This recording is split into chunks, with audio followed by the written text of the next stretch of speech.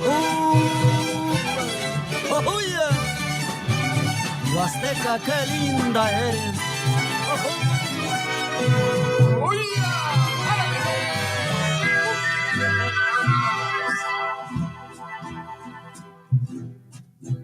Qué bonitos ojos tienen debajo de esas dos cejas, debajo de esas dos cejas. Qué bonitos ojos tienen.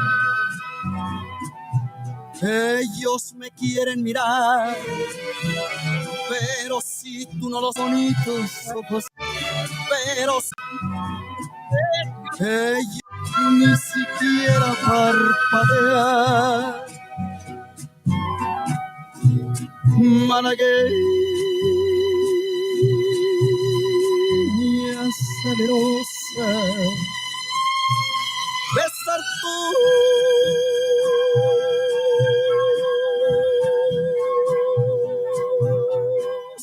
labios quisiera, besar tus labios quisiera, malagueña salerosa, y decirte,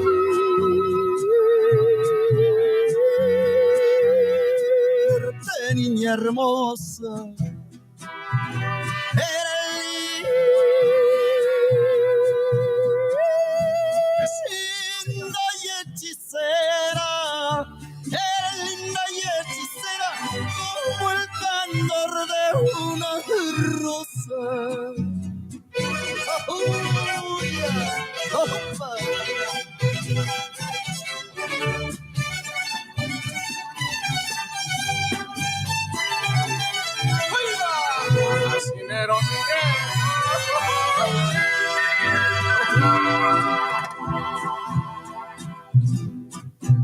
con tus ojos me anunciabas que me amabas tiernamente, que me amabas tiernamente. Con tus ojos me anunciabas, ingrata me traicionabas cuando de ti estaba ausente, cuando de ti estaba ausente, de mi pasión te burlabas. Malagueña salerosa, besar tus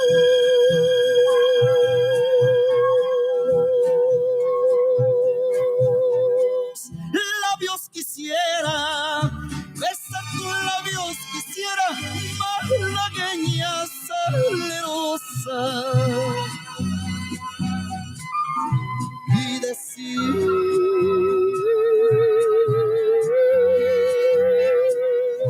niña hermosa, eres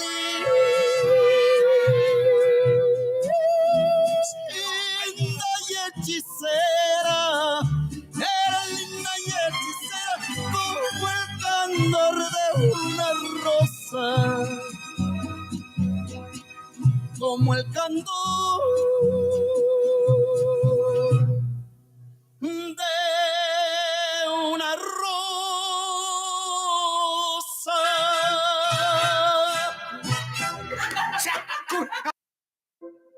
Copyright disclaimer. This content does not belong to Bible Chronicles or claim this intellectual property. The content provided today has and always will belong to the content owner. Bible Chronicles does not have any affiliation with the owner of this property. As mentioned, Bible Chronicles did not intend to make use of any material for the purpose of harvesting gain.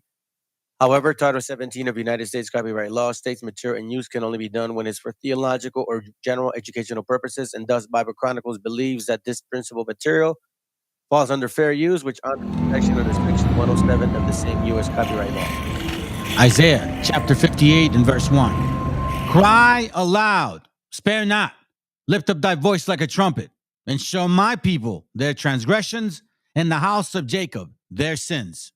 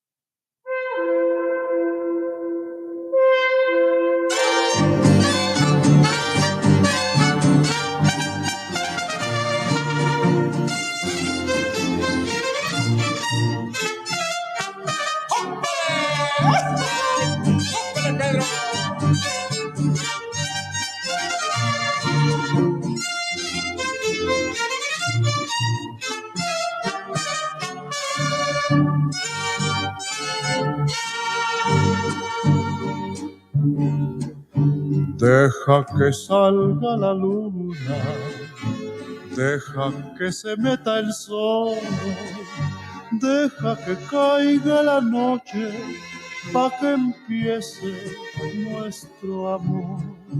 Deja que las estrellitas me llenen de inspiración para decirte cositas muy bonitas, corazón. Yo sé que no hay en el mundo amor como el que me das, y sé que noche con noche va creciendo más y más. Y sé que noche con noche va creciendo más y más.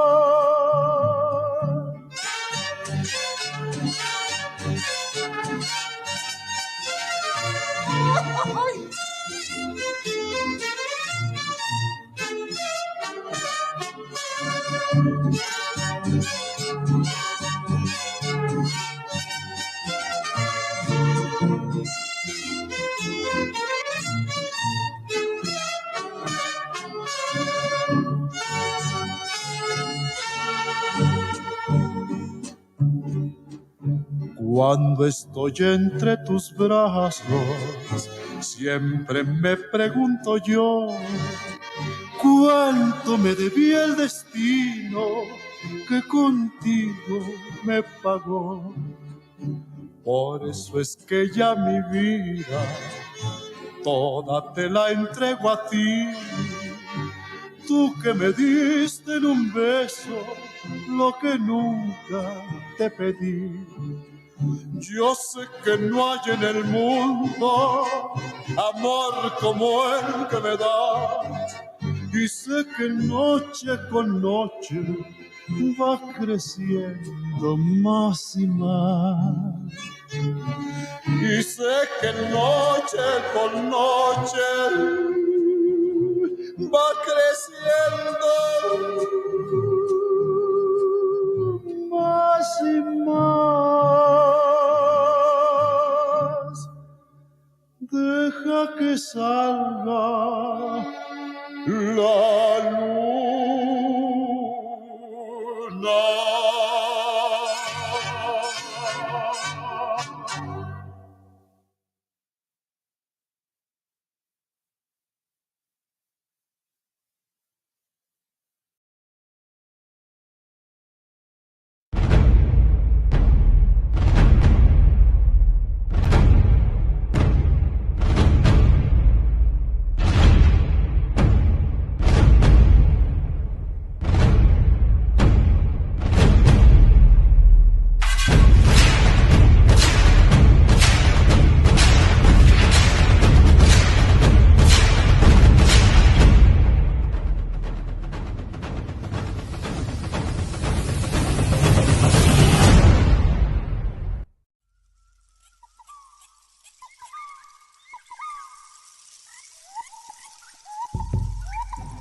Is this working? I think it's working. Okay. Cool. Cool.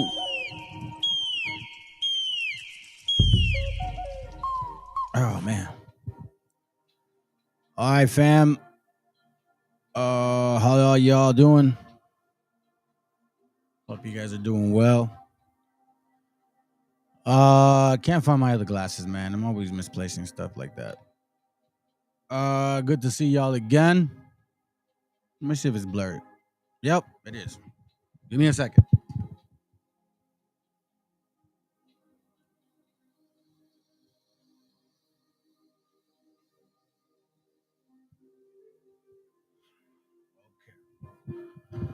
All right.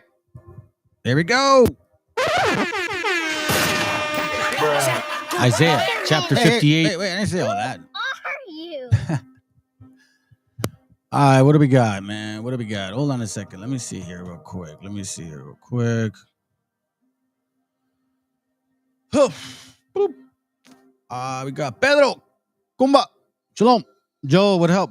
Shalom, everybody. Juan Moa. Hello, everyone present. Presente. It's funny. Hey, what's up, Vicky's Town? I don't know why I even didn't see you, bro. Right there. And that's cool, bro. Good to have you guys here. It only takes a few. You know, that's why I have that message on the bottom.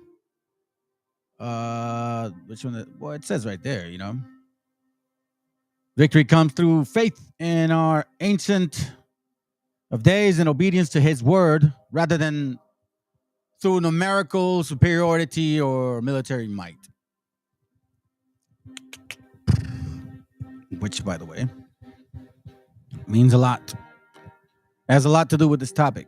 Now, I'm going to tell you something, family. I find this very awkward. Here, I'm going to take my glasses off. I find this very awkward. I've been 3 months, let's see, 3 months, I think, or 4, before if there's a full 2 years, right, with this channel. It's not a long time. It wasn't much of it actually, one of my first video was called The Conundrum of Deuteronomy, chapter 28, verse, just back to chapter 28, you know what I'm saying? That was my first video, and I went in questioning why, well, the questions that I had. Now, some of y'all may think, why didn't you ask when you were in there? You know, I know you won't believe me, but I'll tell you anyways. I was very destroyed. I had come from a very alcoholic, mad DUI background, a list of stuff. It's the stupid stuff I had done, right? Which thank God I took care of. And all I wanted to do was just do the right thing, I guess, best as much as I understood what that meant.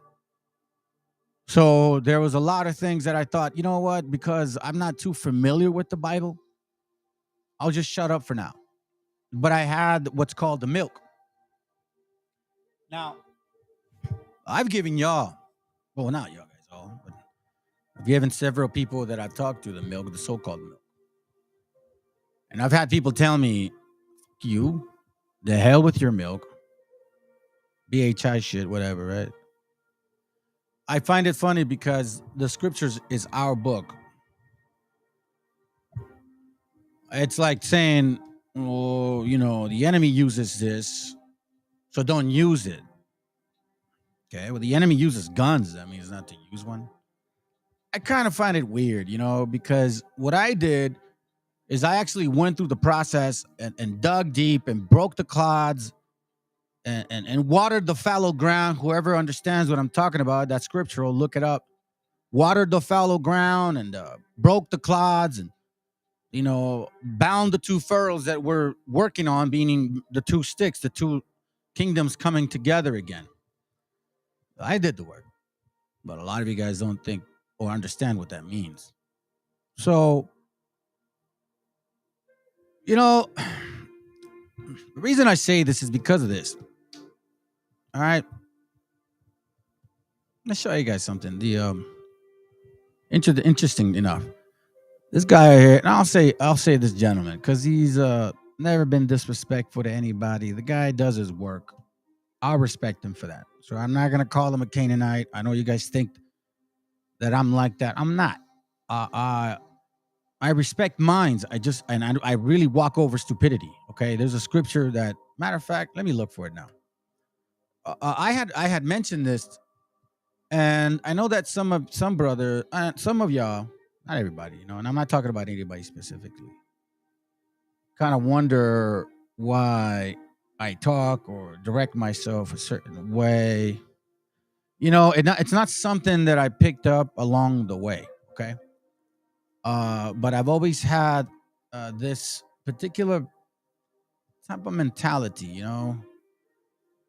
I don't really like foolishness, and Quite frankly, I'm a testament of foolishness. You know what I'm saying? Like, for real, man. Like, I'm a testament of foolishness. So I can speak on that. Let's see. Give me a second. There's not a lot of options here, so let me see. Here it goes. I think it's this one. Okay. I think no, it's not this one.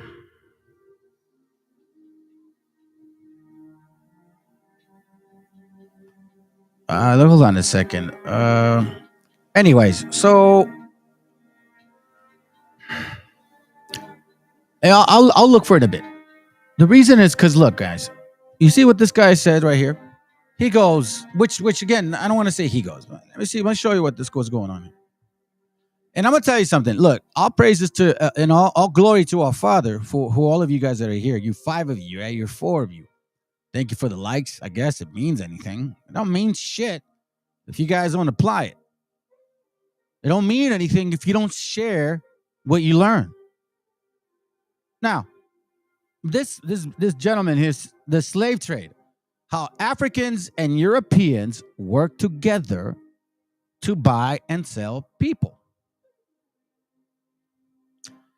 Again, let me read it to you again. The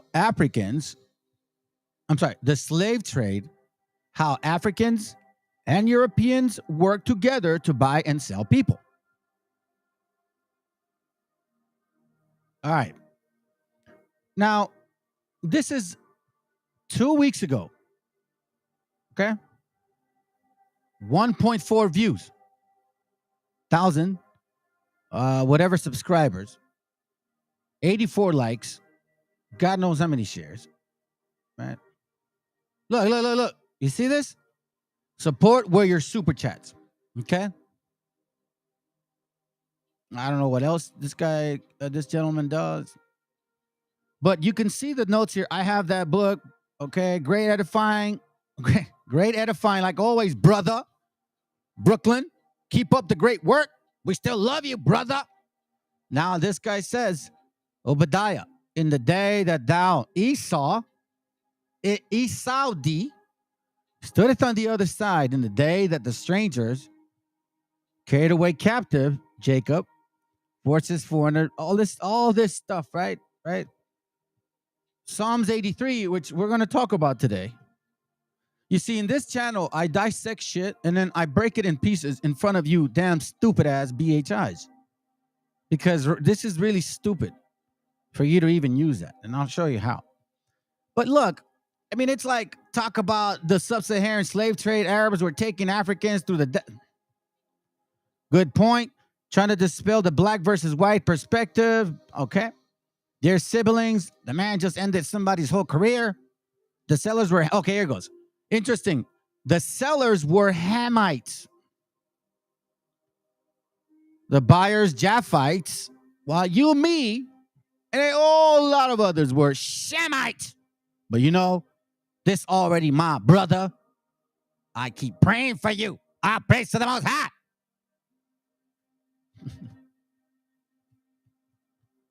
You know, the 4 of you that are watching, right?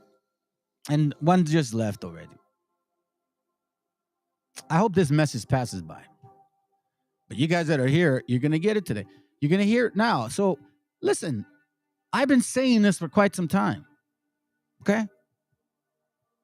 But apparently, because I'm not black or look like this guy or have woolly hair, it doesn't mean shit. You see, family. You see, me look like me, little brownie. He look Africani, but it matters more if it comes out of their mouth. And you want to know what's so funny? I'll bet you anything that there's Hispanics in there that are like, yeah, all praise, brother. And you guys are part of it. You prefer, or you clearly remind me when someone that looks like me brings information like this out, you spit and laugh and say, you don't know shit. My own gente says that. Those that don't even know much of the book tell me I don't know shit.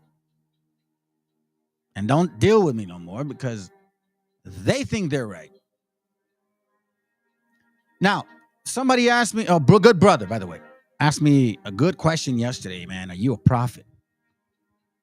You know, I said to him, man, to be quite frank with you, bro, I mean, spiritually, I told him, I'm telling you spiritually, I feel, and I'm talking about it now because I kind of meditated on it and I took a little little study, right?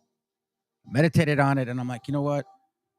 At that time, I told him, man, I don't know if I want to say it. But obviously, I wasn't like, I wasn't into reading. I like history, but I wasn't like this. I didn't grow up this way. Remember, I come from a very different background. The Most High is the one that turned this all around. He brought this out of me. I never, ever, everybody you talk to that knew me will tell you, nah, hell nah. Are you serious? He does that? Nah. Exactly. So, you know, I said to him, nah, I don't feel like it. But, prophecy means messenger, right? Messenger. You know something, family? Now that I reflect, maybe the Most High is sending me as a prophet. Because I've also got DNA that shows that a lot of percentage of my bloodline is from here. And that I'm technically from over there. Now, we're also going to touch on that because I want to kind of clear something up. The point is this.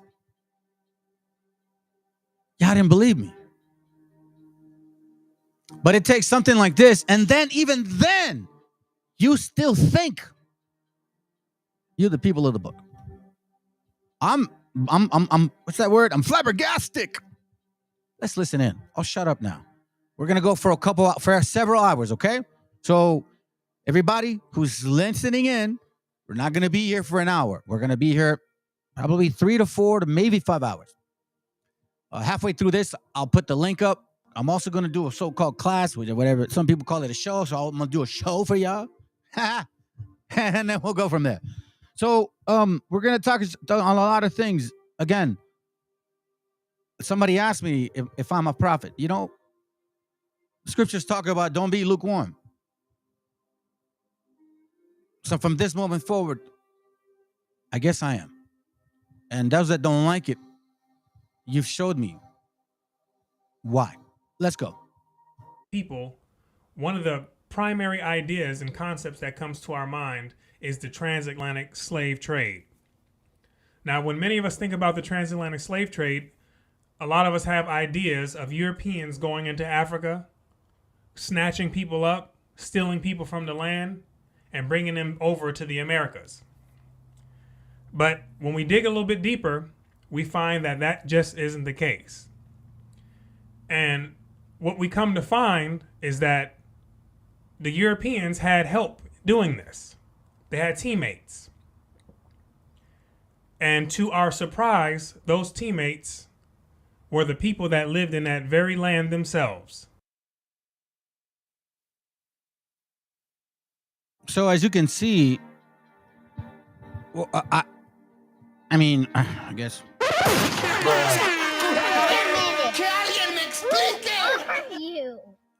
I came into this realm of games right here, this place here, right? And everybody talked shit. They said, I'm a racist. I'm a hater. I don't know nothing. Because when I left those rooms, I started digging into things for myself. And I found out that there was a lot of history that was left out. Lots of history that was left out. Let's go to Sirach 24:33. I'm going to go into something real quick. Okay. Follow me, family. Y'all either believe or you don't. You move on or you don't. You either start listening to me or you don't. Am I saying I know everything? I don't. No prophet knew everything. They all have a mission.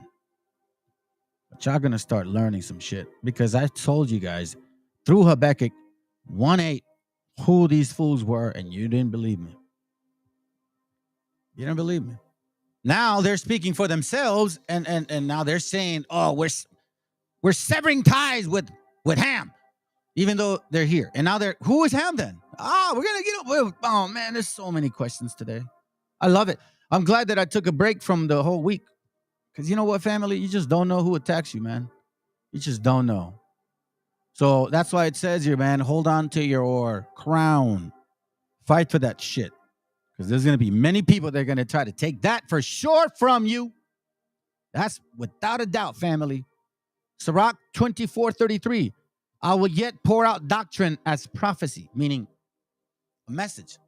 A message, meaning something that may happen, something that may occur, or something that we saw, something that we caught, something that we're like, wait a minute. The scriptures say, what's the scripture? How's it go? It's in Romans. If anybody can remember it, please. It was given for remembrance. Anyways, the scriptures are given for us to remember, right? Given for us to remember. Remember, it talks about how going back to our fathers. Deuteronomy 32, I believe. But not to forget, I will yet pour out doctrine as prophecy and leave it to all ages forever. Now, again, those that understand prophecy, they're going to find it in the current event situation. Now, I told you last year. That's why I was like, I don't know. This is crazy. I cannot believe I found it. I told you guys, Habakkuk 1:8. Their horses were also swift as leopards and are more fierce than an evening wolf. Again, I read this to you guys last year, and I said to you, look what I found. Unlike what we were told from these biatches, we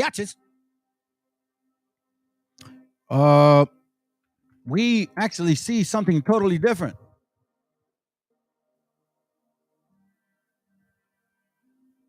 Their horses are also as swifter than leopards and are more fierce than the evening wolves. Now, if you recall, when I was told that these guys ruled Europe, which is another topic what we're going to talk about, which relates to Psalms 83. I don't forget. When they said they ruled Europe, I'm like, okay, now that opens up another door, because I didn't know that. I didn't know black people ruled Europe. Did you guys know? I didn't know. So, since you say you guys ruled Europe, their horses also are swifter than leopards and are fierce than the evening wolves, and their horsemen shall spread themselves, and their horsemen shall come from afar, and they shall fly as the eagle that hasted to eat. Now, some people may understand and say, well, that means if you brought this, and that means that happened to them, and that means that... No. Listen to this, family. Nobody brought this out when that happened. It wasn't meant for them to know. It wasn't meant for them to see. There was going to be a certain messenger, if you guys want to call him, prophet, you guys want to call him, right? That was going to find this at that time, because that's when it was supposed to be done. Habakkuk 1:5. Behold ye among the heathen, and regard and wonder marvelously. Meaning, you, Israel, you stupid ass Hispanics that don't want to listen to your own people, because he even said, I'm going to send you prophets, and you guys are going to slap at them and spit them and say they don't know shit, because you guys do it. You guys do it. I know now. I know. That's how you guys do it. It says, behold ye among the heathen, and regard and wonder marvelously. Meaning, look around, Israel.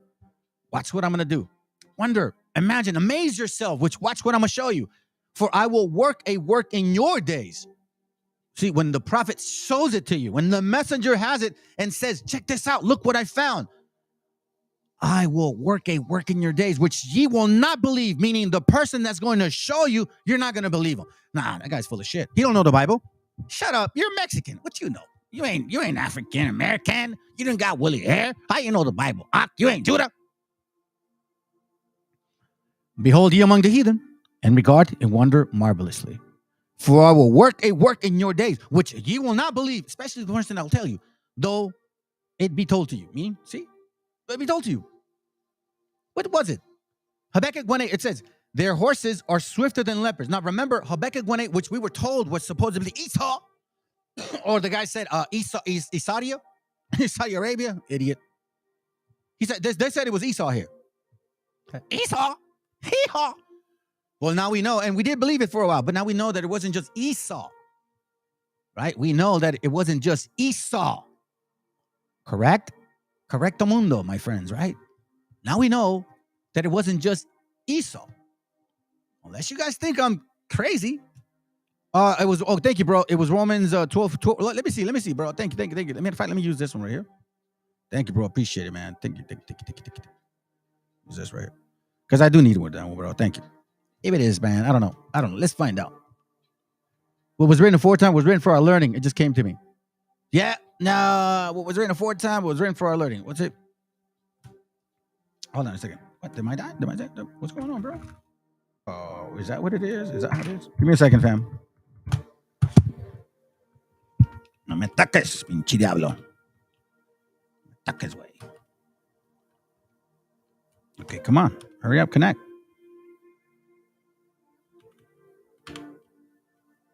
No, my family. What? Doesn't want to work now? Okay, hold on a second.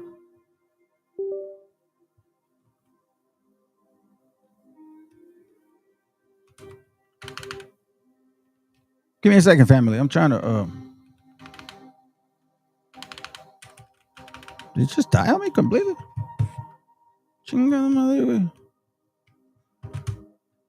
Wow, that's crazy. I think my thing just. Oh my god! Hold on a second, family. Yeah. I know you, demon. You're trying to bother me. I get it. You don't like what I'm doing. I get it.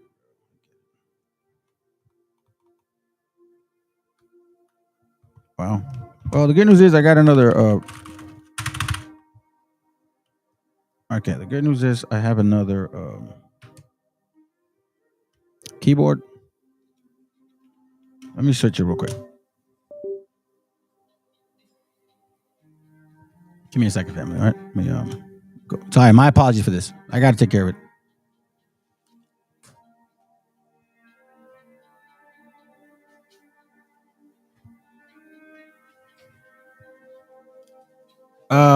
Matter of fact, fam, let me play some music for y'all, so then you guys could at least entertain yourself. Because it's gonna take a few minutes. All right. My keyboard, I guess, is dead. I got a wireless one. So now, thank you, sir. If you guys can read that, because that's really it. For everything that was written in foretime was written for our instructions, so that through endurance and through encouragement of the scriptures, meaning that we'll find ourselves in the Bible, we may have hope, because we'll see that, hey, listen, even though there's a lot of going on, there's an end to this madness, and there's a method to this madness of the Most High. I'm not insulting our Father at all, but there's a method to the madness. Because listen, just as it's a blessing, it's a curse. Y'all forget? It sounds good, it feels good, but guess what? It ain't good, man. Not all the time. So for you guys that think, blah blah blah, oh man, y'all are tripping, bro. Here, hold on. So what I'm doing right now, family, I was trying to sell this DJ equipment and nobody wanted to buy it. So I'm using it right now. Hope you guys can appreciate it. And by the way, you know how that guy's asking for money, right? Like, we don't even doing that. But yet they're okay with watching the whole show, man. You know what? We should start charging. Maybe we'll have actually visitors. You know what I'm saying? Anyways, but what do I know, huh? What do I know? I'm just a paisa, homeboy. I'm just a paisa, güey. Por eso no te hacen caso. Isn't that what the other person said? Who would watch this show? Yep, you're right. Who would watch this show, right? All right, here we go, family. Enjoy. Yeah, man, real bumbo clock and I set the volume 8. This is the music from the my niggas. Yeah, man. Oh, ribby damn, ribby damn. Hey. La la la la la la la la la la la la. You man a tribute from Black Hole Ray. Hey, hey, hey. Broken microphone, mystic lover sound, a dream of soul. Will my head alone, living in Zion, but Babylon. Broken microphone, mystic lover sound, a dream of soul. Will my head alone, living in Zion, but Babylon. Por soñar soñé que todo cambiaría, por pensar pensé. Luchar a sangre fría sin perder la fe, viviendo el día a día, paz con sentimiento que marcó canto mi sinfonía. Darle pan al que no puede comer, darle bendición al que sepa renacer. 3000 errores solemos cometer, pero solo un gran hombre lo sabrá reconocer. Y me di cuenta de tantas cosas, algunas crudas, otras bastante hermosas. Solo más sabios, personas poderosas, no aquellos bastardos que destrozan nuestras prosas. Es la perdición, mala situación de manchar tu corazón por tu mala acción. Dame una razón para darte mi perdón. Siento que tu alma se consume como el humo de este blon. Derramo poesía, arte mensajero que reclamo cada día. Pretendo ser sincero, más comparto mi alegría con todo caballero que mantenga la presión cuando andamos bajo cero. Sentimientos perdidos con calma, malos actos mancharon tu alma. No pide perdón quien dispara el arma, no sabe que un ladrón se bate con el karma. Broken microphone, mystic love sound, the dream of soul. Real my head alone, living in Zion, but Babylon. Broken microphone, mystic love sound, the dream of soul. Real my head alone, living in Zion, but Babylon. All right. Okay, fam, here we go. My niggas, them illuminate. Okay, let me be quiet. Hold on, be quiet. All right. Be quiet, bro. Bad boy kills, criminal of soul and rich. Money is a gun for me. All right, here we go. Quiet down, sucker. All right, so we got it fixed. Perfect. Thank you, bro. Appreciate it, man. Let's get that real quick. So let's read it again and then we'll move on. Romans 15:4 says, For whatsoever things were written aforetime were written for our learning. The history was written for us to understand. Our history. And it wasn't supposed to be given, our history wasn't supposed to be taught to us by some strangers. How is it that you accept strangers to teach you? And you laugh at the ones that are so-called your people? I never can understand that from you guys. And everything that I share, I back it up, I think, for the most part. You know what I'm saying? It's clear what the scriptures talk about. 2 Peter chapter 1, verse 19 says, we have also a more sure word of prophecy. Whereunto ye, let me translate it for y'all. You that don't like it, that, you guys are like also saying, according to Osito El Chicloso, so why is he only seeing a show? According to also, we used to be all black. That's his doctrine. It says here, so we are, excuse me. So we are even more confident on the message proclaimed by the prophets. How is that? For whatsoever was written aforetime was written for our learning, that through patience and comfort of the scriptures, we may have hope. Everything, Romans 15:4, everything written in the scriptures was written to teach us,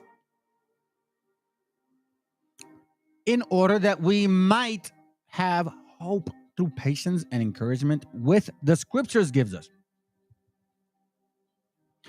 So the prophet is supposed to give you guys a message and say, listen, this is what I find. This is what I saw. This is what I'm seeing. Right? Check this out. For whatsoever was written aforetime was written for our learning. For whatsoever was written aforetime was written for our learning, meaning the history, that we, through patience and comfort of the scripture, might have hope, meaning that, the scripture tells you, hey, check this out. Like, for example, Habakkuk 1:5. Hey, check it. I'm going to show you something. And then Habakkuk 1:8, like, whoa, what the hell? It is right there. That did happen.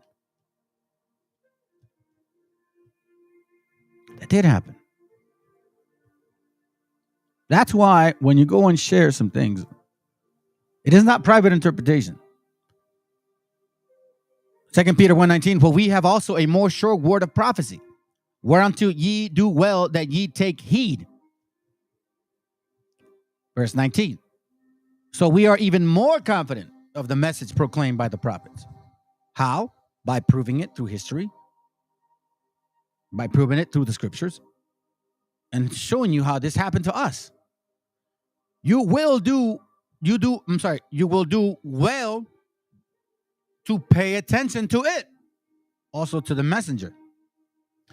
Because it is like a lamp shining in the dark. Nobody was telling y'all anything. Nobody even told you guys about the migration from the east to the west.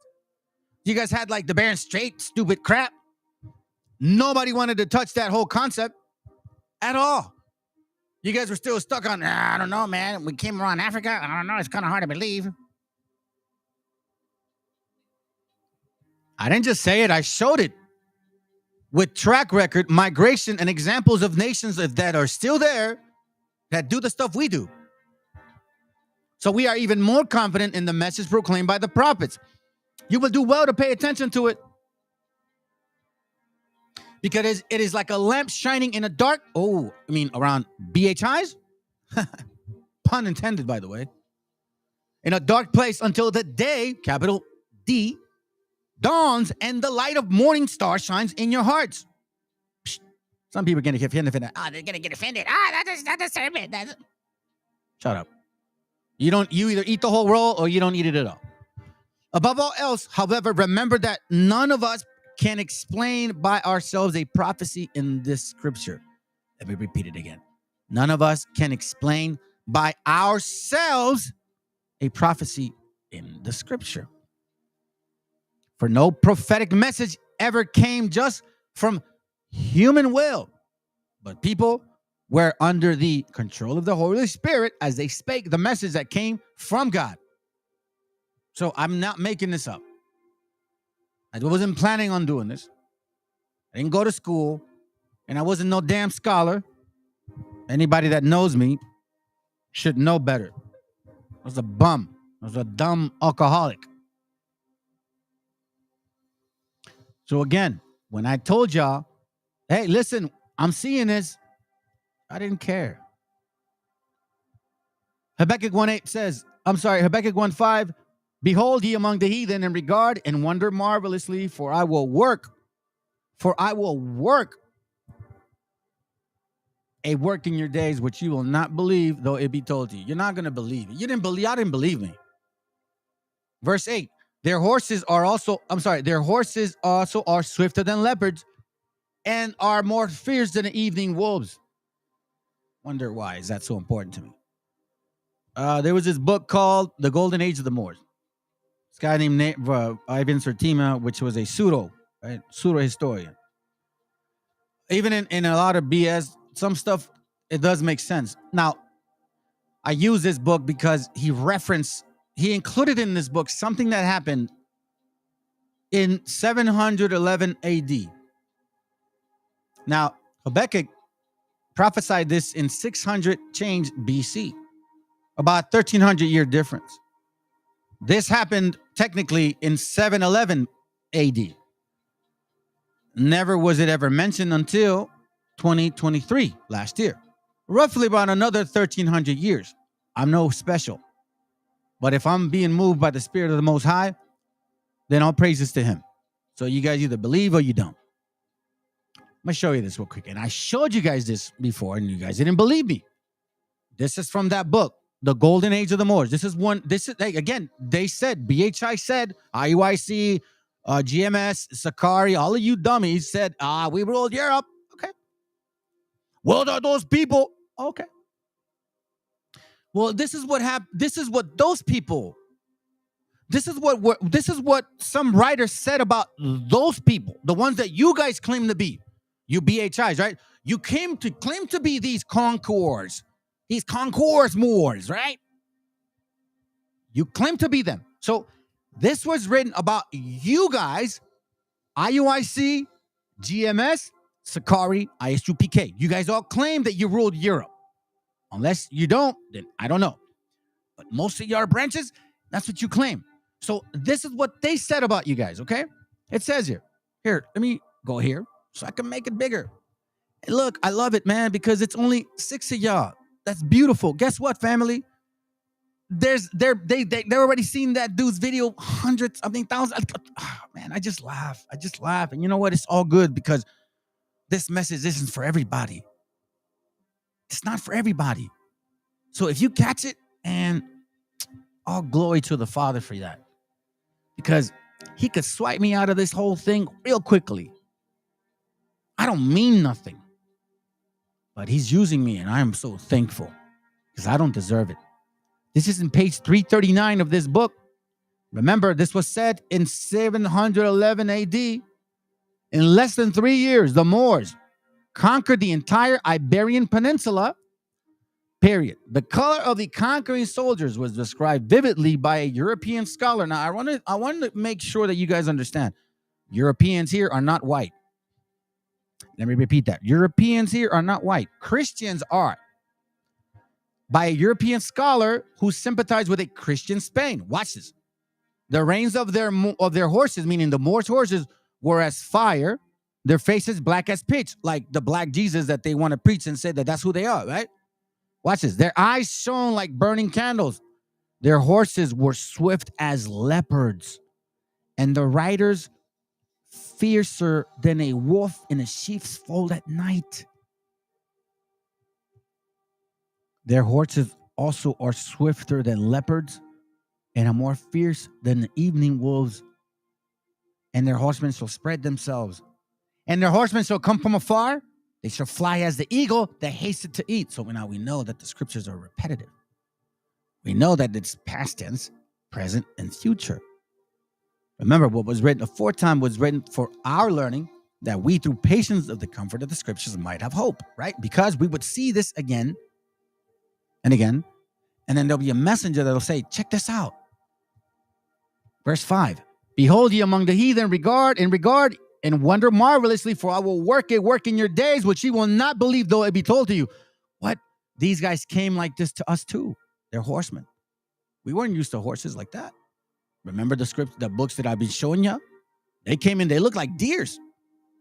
Big ass horses. They came from the east, as swift as the eagle flieth. Who came? It wasn't a figment of my imagination anymore.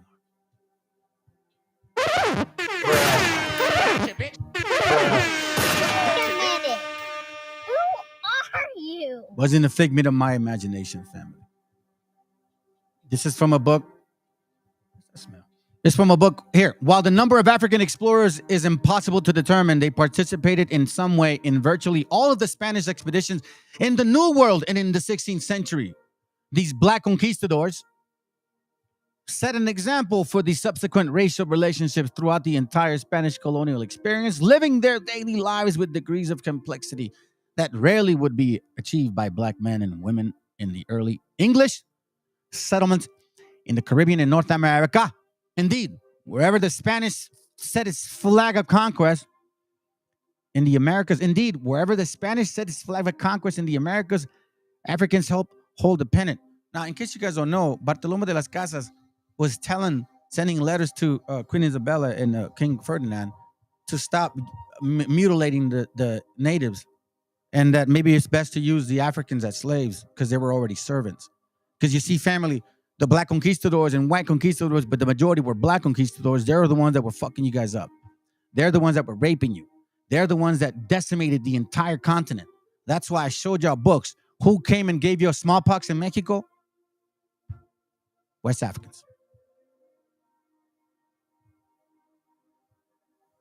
But it's too hurtful for you? Is truth too painful? When does it matter? So now, are we going to be politically correct now? Isn't that what you want from me? You wanted me to be politically correct?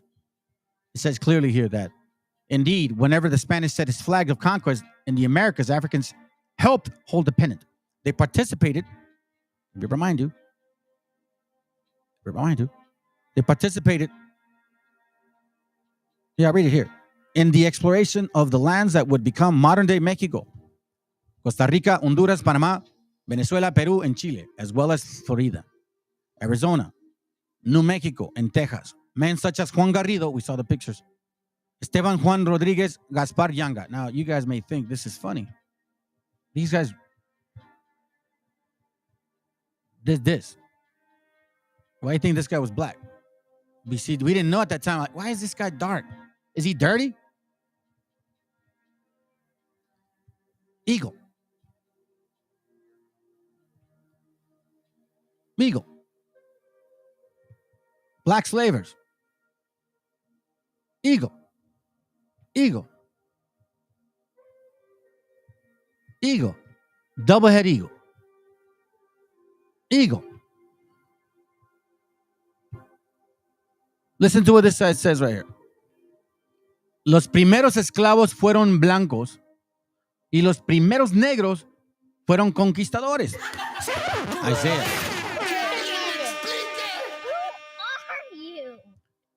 Let's listen in because apparently they don't believe me.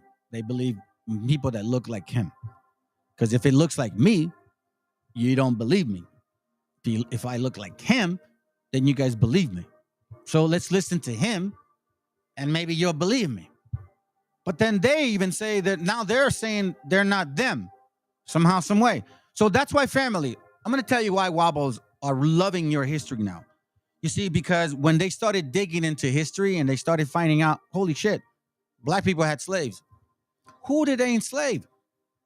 Oh, then that means that we enslaved each other. You see, when you corner an animal and he has nowhere to go, and pun intended all the way, when you corner an animal and he has nowhere to go, what's he going to do? You guys ever seen that movie, The Thing? This movie here. And, you know, we call it pretender syndrome, right? Watch this movie. The Thing trailer. 1982 was even the best one. Very interesting movie. So check it out. And this movie here, this alien does weird shit. And it reminds me of certain people like that we're dealing with right now. Check it out. I chose Wix for my business because of its massive scope for functionality and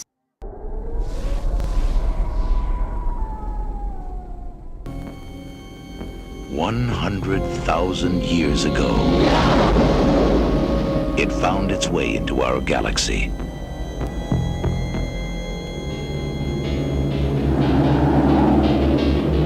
Trapped in the frozen wasteland of Antarctica, it could not escape. Now the men of Station 4 have made a monumental discovery. An alien creature had frozen, but not to death.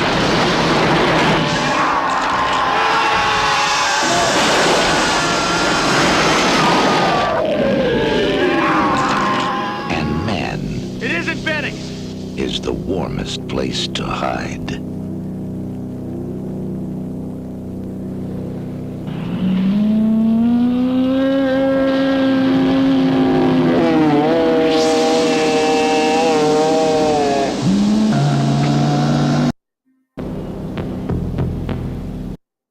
I didn't realize that it was like that dramatic, family. Anyways, so it's a pretender syndrome.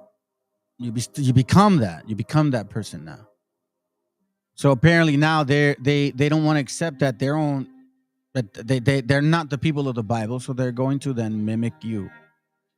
You see, when you have nowhere to turn, Deuteronomy 28 only lasted for so long. Now they can't use that, right?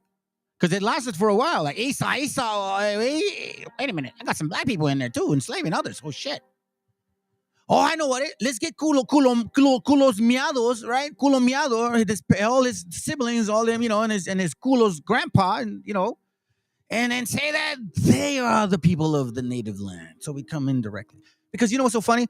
Why do you think that they start recording 1619 and beyond? If we go by the so-called white American history, right? Woodrow Wilson's history. 1619 is when supposedly slavery happened. You want to know why they don't ever talk about prior to that? Because they understand that prior to that, they found out that there was a lot of African people. So it took Africans with the white man. And see, for a long time, they looked at you Hispanics like, y'all are dumb. Y'all don't know shit. So let's keep you stupefied. Let's create an empathy so then you can dislike a certain people and feel bad for them. So then you don't even look upon yourselves. Like, don't even acknowledge that you're suffering worse than them. We took your land, we took your women, we took your name, we took everything. And now we want to do it again. But don't worry about it. That's manifest destiny. They, on the contrary, mon frere, are the people of the Bible. Why? Because Nate the Snake says it? There's absolutely nothing. Hey, listen, how come in Africa there's nothing that historically says you guys are the people of the book? Why do you come to America and find out? How do you figure that? You come to America and a bunch of American books, right? But yeah, in Africa, supposedly. Okay, like for example, let's knock it down now. Let's knock it down right now. I'll knock it out the park right now. Let's go. For example, you guys talk about that you ruled Europe, right? Okay, all right. So if you ruled Europe, you dumbasses, damn, y'all BHIs are dumb. Y'all guys are dumb. I don't know if it's the Canaanite mind in you. I don't know what the hell. Honestly, I'm just being real with y'all. I know some people don't like me. Oh, don't be insulting. Nah, you know what, bro? When they mess with our heritage, y'all need to be more serious about this shit. It says they have taken Psalms 83, verse 3. They have taken crafty counsel against thy people and consulted against thy hidden ones.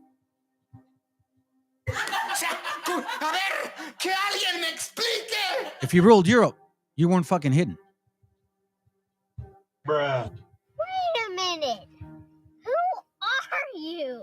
Again, if you ruled Europe, you weren't hidden. Who were you hiding from? Because you said that you ruled Europe. Now, we know history says that there was an expulsion. And then you said you went to Africa, to North Africa, right? Around 1520. So then you say that you got enslaved in 1619. And you forgot about who you were. But how did they go? How would they call you hidden if they knew that you guys were Israelites? So again, if you were hidden, that means that they didn't know that you were where you were. So, but no, they know that you guys were ruling because you said you're Judah, right? You said Judah ruled Europe. So then how would you be hidden? Oh, I'm sorry. Hold on. Are you talking about the 10 tribes were hidden? But then explain to me scripturally where the separation of the two, Northern Kingdom and Southern Kingdom, were separately hidden and then found again. Questions. Oh my God, so many questions and absolutely no BHIs to answer unless somebody wants to step up.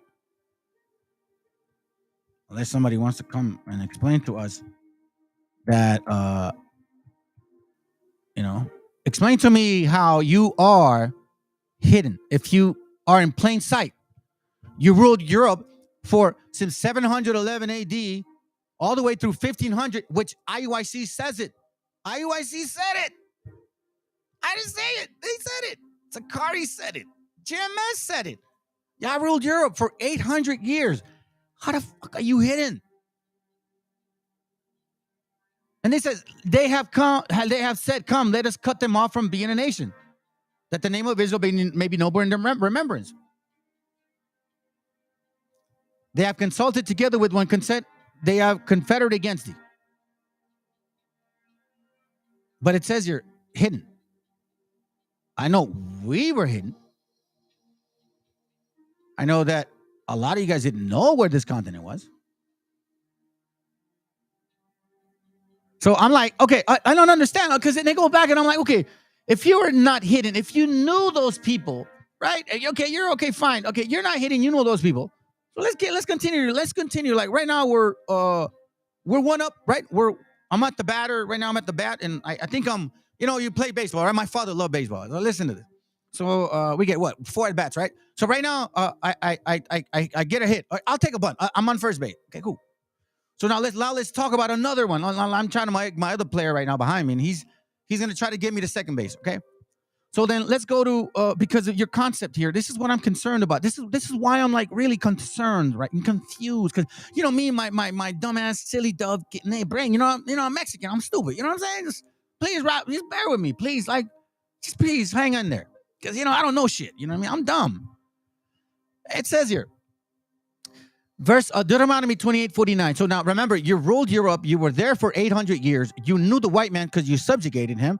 You also, since you ruled Europe, that means you spoke French, German, English, Dutch, Spanish, Russian, I don't know, Czechoslovakian, all of that stuff, Dutch, right? Okay. So you say it very, very bluntly that you guys ruled Europe. Why you say that? Because you show us these pictures right here. You go like, look, see the pictures? Yeah, that's in Russia. Look, that's Russia. Actually, you're in Russia. Oh, yeah. Look, that guy, he's a black man. Okay, cool. Sounds good. Oh, okay, yeah, he's also black, even though there's a star right in front of his chest. I guess, forget that matter. Oh, shoot, another black guy. Hey, okay, so you ruled Europe. Fine. So then Psalms 83 says thy hidden ones, you're not hidden because you're in plain sight. You ruled a continent, a nation, right? Spain and all that shit. All black, blackety black. Therefore, thou shalt thou serve thine enemies, which the Lord shall send against thee in hunger and verse 49. The Lord shall bring a nation against thee from far. So see, like, now this is where I'm confused. Because, like, your European map. Okay. So this is why I'm confused. Yeah, let me go big here. Okay, let me go big right here. Okay. Help me understand this, okay? And any BHIs welcome to come here. Please, you know what I'm saying? Let's help us. Dumb Mexicans get this doctrine right. Okay, so we'll go. As a matter of fact, I'll do my famous worldly turnaround map. No, not that one, fool. This one. So you know what I mean? Like I'll just let's be, you know, for the sake of I don't know. Let's just explore this a bit. So it says here that the Lord shall send against thee. I'm sorry. The Lord shall bring a nation against thee from far, from the end of the earth. Okay.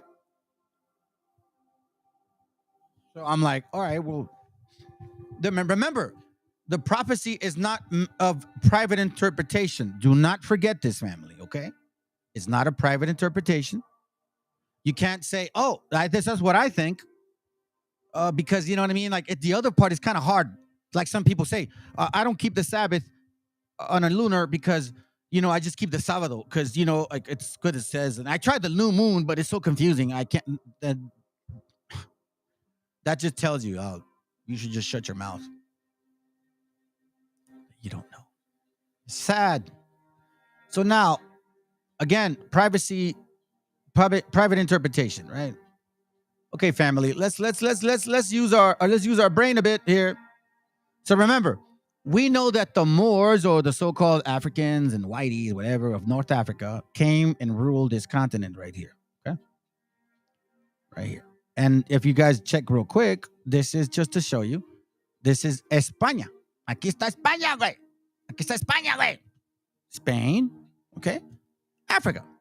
Spain, Africa. Spain, Africa, Africa, Spain. Yeah, I get it. Okay, cool. Then help me understand this. The Lord shall bring a nation against you from far, from the end of the earth. That doesn't sound very far.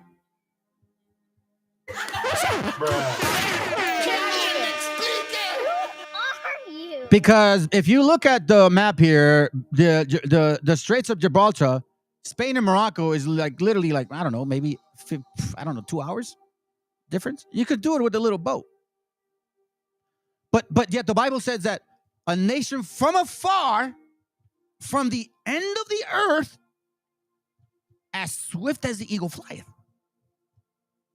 This is not a nation from afar, bro. You're like skipping a hop, bro. That's like Tijuana shit right here. Yo, that's how far Tijuana is from me right now. I think maybe 3 hours, give or take. That's how I am. So now, is that a nation from afar, from the end of the earth, as swift? Is that from afar? I don't think it's from afar. Hey, what are you doing, bro? See, family, you see what I'm saying? Don't play stupid with me. Then it says, the Lord shall bring a nation against you from far, from the end of the earth, as swift as the eagle flies. Now, let's kind of explore this. From afar, from the end of the earth. That's another point. See, this is not the end of the earth. Now, you know what's so funny? I'm gonna tell you something. This is so funny, family. So I remember bringing this up to IOIC, and then IOIC told me, yes, IOIC, I'm sorry, that's what you said. Hey, your representative, he's wearing the purple, because you were put him in the street to teach, right? Because if I asked, he would say that. So he says, well, a nation from afar, from the end of the earth could also mean your neighbor, meaning like he from the other side, the other land, meaning, you know, like at the end of his house.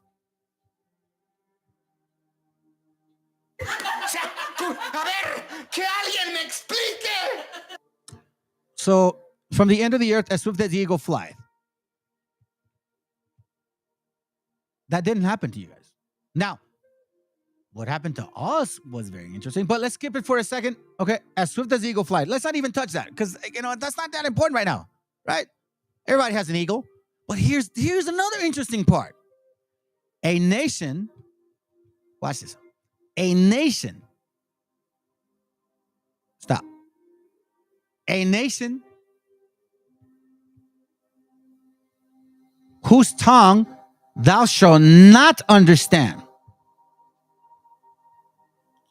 If you ruled Europe, you spoke again French, English, Dutch, Portuguese, Spanish, French.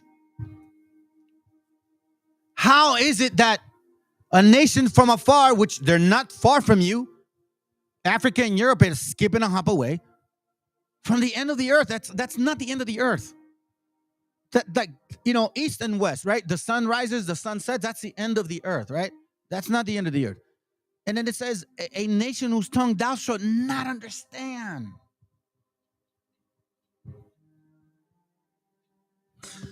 Spain was a pinnacle of a country at one point. It was like the light and shining tower. Everybody knew of Spain. You see, you were not hidden.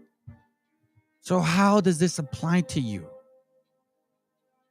I see, this is where I'm very confounded now. So when I tell y'all and I share with you, listen, man, I don't know. Who are these people? Who are these people? This is who they are. So I guess a black guy has to tell you, because you don't listen to me. Fuck. Let's go. The other West Africans. Trading people. Now, when we think about trading people, one of the primary ideas and concepts that comes to our mind is the transatlantic slave trade. Now, when many of us think about the transatlantic slave trade, a lot of us have ideas of Europeans going into Africa, snatching people up, stealing people from the land, and bringing them over to the Americas. But when we dig a little bit deeper, we find that that just isn't the case.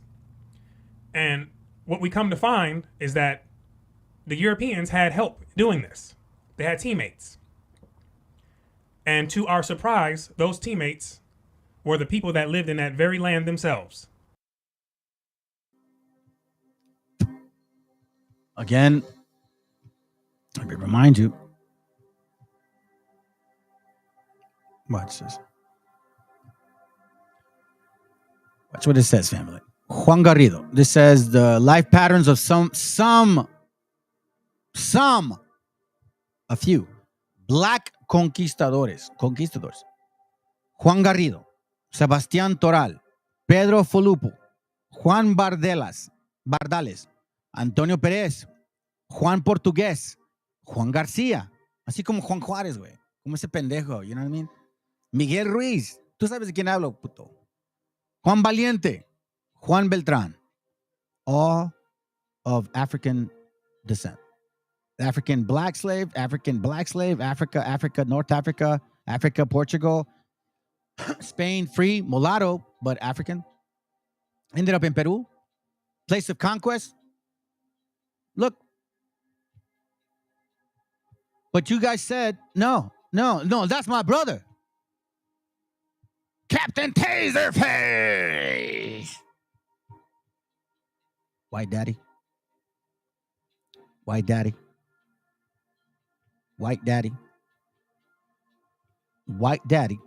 And more than fucking likely, white daddy. But no, you see, when does somebody stop being black? Again, let's read it again. He said that Africans helped him, right? That's what he said. Look. They had teammates. The Europeans had help doing this. They had teammates. Who were the teammates? Indeed, wherever Spain set its flag of conquest in America, Africans helped hold the pennant.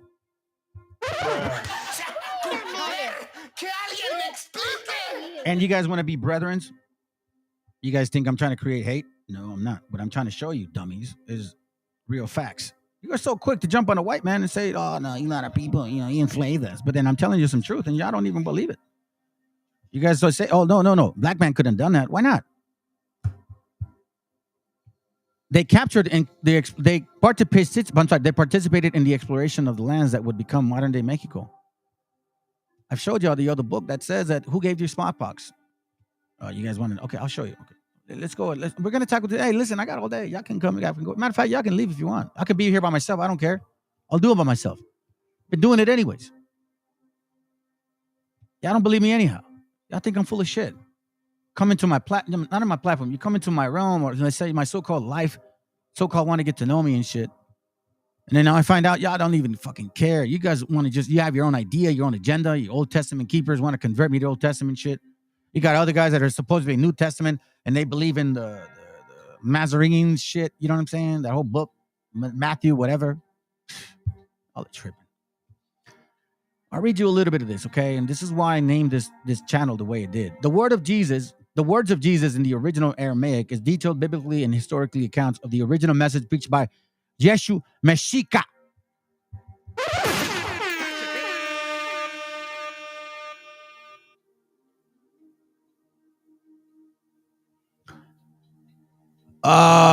Let's see. We got a visitor.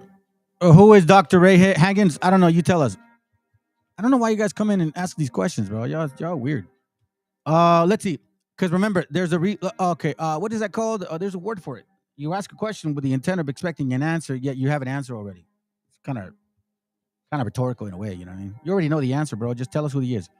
Anyways, Yeshu Meshiacha, as Jesus is known in the Aramaic language, which is why I called it Meshiacha, meaning anointed. That's what it means. That's all it means. Anointed. So now, this is from a book called The Indigenous People of the Caribbean.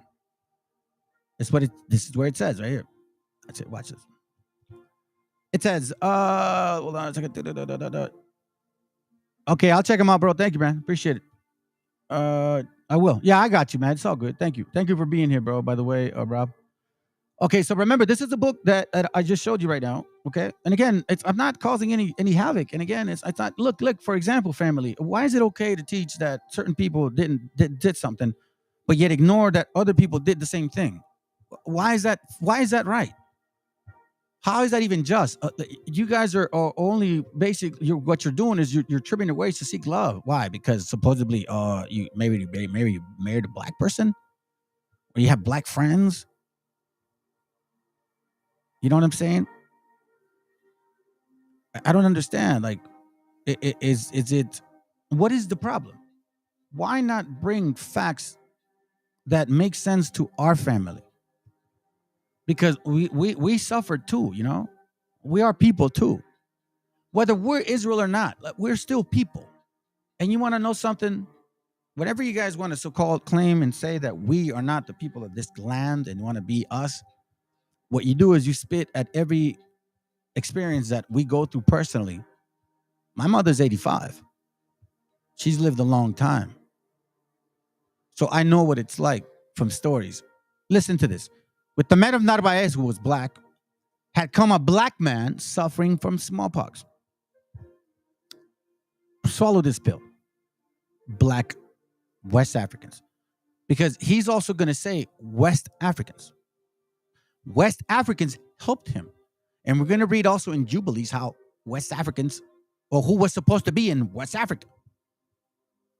And they ended up there, because that's what the Most High usually does. With the men of Narvaez had come a black man suffering from smallpox, and he infected the household of Sempoala, where he was quartered. And it spread from one Indian to another. And they, because, we gather together often, being so numerous and eating and sleeping, hold on, where is it at? Oh my God, I can't believe I lost it. Eating and sleeping, eating and sleeping together quickly infected the whole country. Mexico, the Mexicans had never seen smallpox before and did not have even the European meager knowledge on how to deal with it. The old soldier chronicler, Bernal Diaz del Castillo, you guys have heard of him, called the Negro a very black dose for Mexico, meaning you Mexicans, the original ones, right? Not the fake ones. For it was because of him that the whole country was stricken with a great many deaths. Probably several diseases were at work. Several. Immune to the smallpox, like it says, shortly after the retreat from Tenochtitlan, Bernal Diaz, immune to smallpox like most of the Spaniards, because that African guy didn't die. Remember, he was the only one sick, and they were immune to it. And this African man killed you. But you're okay with saying it was the white man that did it. It was the white man that did it. It was a white man that did it. You know what I mean? It was a white man that did it. And to our surprise, those teammates were the people that lived in that very land themselves, the other West Africans. And oof, I love it. Wait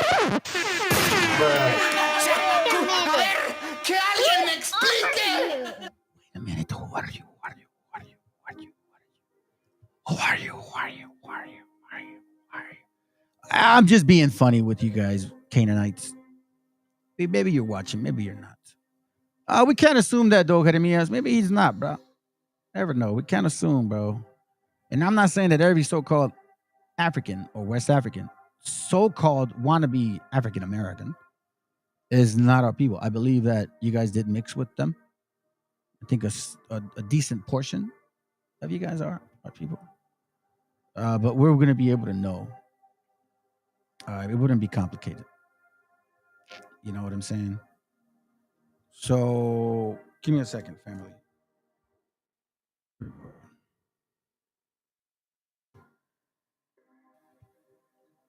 Trying to find this book here. I used it last time.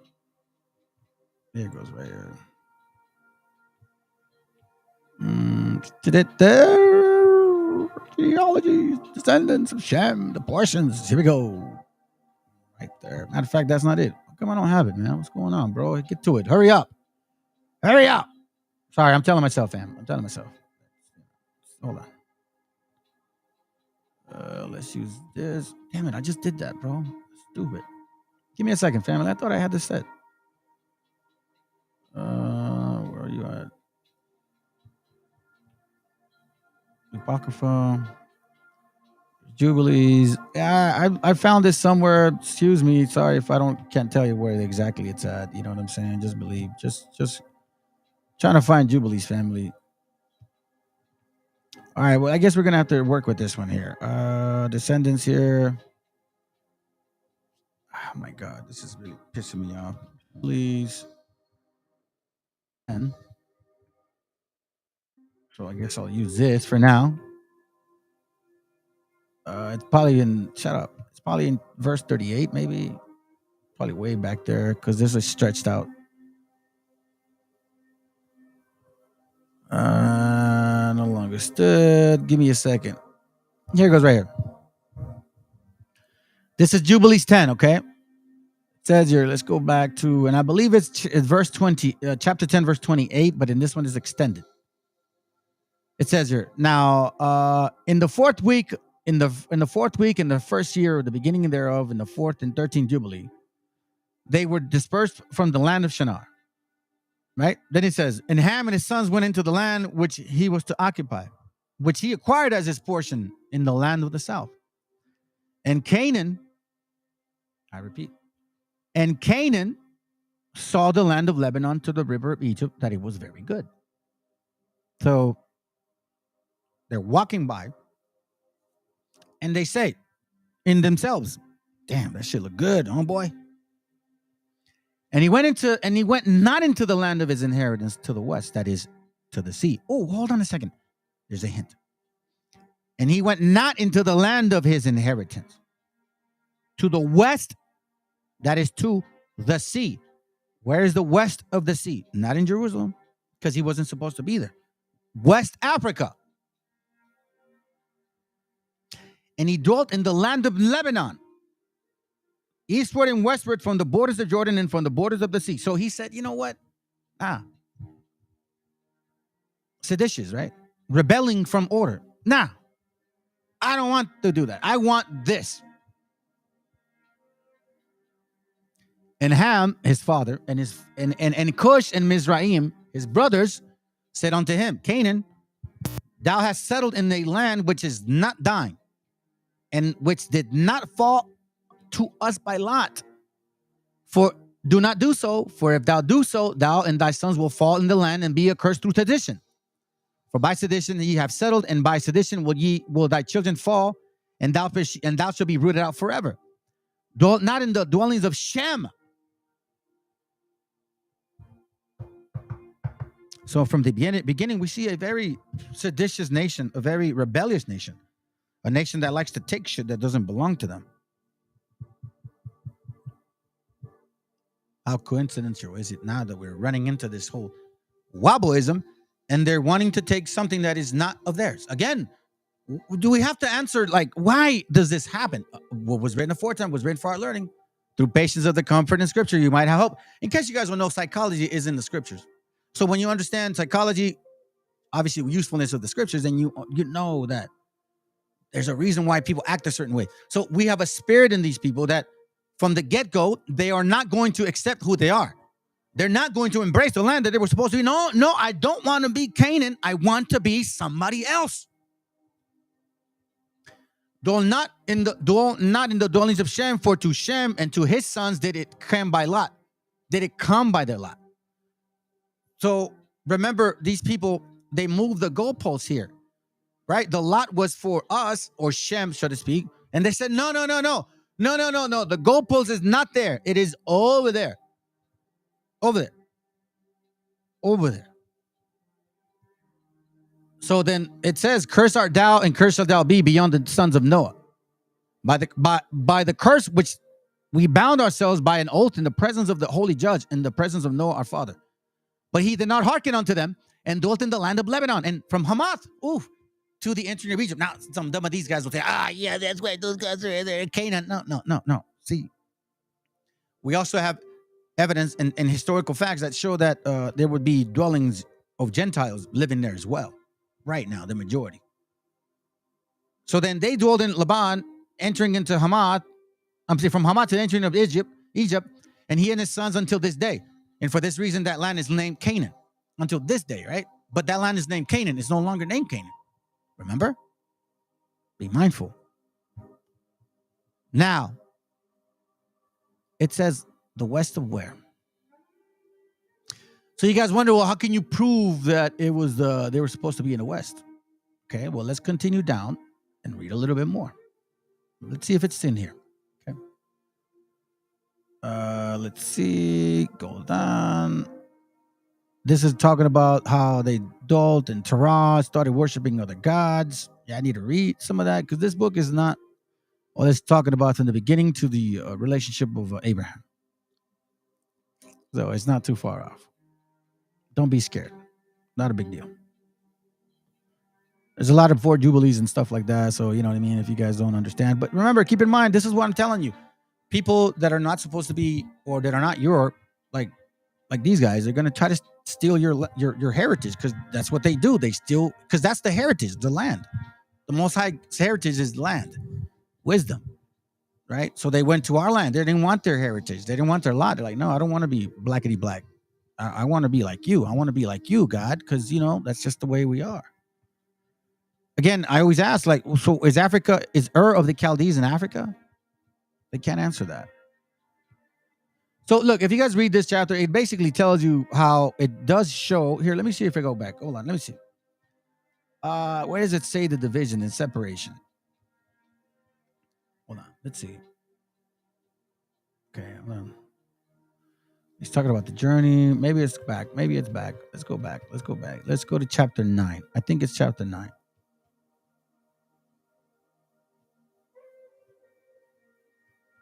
Here it goes. Let me see. I think it is here. There it goes, right here. Praise. Thank you so much, Father. Appreciate you, bro.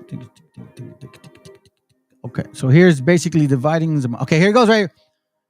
Chapter 9, verse 1, it says, "And Ham divided amongst his sons, and the first portion came forth for Cush towards the east."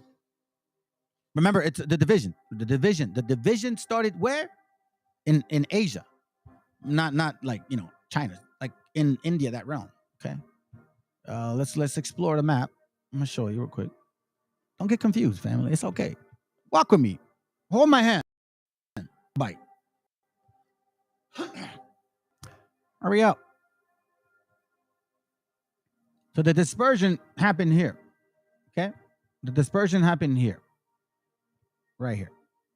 Peleg, Arphaxad, all of that, right? So then it says here that Ham divided amongst his sons. The first portion came forth for Cush towards the east.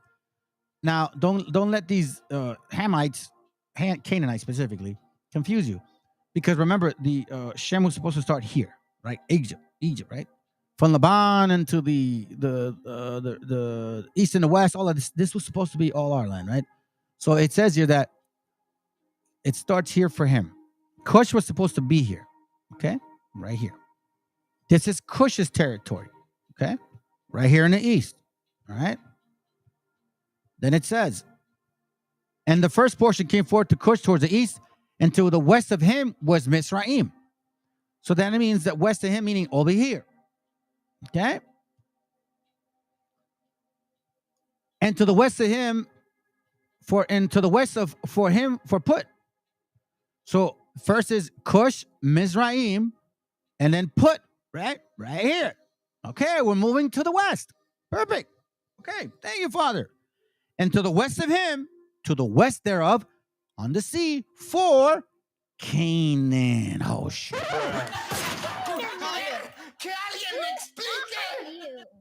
Yes, that's who you are, whether you like it or not. Negri. Negri is who you are. West African Negri. This is who you are. You're not an Israelite. You weren't blessed and you weren't cursed because of scriptures. Because Deuteronomy 28, no, you were not. You're cursed because you're a seditious nation. And you're cursed because you don't want to be who you are. And you're cursed because you're just cursed. And now we understand why you do what you do. And even in your so-called doctrine of understanding and say, oh, no, we know now who we are. Well, let's listen in again. I told you guys I was not lying. You guys should have started listening to me. The other West Africans. And so in this video, the very land themselves, they had teammates. And to our surprise, those teammates were the people that lived in that very land themselves, the other West Africans. And so in this video, what we're going to talk about is how the West Africans teamed up with the Europeans to trade people. And what we're going to do is start by going into this book here, the Atlas of the Transatlantic Slave Trade.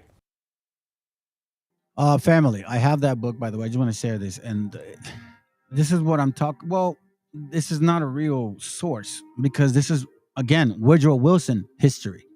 I'll touch on that in a bit. It's by David Eltis and David Richardson. And we're going to go into the foreword, which is written by Dr. David Breon Davis. And we're going to touch on this topic of teaming up in order to make the slave trade happen, because it's extremely important to understand in order to wrap your mind around what this slave trade actually really was. Remember, family. Now, if BHI and all those guys did not say that they ruled Europe, it maybe makes sense, right? But here we clearly see that they weren't hidden. They ruled Europe. They knew who they were. And then it interferes with Judges 5, Judith 5, because Judith 5 said that when we're with the Most High, we got power as a nation. When we're not with the Most High as a nation, we don't have power. So that's even more confusing. But that's another topic. That's another class. Let's just continue. The more you dig, the more you find out it smells like shit. So let's get started.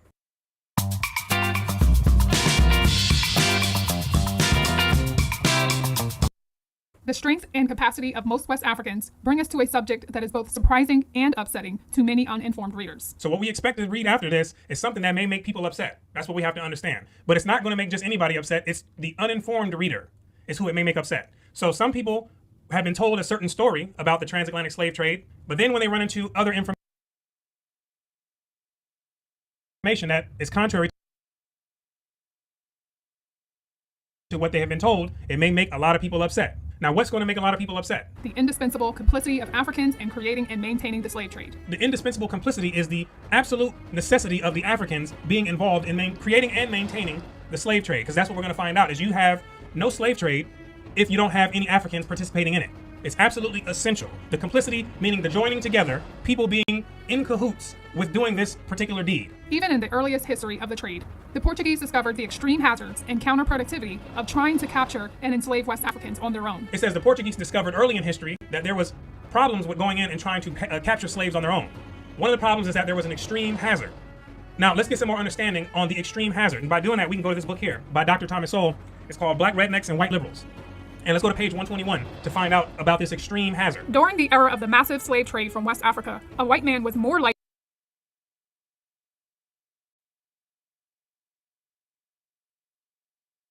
It's on my dear Jesus. I love it, man. I love it. You know what, man? I love it so much, family, man. I love it so much. I love it so much, family. Bola de cochinos, cabrones. Solo una bola de cochinos, güeyes. Okay, so during the era of the massive slave trade in West Africa, from West Africa, a white man was more likely to catch malaria in Africa than catch slaves himself. What did we just read in the other book? Who caught smallpox? We did. From who? From an African. And what other diseases? He said more likely there were other diseases. Am I wrong? You see, family, it's what I'm saying. You see, I'm thank you, bro, by the way, asking me. I appreciate you, bro. I really do. And let's keep it private. You know what I mean? Like, I don't want people to know it's you and I are talking about these things. But I really appreciate you because it made me wonder about it. You know what, bro? You're right. I wasn't willing to say it, but you know what? I am.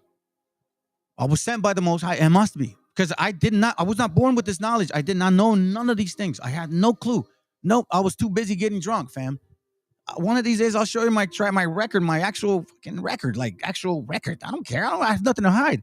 I literally was a damn criminal. Man, a lot of DUIs, man. Like, I almost lost, well, it wasn't because of that. I mean, had I not been so-called legal or real citizen, I would have been kicked out of this country. And I probably would have well deserved it. So no, I'm not making this up. It's not just like homework or, I'm part of his organization. The Most High called me, and I'm here doing this purpose. All thanks to the Father. And I'm gonna share this right now. I'm gonna share this today, so it doesn't matter. Let's go. Likely to catch malaria in Africa than to catch slaves himself. The average life expectancy of a white man in the interior of sub-Saharan Africa at the time was less than 1 year. By and large, men from Europe or the Western Hemisphere came to the coast of Africa, bought their slaves, and left as soon as possible. Why do they buy slaves and leave as soon as possible? Because if you stay too long there, there's a chance you might die. From what? Malaria. So they grabbed their slaves and they got up out of there, for the most part. Even so, the death rates among the white crews of the ships carrying slaves to the Western Hemisphere were as high as the death rates among the slaves themselves. You got to understand that they're coming to another continent, a different land, and they are not resistant to those diseases. So the people in that area may have been much more, have a higher resistance to that malaria, but as they come in and get exposed, they're dropping. Similarly to when the Europeans came over to the Americas and they exposed certain diseases to the natives on the land. Oh, that's so funny. That he says it in the same breath. He said that the Africans helped the Europeans enslave the Africans. Then now he says, but then he forgets that it was these Africans that got these white people sick. So then how did we get sick? Again, family, it's up to you. My problem isn't that I don't know shit. My problem isn't that I don't study. The problem is that you guys think I'm not black enough, or I don't have woolly hair, or because I'm supposedly a Hispanic that I don't know the scriptures. You guys really swallowed the Kool-Aid of the BHIs. You guys really did. Everything I've showed you in this channel, I've proved it. Every single thing. Not one time have I said without proving. But it ain't good enough. Now I'll shut up. I'll leave it, let it go for like a good 10 minutes. All right, 15. All right, I'll be quiet now. Let's go. The natives were dropping. Now let's stop here and let's go into the book called, the people in that area may have been much more, have a higher resistance to that malaria, but as they come in and get exposed, they're dropping. Similarly to when the Europeans came over to the Americas and they exposed certain diseases to the natives on the land, and the natives were dropping. Now let's stop here and let's go into the book called West Africa. This is an introduction to its history, civilization, and its contemporary situations. And let's go in here and let's find out some more also about this extreme hazard that they're talking about. Web design, e-commerce, online advertising, SEO, and more. Web.com. One stop, all done. Fellow elites, now that we've made travel so expensive, Later, when the Europeans tried to conquer these kingdoms, the dense forest and tropical climate were a strong barrier to Western penetration. White men died like flies in this zone. White men dropped like hotcakes. They're dropping like flies. And they found it tough going to hack their way through the dense vegetation or to engage in any kind of military operations. High death rates caused the Europeans to understand that it's an extreme hazard to go in there and try to catch slaves on their own, right? It's tying together.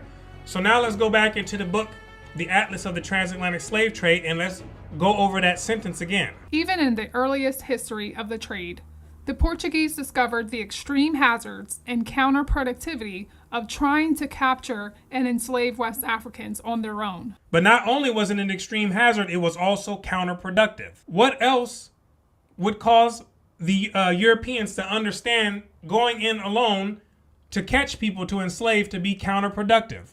Let's go back into the book called West Africa and let's get some more understanding. Today, the commonly held view of slaving in Africa is that Europeans with guns swept into the innards of the continent and physically captured people, chained them together, and marched them to the coast, loaded them on ships, and sailed for the Americas. This is what certain people would absolutely love to believe because it keeps the hatred focused on certain groups of people. This direct procurement of slaves was tried, but given up after the first years of contact for the easier method of bartering with coastal peoples for slaves. So this direct method was tried in the beginning, but 2 reasons that it didn't keep working, at least 2. They dropped like flies because they didn't have any resistance to the disease, and also there's other people who want to make their money, middlemen, right? The people on the African coast, they wanted to have their money too, which is why the Europeans said, let's start trading with these people. The Portuguese could not reach many of the interior kingdoms for trade, having instead to deal through middlemen most of the time. Who are these middlemen is what we have to come to understand. Who's standing in between the middle of the European and the people that they're trying to get and enslave?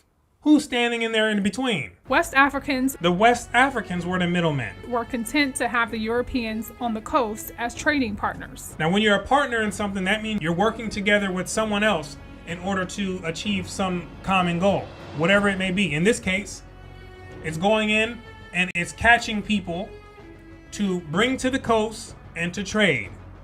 These are the middlemen. Now, why did they have to be middlemen? We already understood. There's that the Europeans couldn't go in there because they would die like flies. Not only were they gonna die like flies, but if they tried to find some way to get in there and to capture people, the middlemen, these other West Africans, weren't having that. Now this is why he's getting ready to say this next. But when they tried to penetrate the interior, but when the Portuguese or any of the other Europeans tried to penetrate into the interior alone without any middleman or any other person escorting them that's from that land, they met with armed resistance in many cases. That means spears or whatever else they had getting ready to get busy. They're getting ready to get busy. They're not having you coming in there and thinking that you're about to just go ahead and grab and cut the middleman out.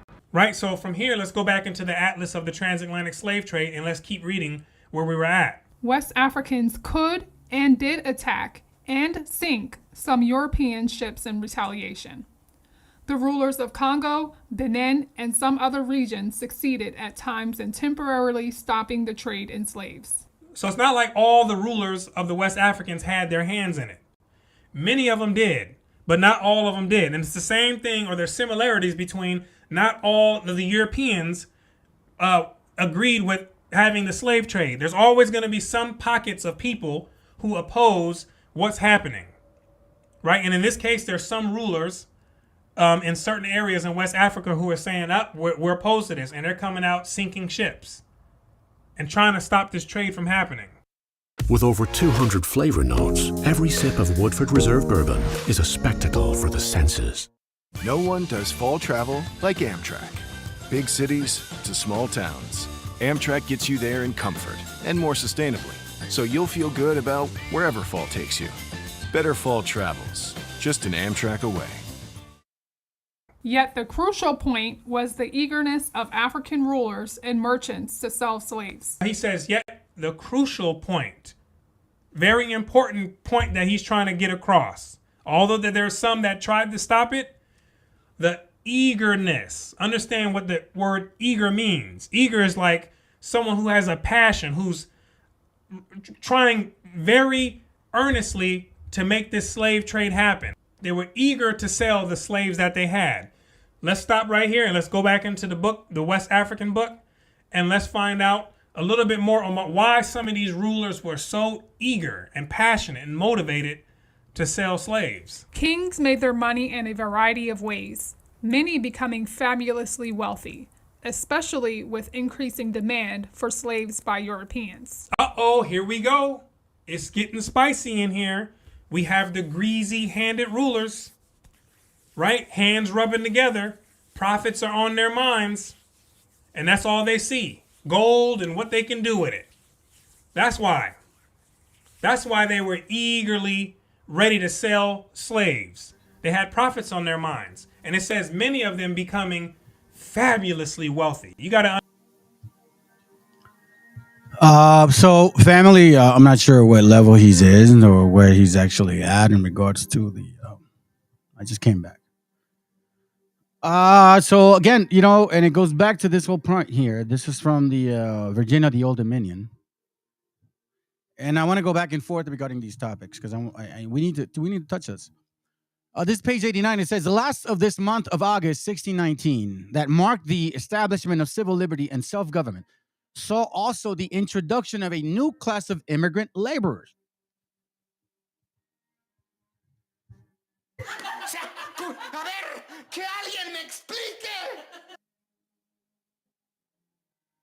Let's read that again.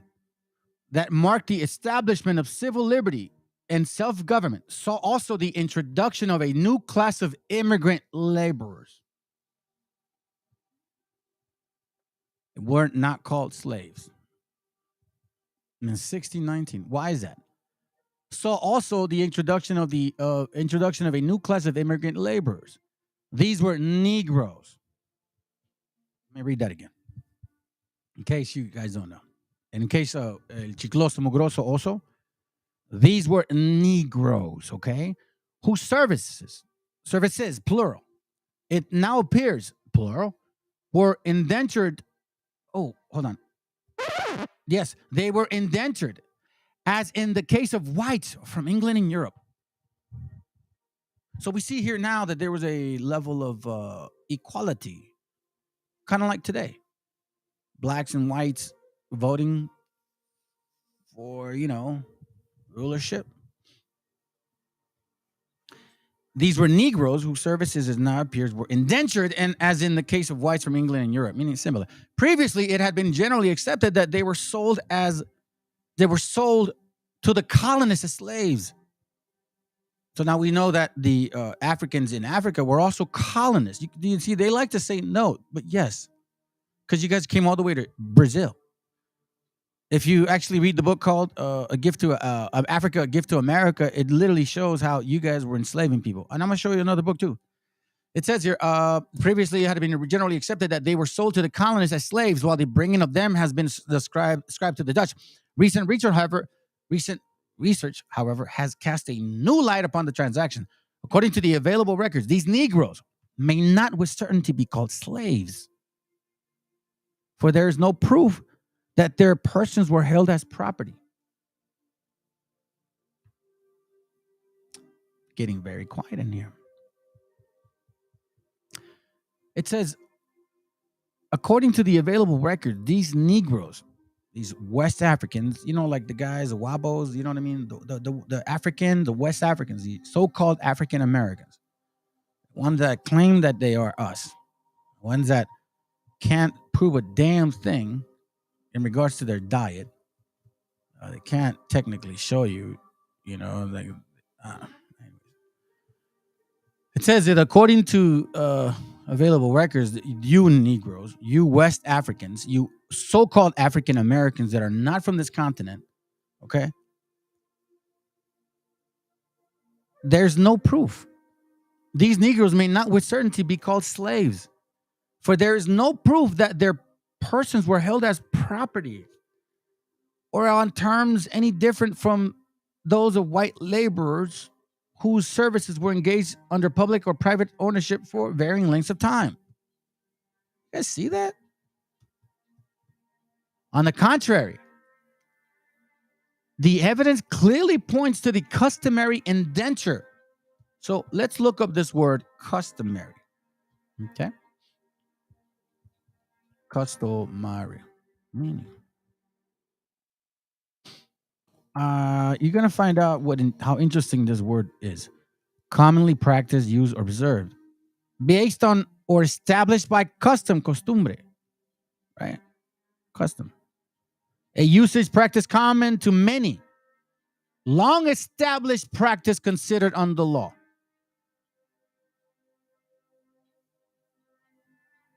So it says, on the contrary, the evidence clearly points to the customary indenture, meaning this was very well known in that time that there were no such thing as black slaves.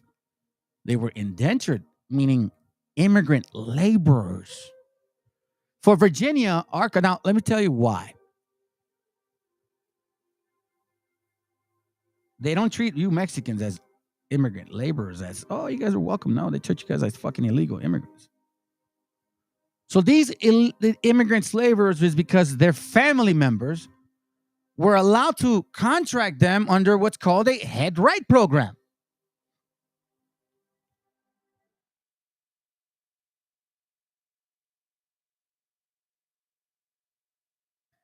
Head right system.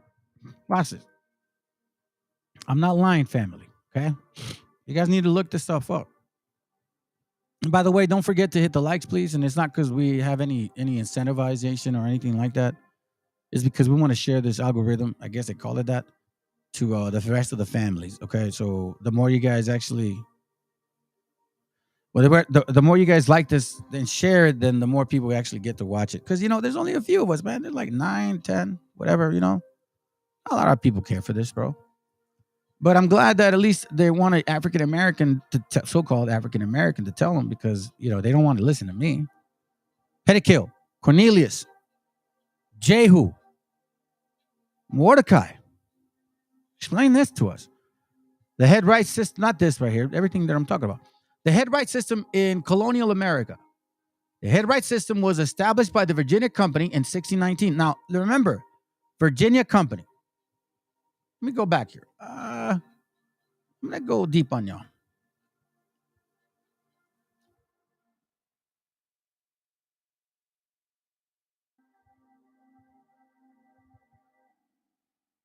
That's this.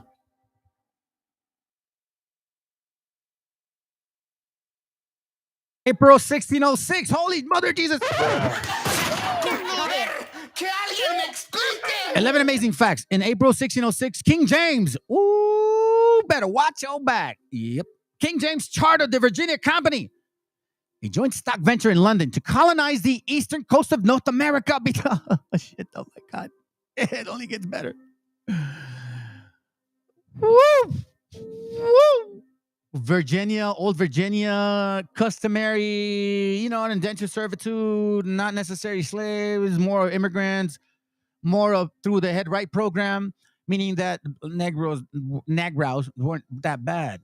They didn't have it that bad. The head right system, the head right system was a land grant program that allowed investors to acquire land by paying for people to migrate to the colonies to work on plantations. Indentured servants. Once the investor acquired a head right, it could be converted to a deed of land ownership through a relative simple process. You know how they say, like, oh, you guys were the first ones they were using as notes for property. Well, yeah, but it was so freaking nice because they weren't slaves. And then I'm going to continue. Watch this. Gradually, racial slavery grew out of this condition. Okay, y'all can continue reading. And it's going to say, yeah, some people did get enslaved, whatever. Yeah. Okay, whatever. So now the point here is that they were, head right, all this stuff, right. Okay, cool. Sounds good. All right, check this out. Follow me. Walk with me, please. Check this out. This is from the book called that book, A Gift to America. This one here, matter of fact, let me download it. I want to show you this real quick. Para que veas, güey, qué mamones son, cabrón. Que sea nosotros no somos así de mamones, family, you know? We really are not.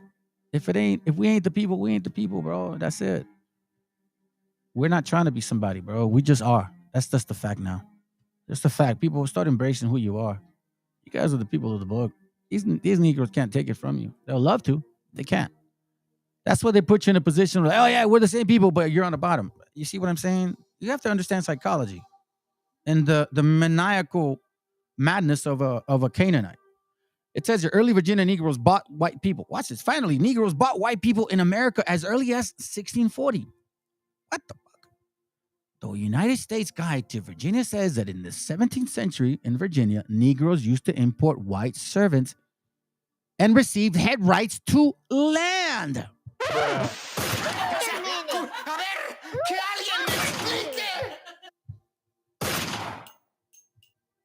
I don't need a metralleta. Just one at a time. I'm a sniper, bro, in case y'all don't know. In the 17th century in Virginia, Negroes used to import white servants and receive head rights to the land. One of them, Richard Johnson, imported 2 white servants and received 100 acres of land on the Portuguese River, supposedly. Right? Watch this. It gets interesting. That is, 1748 included Jews. No Negro, mulatto, Indian, although Christian, or any Jew, Moor, or Mohammedan shall purchase any Christian servants. You see that? No Negro, mulatto, Indian, although Christian, even though these guys were, even if they were converted to Christianity, or any Jew, or Moor, or Mohammedan. You see how they say the guy right there in the video? Right there, this video right here. This guy, right, where's he at? Makes you wonder, right? The stupidity of these people. What did he say? Right? He said, this guy said, Saudi,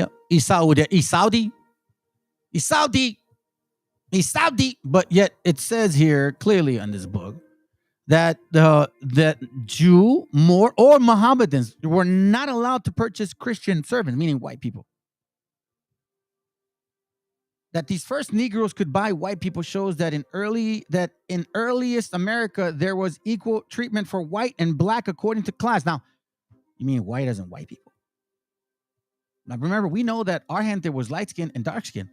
This whole stupidity that we're light skin because we mixed it with white man, that's stupid. That's stupid. That's Ebonics and that's eugenics. That's dumb. We have proof that we were already light skin. We used to tan. That's how beautiful we are. And let's see. Earliest America, there was equal treatment for white and black according to class. See? That the first Virginians did not regard Negroes as a race of slaves, or that Thomas Carlyle, a great advocate of slavery, said, God has put into every white man hands a whip to flog the black. Discrimination did come later because white people wanted to stop losing power. Y'all can read that. It's talking about the ham shit. Yeah, it's all good. Yeah, whatever. Cool. Check this out. That's a book. Africa's Gift to America. Okay. Watch this. There it goes right here. Wait, is that it? No, that's not it. I'm looking for something where it shows. It actually tells us that these guys were they're. Let's see. Check this out right here. Check this out. I wish I could turn this around. That's why I'm downloading it. Okay, so aguántenme, cabrones. Agüítenme. Let's go. Check it out.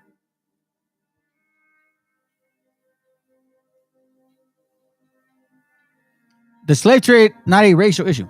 It is clear that the enslaving of Africans did not start as a racial issue. Yeah. Had the Africans been white instead? Yeah.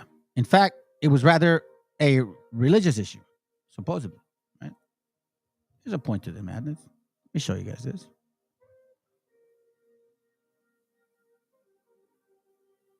Let's see. You guys can read that later. I'm trying to look for something. Oh, you see, right there, that guy was a Brazilian African slave. Sabath, most notorious of slave raiders. I'll download it. You guys can see it. Most notorious of slave. They look like white. They look white people to you. They look white to you. Oh, I'm sorry. Did it hurt somebody's feelings? A lot of people left already, man. That sucks. You guys suck. It says 9 or 8 on my side. I don't know. Maybe there's more. But look, this guy's even saying it right now. It says the Sao Xaxá of Brazil, slave Mogul of West Africa.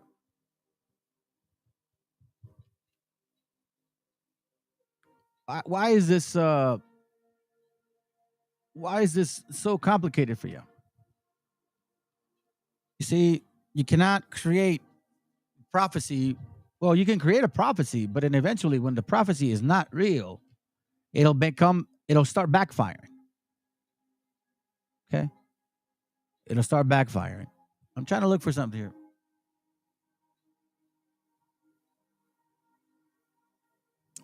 Look, I'll read it here. This is maybe this is going where I'm trying to find it. Okay, hold on. It says here.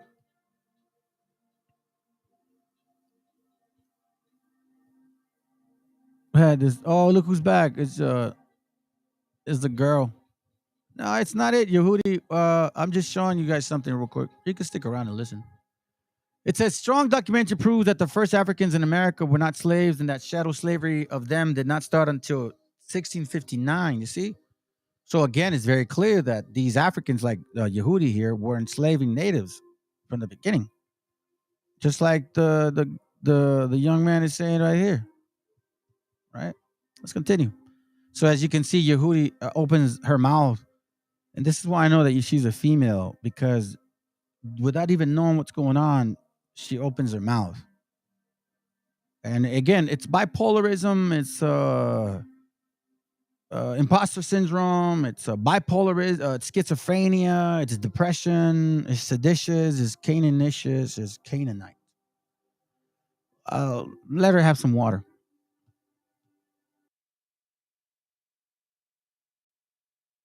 Probably a commercial coming up, fam. Let me see.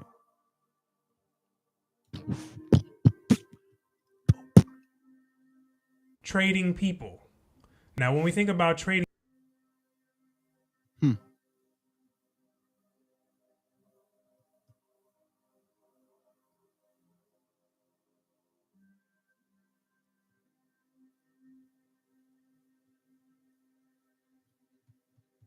Damn, Yehudi. She is contagious. Yehudi's contagious. Look at Yehudi. She came in here with her like obsession. She says, I'm obsessed. Like, you Negroes can't trading people. People, bro. Like, now, when we think about that, you guys can't stop talking about white people. And then like, you're over here. Like, you're here. Talk about me being obsessed. Like, I'm not obsessed over you, chick.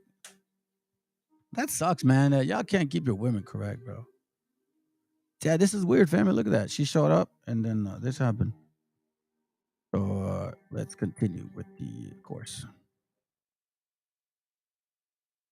What we got? Trading people. Now, when we think about that's weird.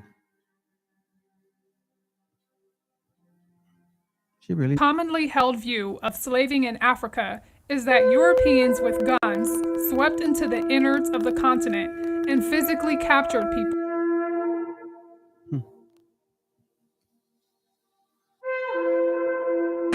I am a red man. That's what happened. Resistance to the disease, and also there's other people who want to make their money.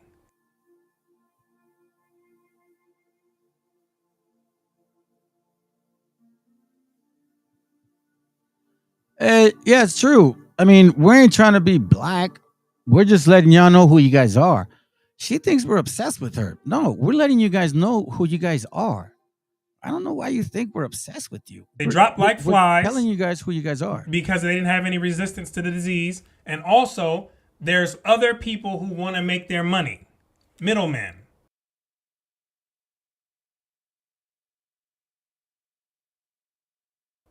right? The people on the African coast, they wanted to have their money too, which is why the Europeans said, let's start trading with these people. The Portuguese could not reach many of the interior kingdoms for trade, having instead to deal through middlemen most of the time. Who are these middlemen is what we have to come to understand.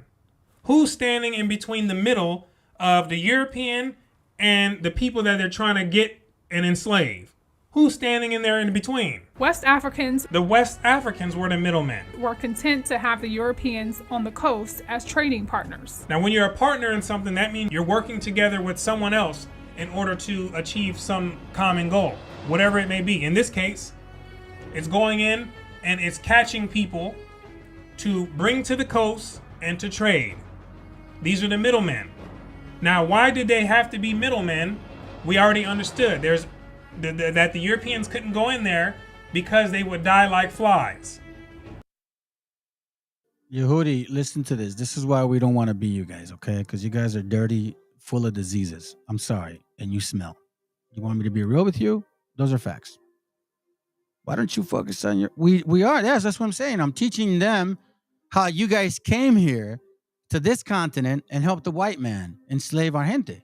That's what I've been doing. Silly dog. You see? Strong documentary proves that the first Africans in America were not slaves. And that shadow slavery of them did not start until about 1659, supposedly, right? Russell, in his chapter, The Origin of Free Negro Class, calls the belief that the first Negro were slaves a popular error, maintained and supported by a large number of writers, which is why you think you're called Yehudi, because you think that you were enslaved. You guys weren't. The transatlantic slave trade is a lie. So is the Willie Lynch letter, which I proved it. Prove to me who wrote the Willie Lynch. Show me who wrote the Willie Lynch letter. Give me the original book.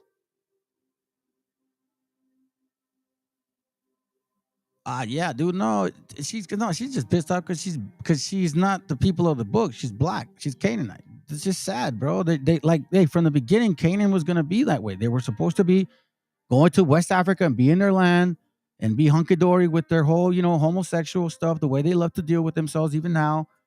But no, and still no, they wanted to be in the land where they called Canaan. Like, it's clear, but they are seditious and they want to do what they want.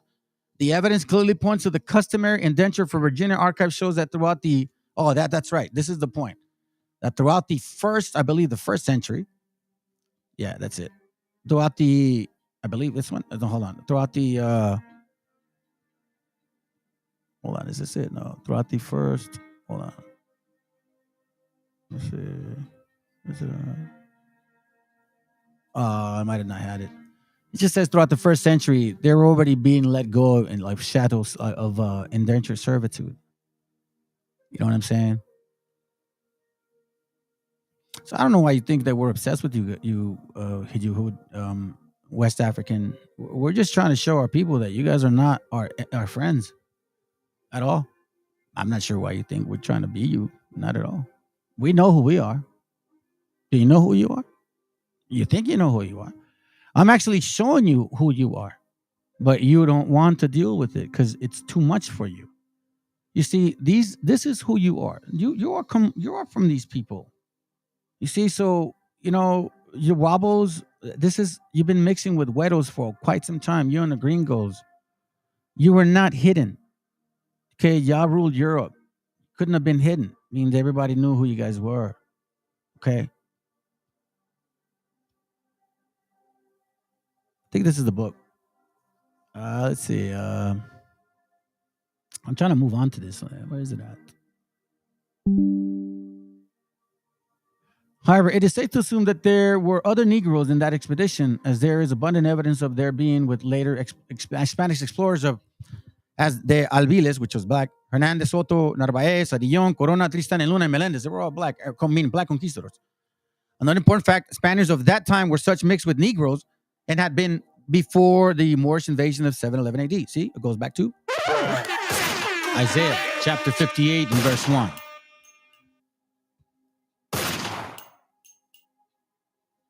Yehudi, come on. Why don't you embrace this history of yours, Yehudi? Why is this so hard for you to accept? That you guys actually helped the Spaniards conquer America. Why is that hard for you to embrace? Again, We're focusing on our people because your invasion of our gente has to do with our people. So why don't you know about this history of yours? For example, there's a book called Africans, Spanish Florida. This was prior to 1763. Now, in case you don't know, the 13 colonies did not include Florida. And there's history of Africans being in Florida.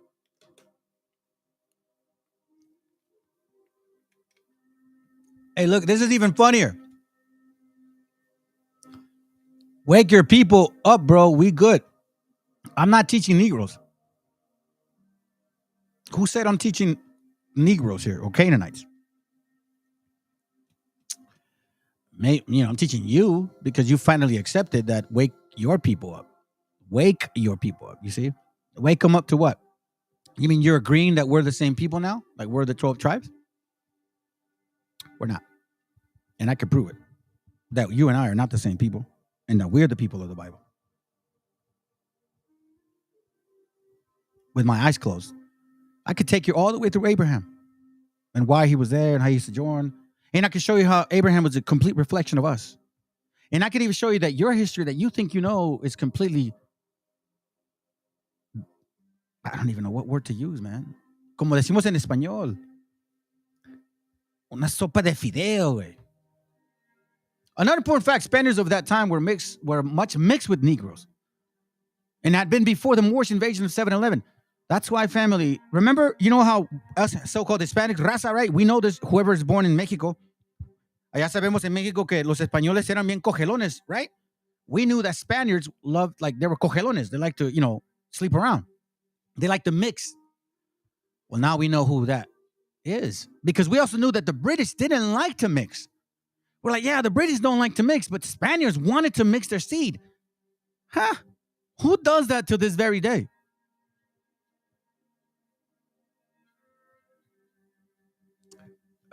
She must have been listening for a long time to think this always about them. Yeah, I know, it's crazy. And even as the early as 1100s, they were throwing around their satanic hand signs, just like the purple wearing IOIC to take that Phoenician. Yeah, takes after the Phoenicians who also wore purple. That is a coincidence. It's not a coincidence, though, but I know what you mean. I know y'all good, so go listen to Fishy Nathaniel and some fake-ass West Deacon, something like that. Yeah, of course, because, I don't know why she's here. I mean, they got classes for y'all right now. They honestly, they have classes for you guys right now. Like, here, I'll show you. Look, here, let me show you. Let's find out. Look. IOIC, I'm sure she follows IOIC. I think last time, she was here. She was like, IOIC, oh my God. She was crying for Nate the Snake.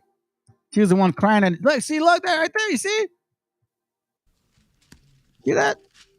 The Book of Tobit, chapter. Look, what are you doing here? You guys have live class. Hey, look. We don't need you to tell us. Shit, go wake your.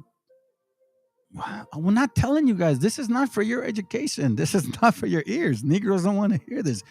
See, because here's the thing. Here's the funny part. We don't need you to tell us. I'm not telling you. This is not for your education. Canaan, please. This is not for your education. I'm not teaching Negroes. I'm teaching my gente who you guys are and who the white man is and who the Khazars are and how you guys are the three heads and how you guys all three of you came and you're still dealing with each other right now.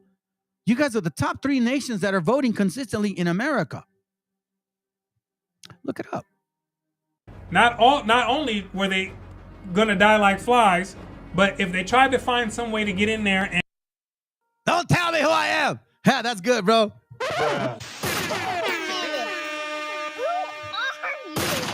That's just fabulous, man. Don't tell me who I am. Hey, listen. When I started calling these people Canaan, right? Here's why I did it. I'm gonna show you here. I'm gonna show you real quick. Hold on a second.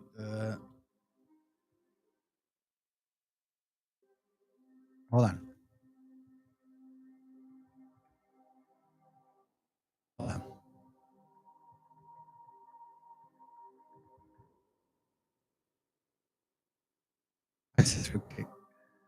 This is why I was calling them Canaan.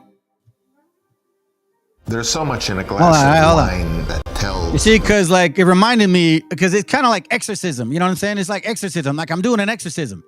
Like tell me who you are, damn it. So I'm gonna call you. This because if I say your name, maybe you'll come out. Your name, wicked one. He who commands you is he who orders you thrown down from the highest heaven into the depths of hell. In the name of our Lord Jesus Christ, I now command you. Tell me your name.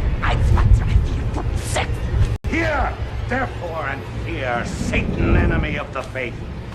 Give me your name, demon.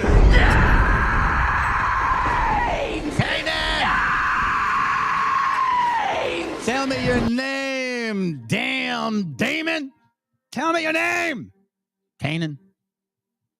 And to capture people, the middlemen, these other West Africans, weren't having that. Now, this is why he's getting ready to say this next. But when they tried to penetrate the interior, But when the Portuguese or any of the other Europeans tried to penetrate into the interior alone, without any middleman or any other person escorting them that's from that land, they met with armed resistance in many cases. that means spears or whatever else they had, getting ready to get busy.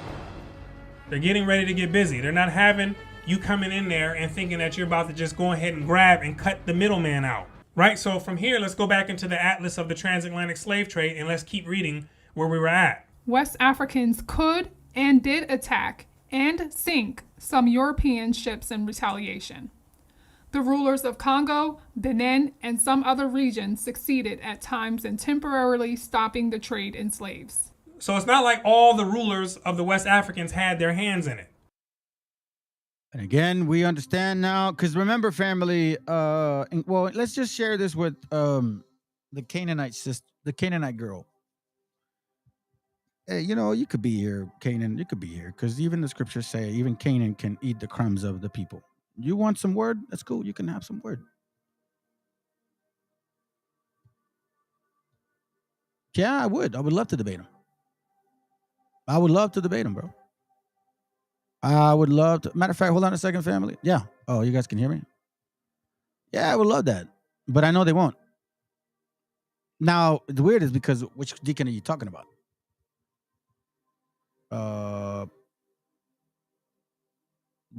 Deacon, what is his name? Aitan. He's not a deacon anymore. You mean Nate? Nate don't know how to debate. That's why he doesn't debate. You see, you need to understand why people do things and why they don't do things. When it comes down to the street teaching, he can do it. When it comes down to teaching like at a pedestal and you have actually time to debate, no, he can't do it. We've already seen it. And plus, those guys don't do that. They don't debate like that. But they never come in when they come. No, they're drunk. Yeah, they do come. They're drunk. Yeah, maybe they're drunk. Yeah, that's right. Remember that guy was here and he's like, he's drinking his drink and shit. I gave him one easy scripture and he fumbled that one. Like I gave him Deuteronomy 28:64. That's right. And he fumbled it like crazy. I told him, listen, I'm going to give you this scripture. Here, I'll show you, family, what I did, right? So the guy comes over. He's like, I guess a Fopi dude, right? He's a Fopi dude. Comes over and he's like, you know you're a heathen, right? I'm like, oh, come on, bro. Shows up and I'm like, all right, so let's see. And we talked, you know, You guys can go back to that. I can't remember which video it is. And plus it was echo, so I didn't know at that time too much about this platform and how it works. You know what I mean? The mechanicals and all the audio, whatever, this and that. So, you know, you guys could hear his echo. But anyways, so I'm like, listen, man, blah, blah, blah, let's go to it. Okay, let's you want to talk Bible? Let's go. I gave him Deuteronomy 28:64. And I said, listen, I'm going to give you this one. Now, I know what you're going to do with the first part, you know, the scattered part. Now, you're going to say that, but you're going to ignore the other part, right? Like serve other gods, which neither your fathers have known. So I say that, and then he goes and just explains the same thing I told him he was about to explain, and then he goes and moves on. I'm like, bro, come on, man.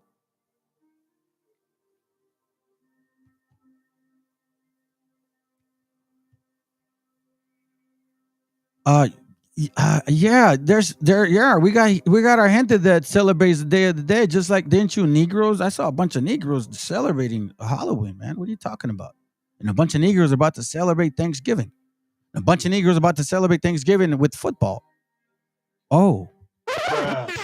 Isaiah chapter 50. Isaiah chapter. Oh my God. Oh, you don't understand that. So I told him, I'm like, yo, he couldn't get it. Let's continue. Many of them did, but not all of them did. And it's the same thing, or there's similarities between not all of the Europeans agreed with having the slave trade. There's always going to be some pockets of people who oppose what's happening, right? And in this case, there's some rulers in certain areas in West Africa who are saying, we're opposed to this, and they're coming out sinking ships.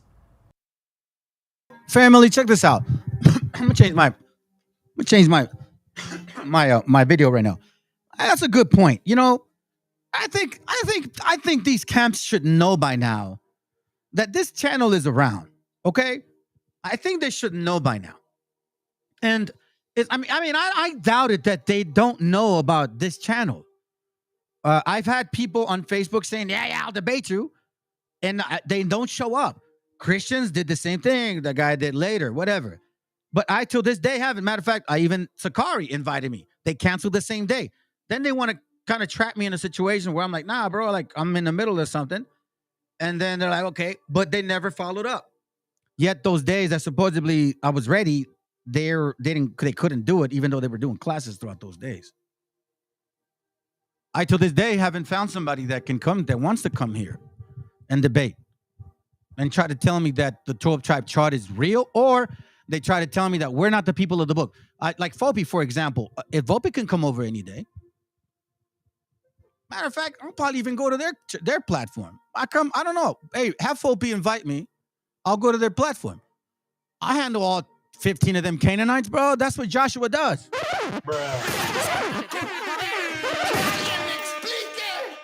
I don't run, bro. I got enough armor. The helmet of salvation to get me through that shit. Are you kidding me, bro? You got 100 of them. Hey, one at a time, baby. Just one at a time. Because I can't listen to everybody. And listen, here's the thing. Like, I grew up in a very loud house. You know what I mean? I'm the last one out of 10. And there's a lot of talk. So I learned to mute shit. I learned to mute it. So I could, and then I hear stuff like, ooh. That's why the scriptures that say, out of the abundance of the heart, the mouth speaketh. You see, the Most High gave me that ear to discern since the get-go. So that's why there's a lot of tumultuous shit you guys can talk about. And even though it may sound like I talk a lot and I don't listen, I listen as I talk. So let's continue. And trying to stop this trade from happening. Keep It Quilted means you keep it the best. 3 layers of plush Yet the crucial point was the eagerness of African rulers and merchants to sell slaves. He says, yet the crucial point, very important point that he's trying to get across. Although that there's some that tried to stop it, the eagerness. Understand what the word eager means. Eager is like someone who has a passion, who's trying very earnestly to make this slave trade happen. They were eager to sell the slaves that they had. Let's stop right here and let's go back into the book, the West African book, and let's find out a little bit more on why some of these rulers were so eager and passionate and motivated to sell slaves. Kings made their money in a variety of ways, many becoming fabulously wealthy, especially with increasing demand for slaves by Europeans. Uh-oh, here we go. It's getting spicy in here. We have the greasy-handed rulers, right? Hands rubbing together. Profits are on their minds. And that's all they see. Gold and what they can do with it. That's why. That's why they were eagerly ready to sell slaves. They had profits on their minds. And it says many of them becoming fabulously wealthy. You got to understand that. The explosion in commerce brought about by the European demand for slaves put a king in prime position to amass wealth beyond dreams. It's an explosion in because commerce. Both of their holy Business books is booming. Everybody's in here fiending.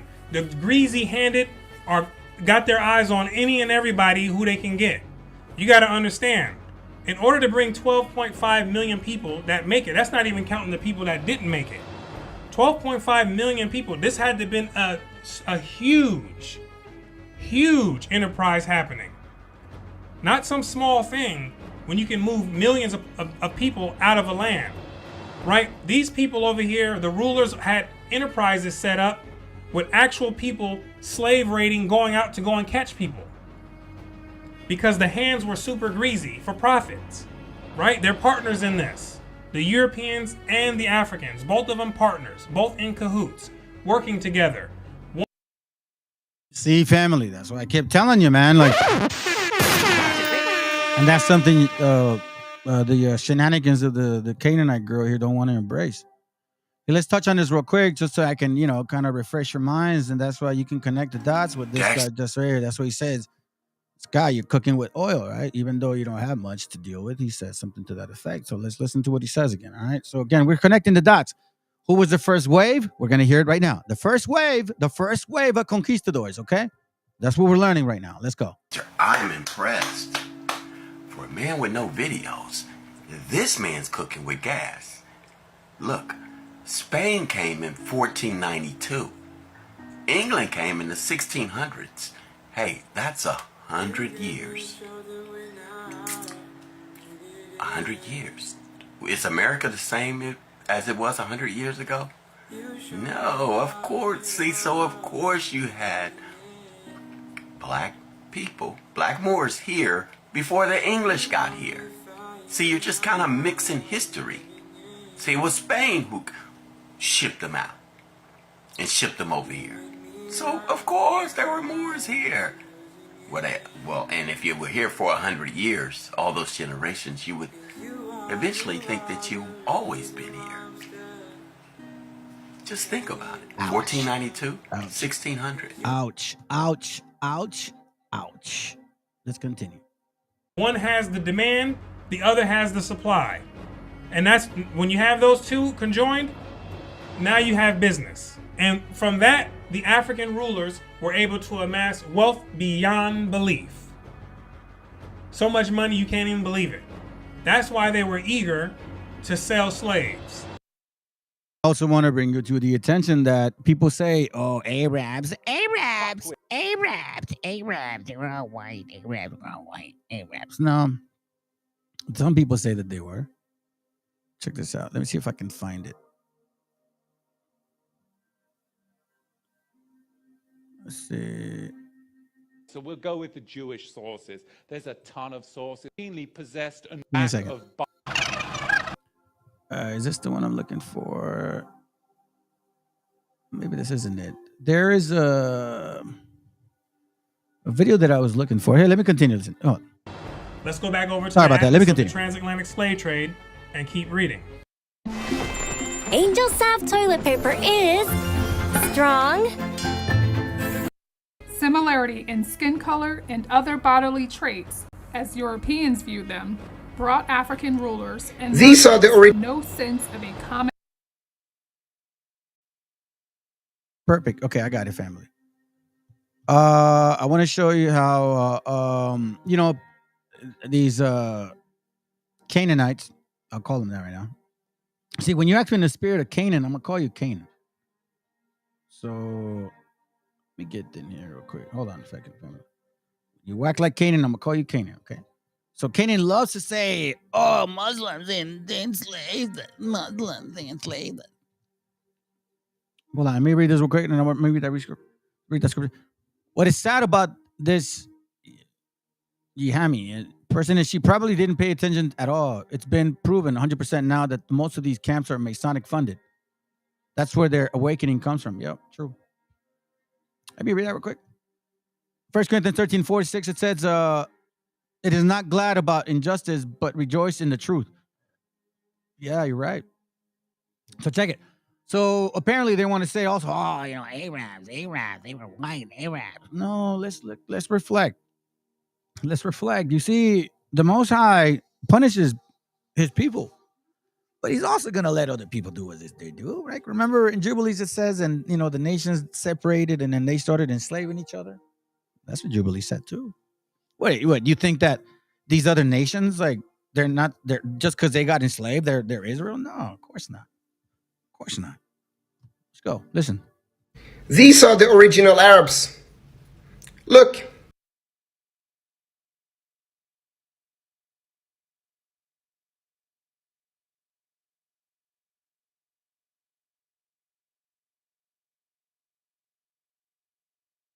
Arabs.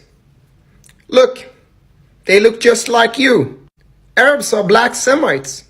These people are the great Islamic invaders of Africa. These people are the great racist enslavers of African people.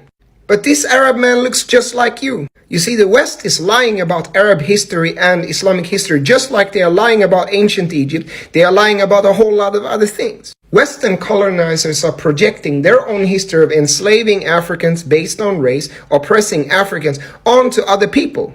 So in the Middle East, you have white people and black people. So the West said, yeah, the white people are the original Arabs, and these black people, they are descendants of slaves. They are Afro-Arabs or Abd. The West assumes that the Arab slave trade was racist just because their own slave trade was racist. Yeah, some of them may be descendants of slaves, but you have many, many, many white people from the Caucasus taken as slaves during Islamic times as well. So Abd may apply to white people and black people equally. No, primary source historical accounts from 1,000+ years back confirmed that Arabs were black people. They were asmar or brown. They considered people who were not melanated to be non-Arab. You know, these Arabs weren't that necessarily all white looking. Let's continue. African identity with the captives sold. Understand things like skin color, hair texture, feet size. Any of those superficial surface level characteristics didn't have anything to do with if you're going to get caught and getting sold and going into the new world. Zero to do with it. Why? Because the Africans didn't view the world through that lens.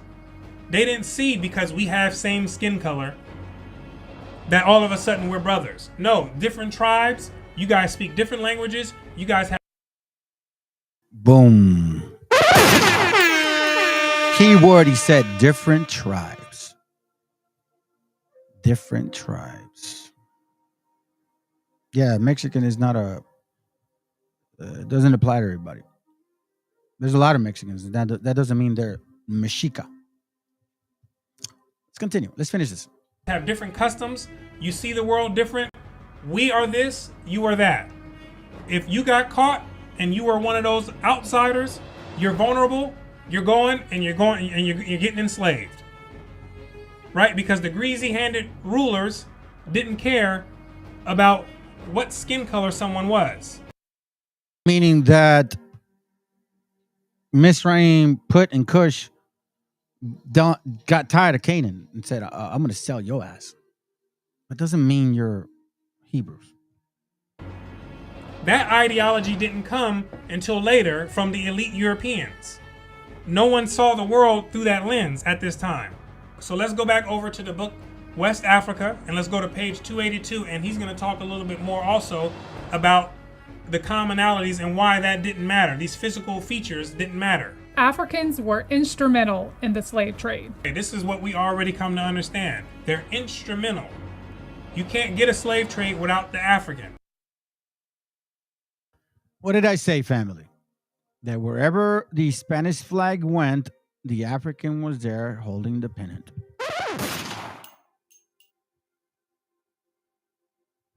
They just confirmed it.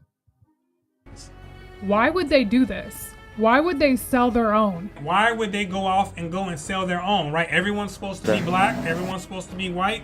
You're supposed to all see each other in these lenses. The answer is that their own, as perceived by Europeans, and their own, as perceived by West Africans, were two different things.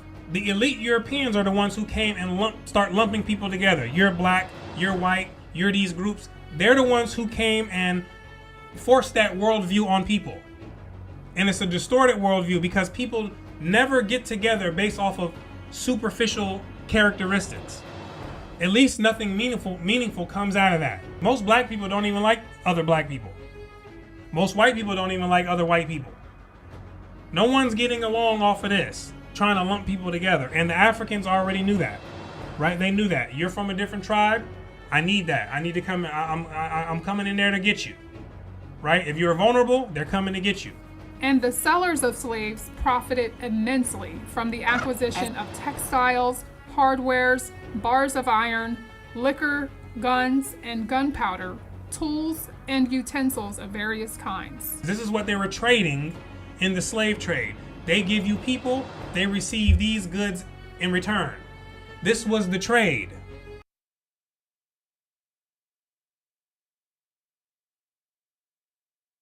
Now that you start connecting the dots, and now when we show you stuff like this here, this is from the global Indios, and how our people were being transported everywhere in the 1587 times, years. See? Right here. You guys got to get this book. Okay.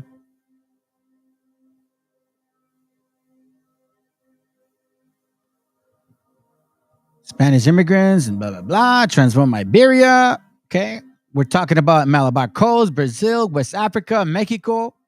Yeah, I can read this book. Some of these men and women are labeled Indios. In Castile, this signifier could refer to someone from the Portuguese domain of East or South Asia, or to the naturalezas environment of Spanish America, South Asia, or East Asia. Interesting. We'll touch on that in a little bit.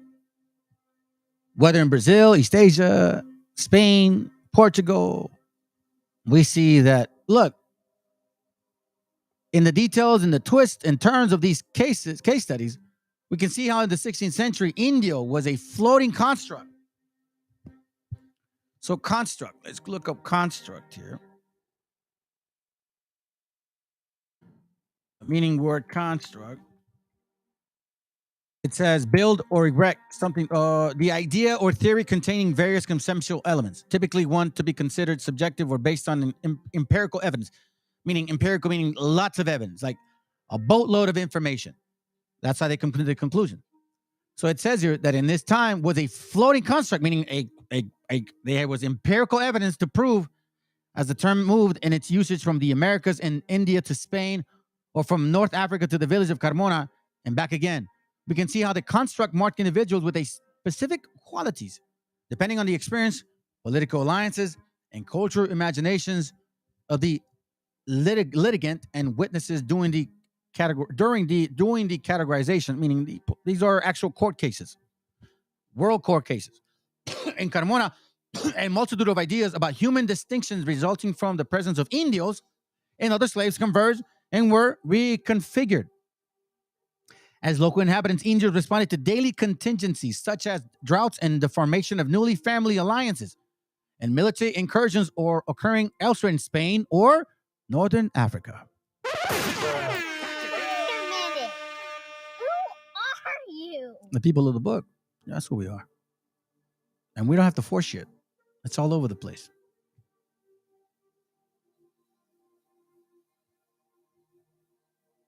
There's no need to look to America, Asia, or Africa to trace the interconnectivity of the Atlantic or global world. Why? Because one can see changes within Castile. So in Castile, you could see a variety of people migrating. So we were here, here, and here. In this very same book, you can actually find us in Fiji. But they'll tell you that we weren't on boats and shit. Oh, I just closed it. What a dummy. Yeah, I just did. I didn't mean to. But it's okay. I can bring it back. It's no big deal. I mean, in reality, we are pretty much done with that video. What I'm trying to show you, family, is the difference in who they are and who we are. How we got here and how they are here. Who your enemy is and who we need to focus on taking care of. We cannot be letting other people assume that they are our gente. Just because supposedly, they have the Bible in their hands. Well, you know, the Christians had the Bible in their hands too. What did they do? What did they teach us? What did the so-called Christians teach us? Absolutely not that way. If the Great Spirit had...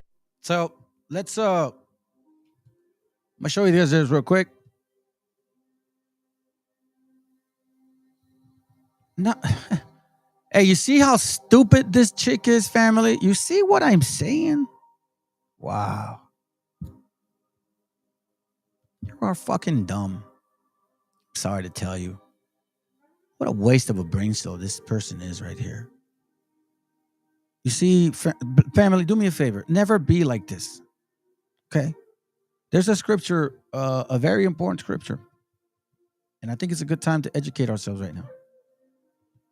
You see, family, you got to raise the bar and be above this ground. I literally, like, I'm just like walking. You guys are like cockroaches to me now. You ever came into that, you know, like the Matrix, like this scene right here? Let me show you. This scene right here. This one. This one right here. Where it's like and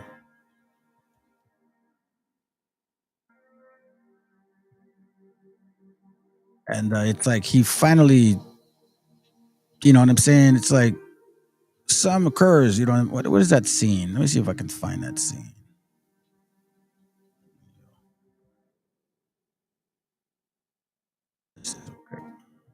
This one right here. The all-new Pizza Hut $7 deal. So this is how I feel now. I know maybe some of you guys may think I'm kidding, but it's been too long already. It's been too long. Right here. This right here. This particular part, right? About this part right here. So this is what I'm at right now. This is where I'm at right now. You know, this is where I'm at right now.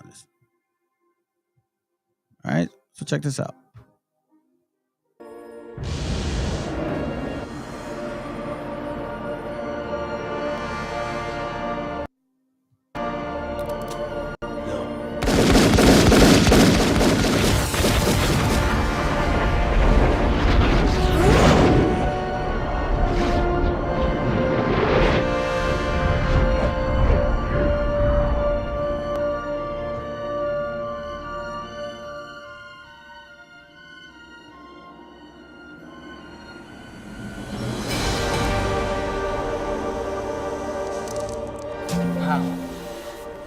He is the one.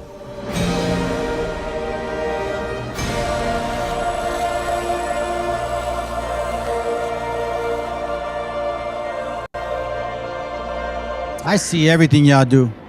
I see everything you guys throw at me. Everything. All those arms. All that shit. I see it all through. There's nothing you guys can show me that you guys are going to confound me with. I'm hoping that may happen. Let me see. I'm looking for something. All right, who's that scripture?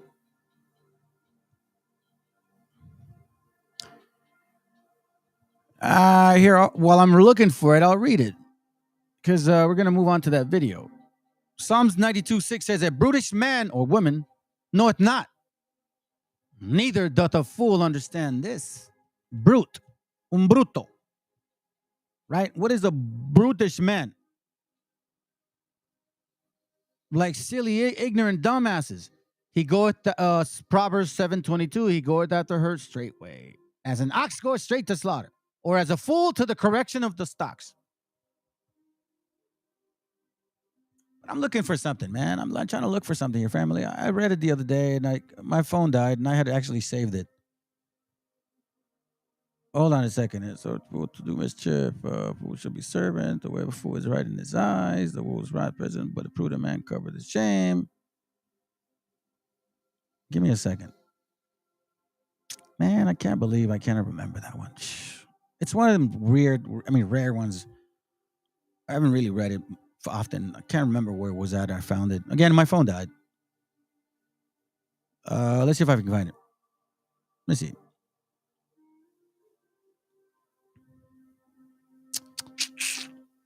The tool of meddling. Speak not the tears of a fool. Wisdom too high for. I like this one. Proverbs 24:7. Wisdom is too high for a fool. He opened not his mouth in the gates. Well, there's some fools that open their mouth not even knowing. Like this one right here. Proverbs 26:4 says, answer not a fool according to his folly, lest thou also be like unto him. Here it goes right here. That's it. This is it. Actually, this is it, family. Thank you so much, Father. Answer not a fool according to his folly, lest thou also be like unto him, right? So that's typically what they say, you know what I'm saying? But here it goes. Answer a fool according to his folly, lest he be wise in his own conceit. So that's why I'm answering him or her like that. Like, show me the Mexicans came from Levant. Okay. The scripture is a Negro black history dumb. What? Prove that it's a black history. Are you going to go to Genesis 2:7 or Job 30:30 or Jeremiah 14:2? Wisdom of Solomon 1:5. Which one? Which so-called milk are you going to throw at me?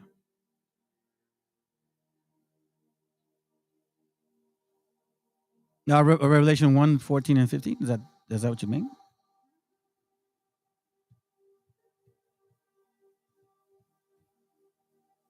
Answer a fool according to his folly or hers. So let's begin. Had desired me to be a white man, he would have made me so in the first place. God made me an Indian. The First Nations people have been given a message, have awakened to righteousness. People of the land, for blood cries from the ground. Now is our time. Get ready.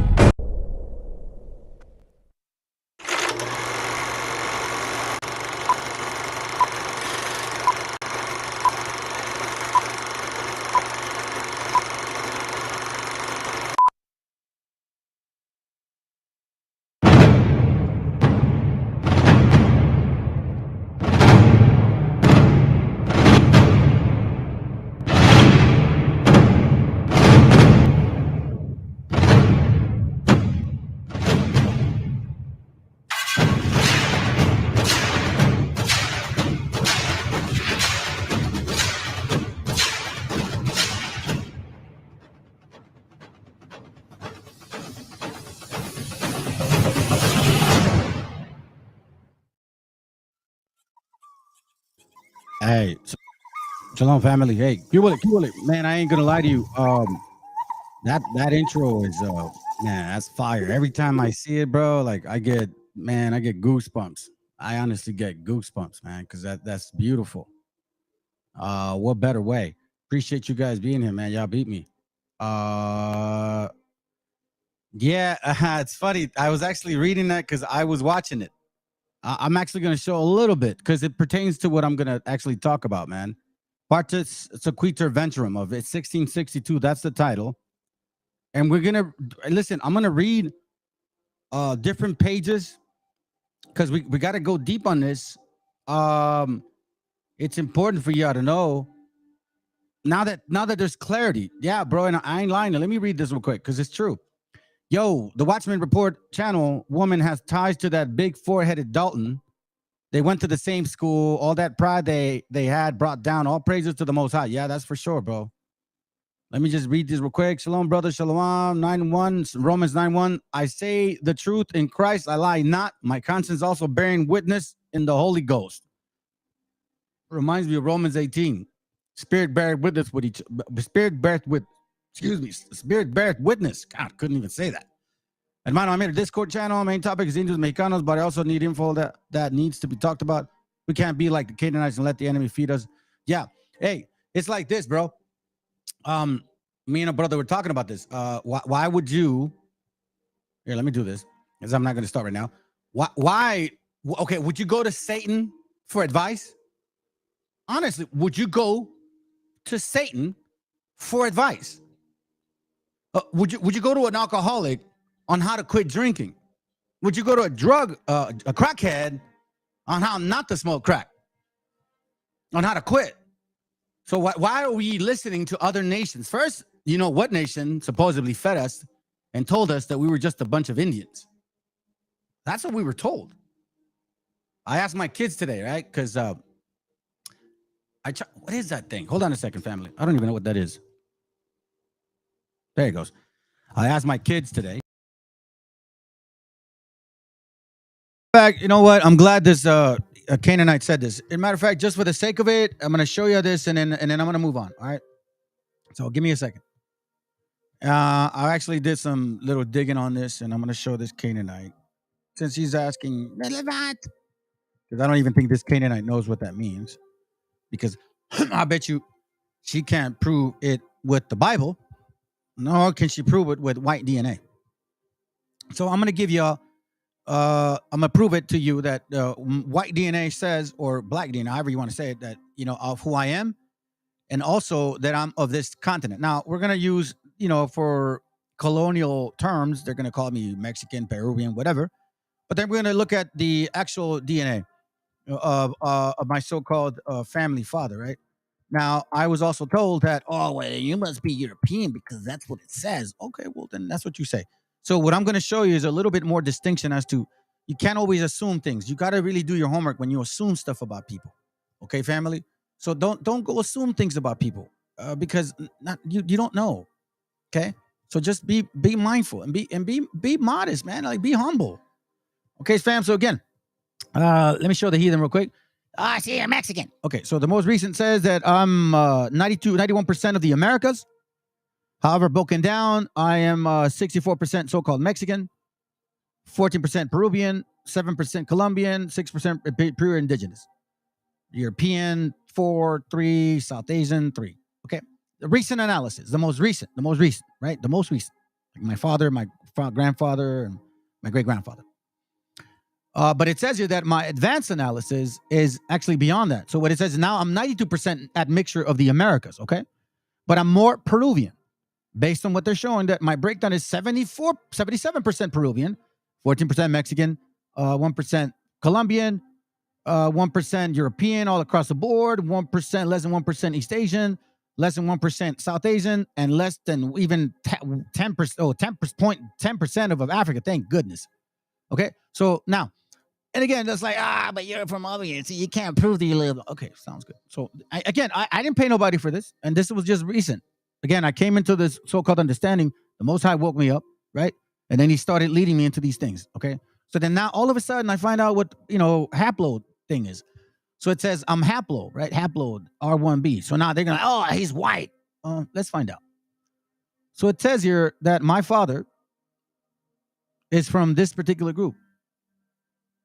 So now we're going to identify this group because people assume that they know where this group is referring to. But like I did my DNA, so did my brother did his DNA. And we came very close to each other in regards to what we found. So I can sit here and say, yeah, it seems like two different companies actually showed us the same thing. So it says that our understanding regarding, like the bloodline goes in here, but my father is of here. So now if you look at this right here, right? This is in the so-called the Levant Negro. The Levant right here is where this whole concept comes from, right? Now, if you understand what this means, it's like the Haran is right here. So the migration of Abraham comes out this way, right? Right? Migration comes out this way, okay? Now, they're going to say, oh, see, but R1b is white. No. There's true. There is, but there's two types. There's the two primary branches. The R1b1 L754, okay? And then the R1b12 PH155. Now, the L1, let me just start with L754 has two major subclades, which is the M269 and it's Western Europeans, and then the V88, which is today common in the Central Africa, okay? You see that, okay? Now, the other branch, which is this one, that's the one I'm talking about, is so rare and widely dispersed that it is difficult to draw any conclusion about its origin. It has been found in Bahrain. Where is that at? In West Asia, Persian Gulf.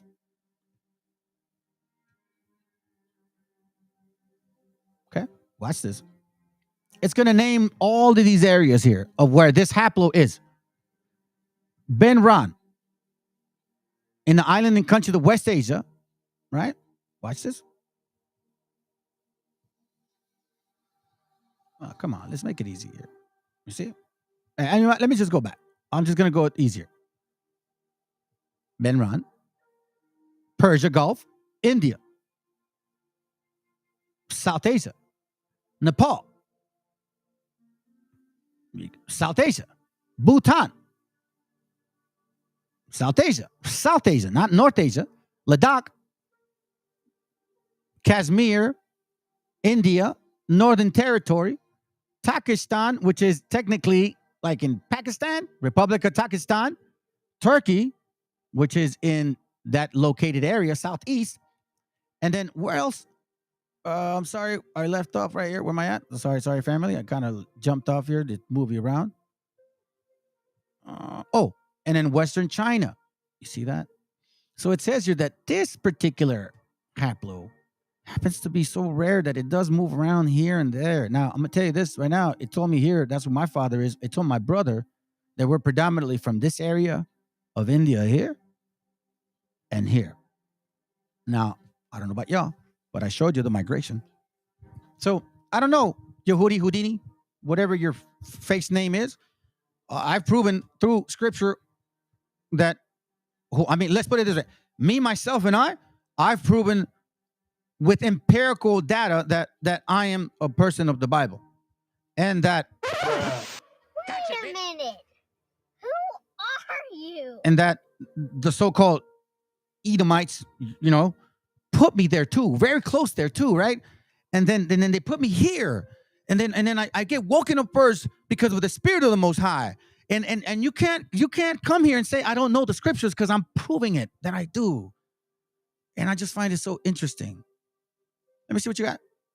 David got, there you go. Goat's hair. Thank you, sir. I was thinking that, bro. Thank you, bro. Aaron's beard. Milk for maidens. Mary's hair. Flat nose. Beautiful. Wait a minute. Who are you? How do you explain these verses? Let's continue. Enjoy the class. I'll be here. Let's have a good night, fam. And by the way, for you guys that are keeping Sabbath on Friday and Saturday, Shalom, Shabbat. It's about to finish. Mine's is a lunar. It moved. So let's continue. I just asking them, hey, what did they teach you about, the whole history about our people, right? Like, yeah. Well, they just said what we all know. Typical common stuff. And I go back and I'm like, that's the problem. We allow people to tell us who we are. First, the so-called white man told us who we were.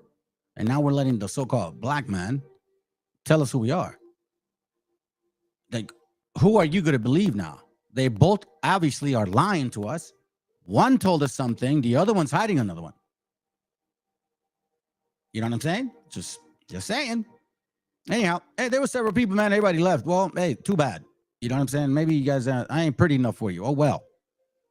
I'm not here for that. Anyhow, let's begin. Again, Partus Sequitur Ventrem of 1662. If you guys are not aware of what this is, what's going on with the screen? If you guys are not aware of what this is, what's going on with that screen?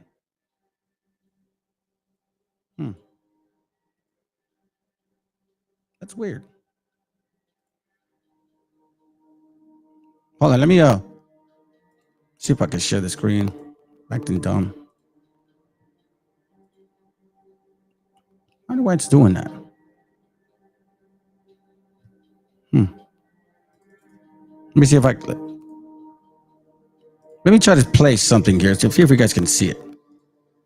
Oh, you guys, okay, cool. Sounds good. Okay, so you guys can see it. I don't know what that was about. The Canaanite spies coming in and out. Let them watch, man. Poor guys, poor people. It's okay, guys. We went, here, let me say something. And you know who this brother, hey, brother, I told you about this. I talked about this. So, you see, us so-called Hispanics, who are the so-called 10 tribes, who believed in this so-called legitimate chart, we went through a lot of spiritual choking and confusion and almost being completely rooted out, almost like not believing in God, like literally like, is this all it's about, man? Are we? So, you know, a lot of us went through that wave, that to and fro feeling, man. And, you know, a lot of us, I can say for me, I fought to hang on, and I kept digging and digging and digging in a way to prove it right or to prove it wrong, whichever way I wanted to find out. Well, welcome to this world now. And yeah, you're right. They come in and out. I see 5, 7, and then they boom, they just bounce, right? They're waiting for the material that I'm going to bring out. They just want to see the material so they can go read it and then go to sleep and hung on their beds, hung on their pillow and cried, "Mama, this can't be true." Yeah. Y'all are going to have to now deal with it. You're going to have to question yourselves now, because now with this information, which was always available, but it somehow had to be presented some way, we can now see the spirit that you guys carry, and there's no doubt in it anymore. There's no like, man, why are they acting like that? Why, you know, why are they treating people that way? I thought, So let's begin, first of all, with the little humor. I hardly bring humor, you know, and I should at Vista do that, fam. We can get your. Yeah, listen, man, I actually enjoy, I enjoy jokes, and I love comedy. And this is one of them, okay? So let me just say that we're going to have a couple people here who I chose these guys because they're actually both nations. So these guys right here, right? They're funny, man. They're actually funny. And, you know, sometimes they talk crap about us, which, okay, fine.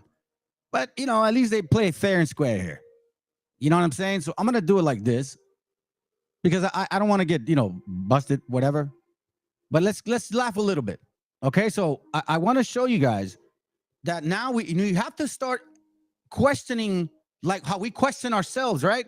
Because these nations really did that to us. You guys really did that. And me personally, I highly appreciate you, Fopies, and you hardcore BHIs, that you made us dig deep, man. Like dig into this. Who the fuck are Mongolians? Because that's something that even in Mexico, we use it as an insult. If somebody called you Mongolia, it's because you were retarded looking. Honestly, sorry to use those words, but that's how we saw it. So when you say that to us, it's like we never even assumed that we were those people. But anyways, let's enjoy a little humor because it's tied to the spirit of the people that we are now dealing with. Now we have answers in regards to, but no, this is who you guys are. So if you want to bring a 12-tribe chart that says we're you people, but we're not you people fully. We're a mix of you people. And when the Messiah comes, y'all will have afros. Now, let's have a little joke. Yeah, got a new show for y'all. We got a damn good. I got to play fast, okay? Show. I love being black, but there's a lot of Negroes out there that's making it tough on me. Black. It is, man. I'm a good Negro. Pay my bills, got good credit, take care of my family, you know? But these niggas out here making it hard on us good Negroes. Because there's a difference between niggas and Negroes. What do you think? You've been reading that book by that black philosopher, Chris Rock? Yeah, it's one of the greatest black philosophers of all time. Yeah, I think he's Greek too, like Aristotle. Yeah, he got some Greek in him. Yeah, he got that curly ass Jerry curl. He got that Jerry curl, like that nigga sitting on that rock like this. That curly kid. But anyway, so this black woman goes into this Asian-owned business because she thinks it's black-owned. She's a black supremacist. And you mean to tell me that's how you spend your money? I only support only black-only business. Take your iPhone, give it back. Take all them clothes off, take that weave out of your hair, take everything you own, give it back to the white man. Yeah. If you think like that. Yeah, but she goes into this business and it's Asian owned, and she feels that they're still in black culture to earn a profit. Check it out. Is this black owned? No. Okay, interesting. There ain't no black owned business. White Asian people there. Listen, when you try to tell me that we're the same people, and now you're telling me to question me, and I got to go deep in my history and understand where I'm from, blah, blah, blah, blah, blah. Okay. But they are paying attention, and I'm like, man, you guys' spirit just doesn't make sense to me. So this is what I see. And you're being called out on your own ways. Because listen, family, just like Ecclesiastes 1:9, there's nothing new under the sun. These spirits are going to come back with the same mentality. We ran into them already. We're going to see it again. Watch. That black owned ain't none of them in there. They make some damn good drinks. How's it going? Good, how are you? Get some boba drinks in. Yeah, sorry, boba right there? Throw them bobas in there. These big boulders like tiny orgasms. Question, are you guys black owned? We're all Indonesian. Okay, do you think using this, you guys are not using black culture to gain attention? No, you don't think this is black culture? Is this Asian? Is this Asian culture? The commie house is definitely an Asian culture. No, but it's a trap house though. Is that Asian culture? Yes, it is. Trap tea. Trap tea, the boba plug. You're using black culture to gain customers. God, This establishment is not black owned, but you're stealing black culture. Is this not black culture? Trap tea, the boba plug? No, you're thieves. Asian people stealing black culture once again. It's okay, you'll be exposed though. You're not black owned. They get exposed. You get exposed as a clown. No, I came here because I thought it was black owned. That's why I came here. So my friends, I'm supporting a black what the hell is going on? This is not black owned. This is not black owned. Asians stealing black culture once again. You're a coon. Don't talk. I'm a coon. Because I didn't know it was black owned. Hey everybody, you go to the black communities, when you go buy your do-rags, your weave, every time you go in these stores, they're owned by Asian people. Yeah. It's never a problem, but it's a problem because he's selling trap tea. Yeah, I guess, okay, he's referring to two terms.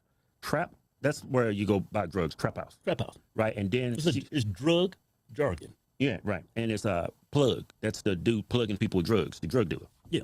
That's not black culture. So I guess they got those names tied in with their drinks. You know, Asian people, they smart. Yes. Don't call it the trap tea. Niggas will love this. Yeah, so that's what they doing. Yeah. But to say that's black culture, that's not black culture, that's drug culture.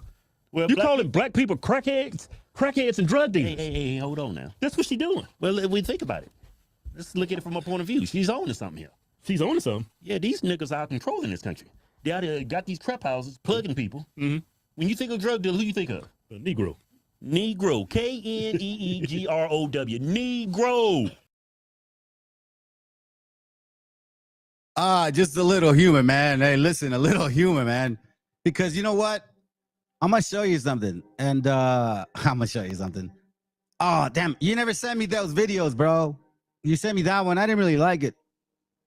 But this is actually really, this is not funny, to be honest with you, what I'm about to show you, okay? It's not funny at all, man. And it's probably one of the things that I dislike the most, and there's a couple of things that I saw, okay? So I'm going to present these things to you guys because it has to be brought to our attention. Can't ignore these things, you know what I'm saying? Let me show you guys this real quick. Where are you? Here it goes, right here. I'm not kidding, family. We saw the actions of certain people yesterday throwing dollars and like it's funny. That's people's tithes. Those are tithes. I don't care, man. I go to the club all the time. Yeah, but you know what you also do? You also insult and disrespect our elders. You have absolutely nothing in common. What's your name? Eleazar, whatever you are, whatever you are, honestly. You have nothing in common with our people. And if you think you're being smart by doing this, because practically what you're doing to this woman right now is you're calling her a stupid bitch. That's what you call this older lady, a Hispanic older lady, most likely Mexican, a stupid bitch. And then we got Nate calling us wetbacks. And then all those so-called Judites, they call y'all Northern Kingdom silly doves. Fucking donkeys.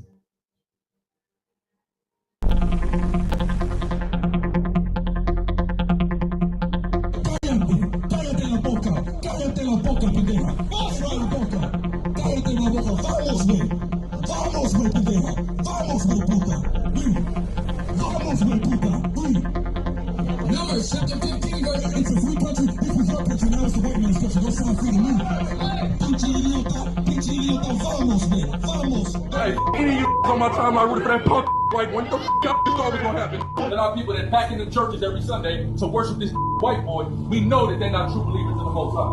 Freedom. Right, hey, men and women and child are a bunch of That's right. The white woman and that white god child is the devil. You're a god devil. That's what. You god cave dog.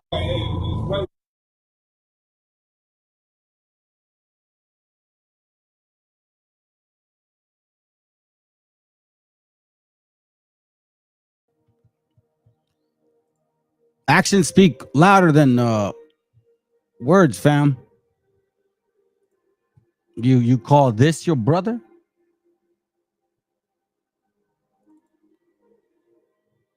IRS agents, and I'm going to line them up across the southern border so they can. You do realize those people you're calling illegal aliens? They're not aliens. They're not illegal. This is their continent. And they may pay more fucking taxes than you'll ever dream of. You are the only illegal alien on this continent. No one invited your people. No one wanted you here. And no one wants you here now. Not that kind of thinking. What gives you a right to be on this continent when you're from somewhere else? But yet you're telling the people who are from this continent that they're illegals. Make that make sense to me, please. I don't think you can. Why don't you, and people that think like you, grab Donald Trump and take your asses back across the ocean to Europe where you're needed? You're not needed here. We have no borders. That is not a native concept. That's a European concept. You want to pay your taxes? Take your ass back to Europe and pay taxes. That's not our concept. That's your concept. You want to lie, cheat, steal, murder, rape, commit genocide, pedophilia? Take that shit back to Europe. That's not our concept. You got the idea, white man?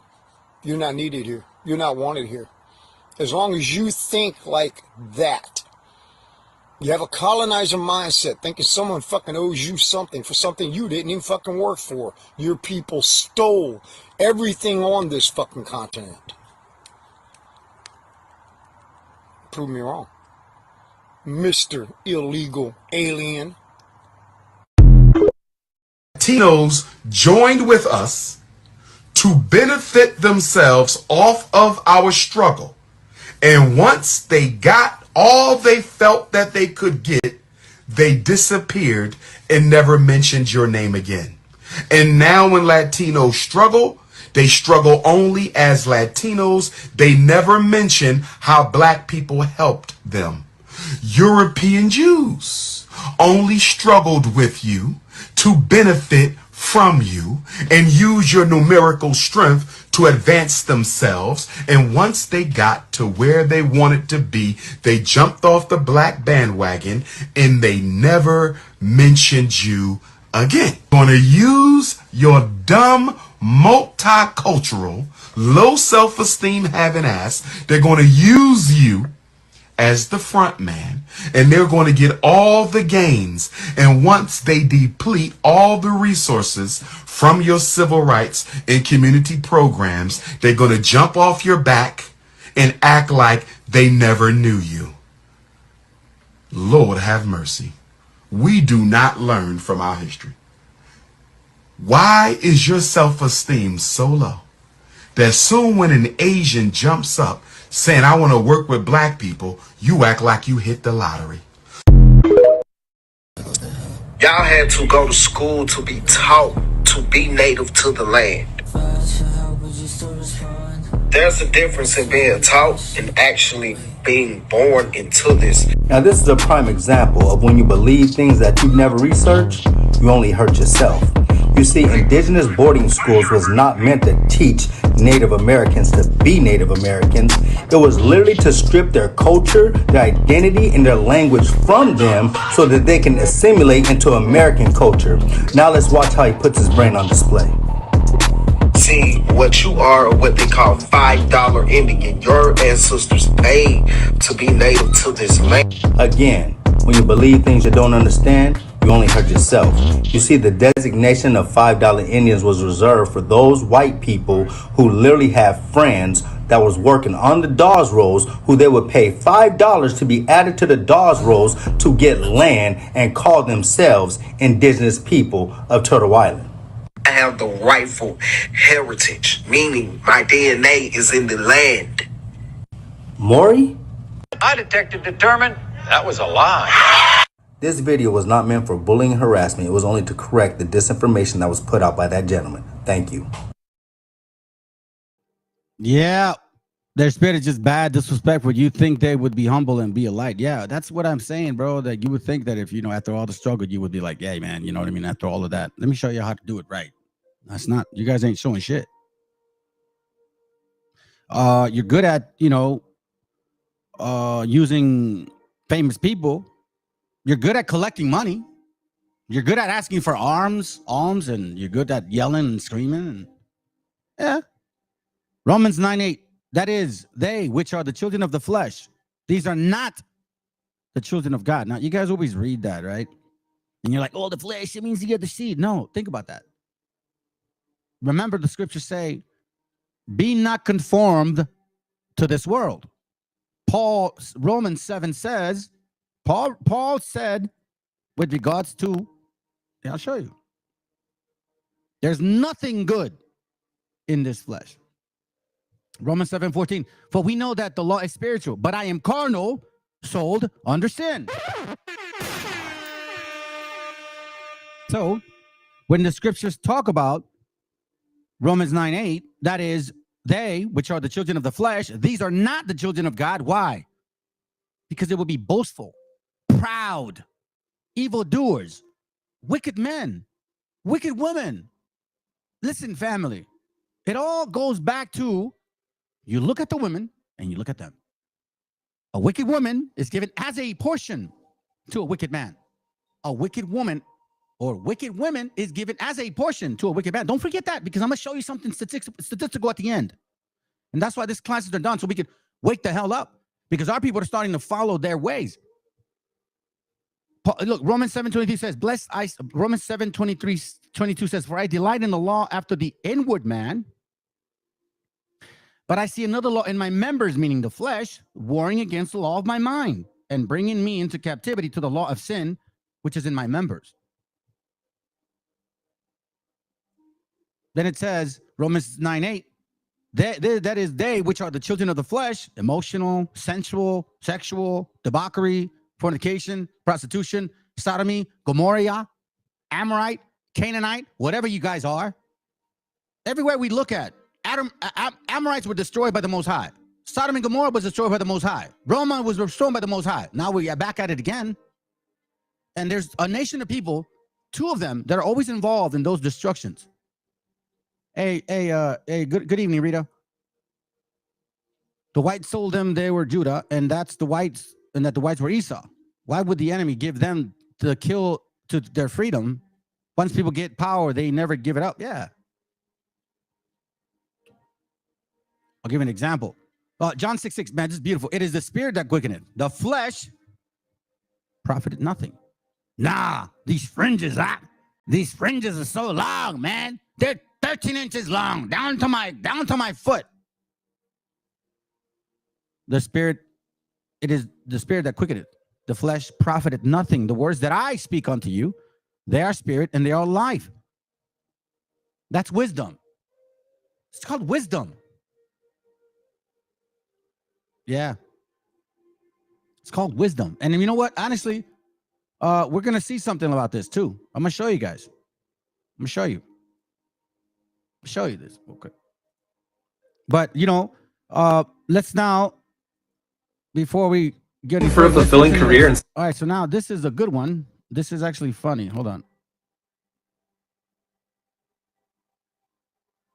Okay. Here goes right here. All right. Let's listen in. Augustinine's grandmother and my grandmother, okay, they were sisters. So that make me and Roydale and Augustine, okay, that's going to first, second.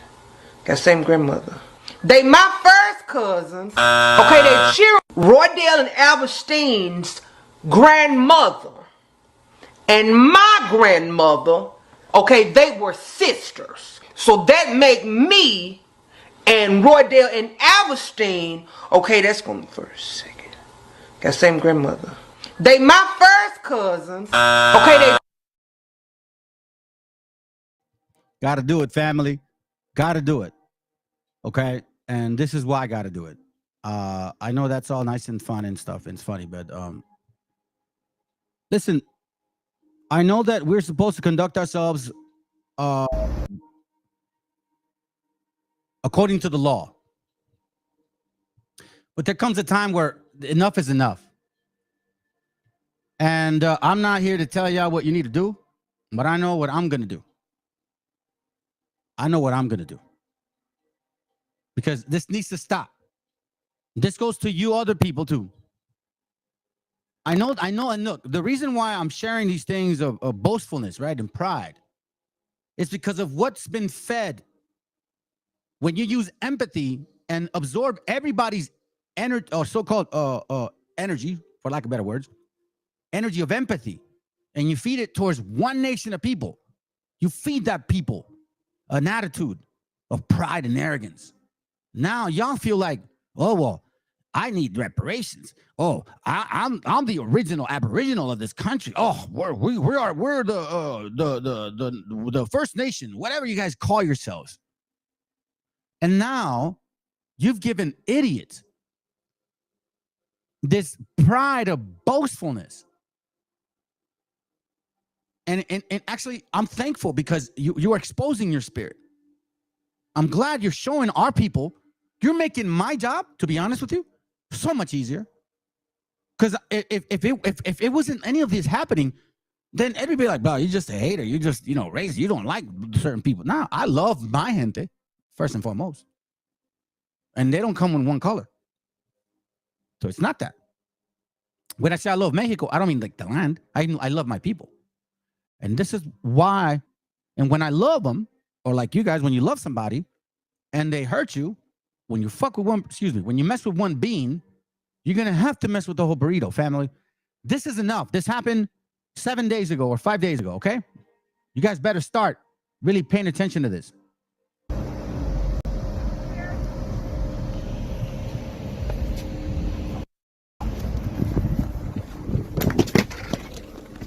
Hey. Hey. Ahí déjala, que te pegue, ahí déjala. Hey. Hey. Hey. Hey.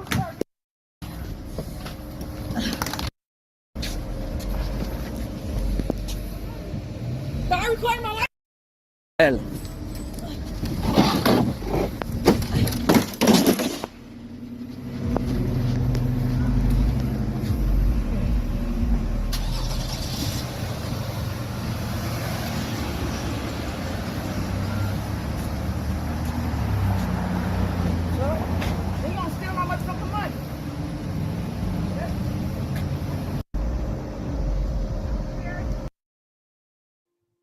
Listen, family, they do this to our gente because they know that a lot of them don't have papers.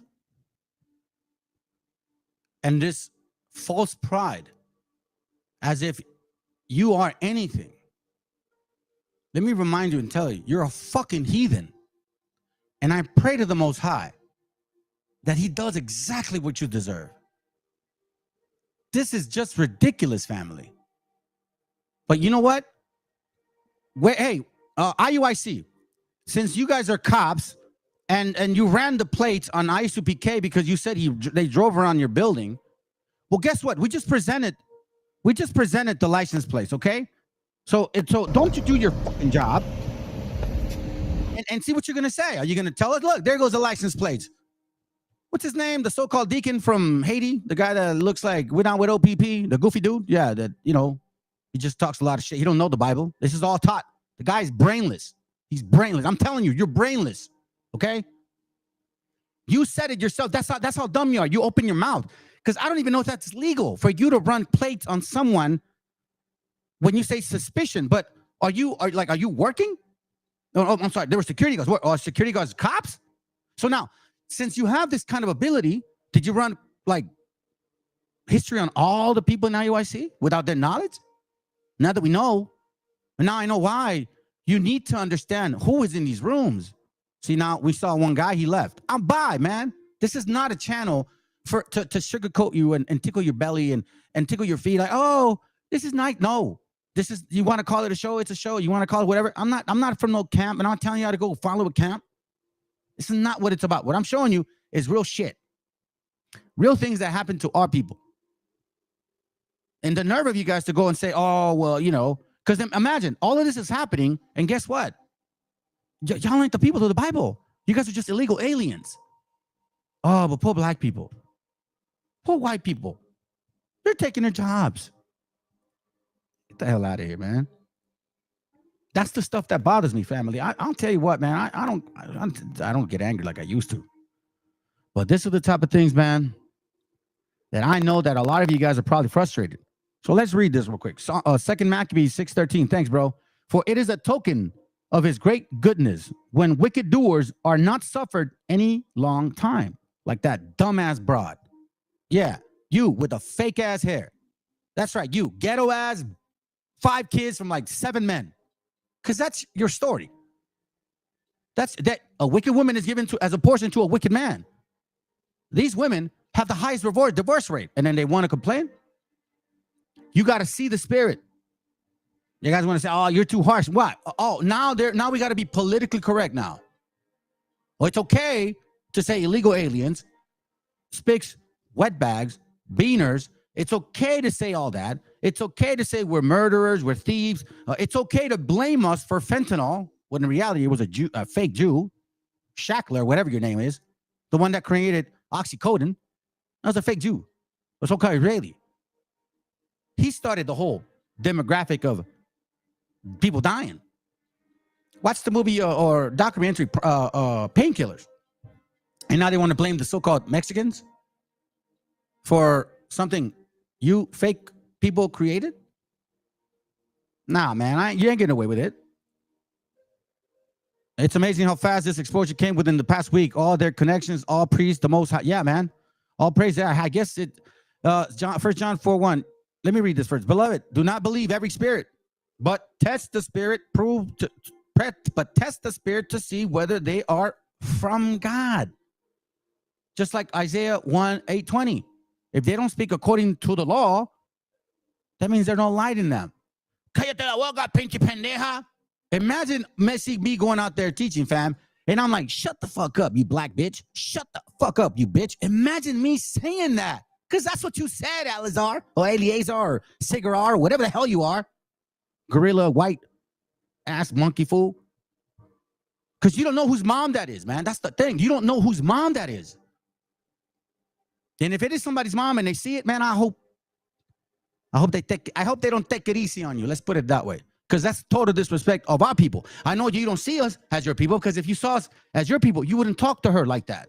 That's right, Jude. If you read the Bible, it says some with fire and others with compassion. Don't you guys preach that women shouldn't be teaching?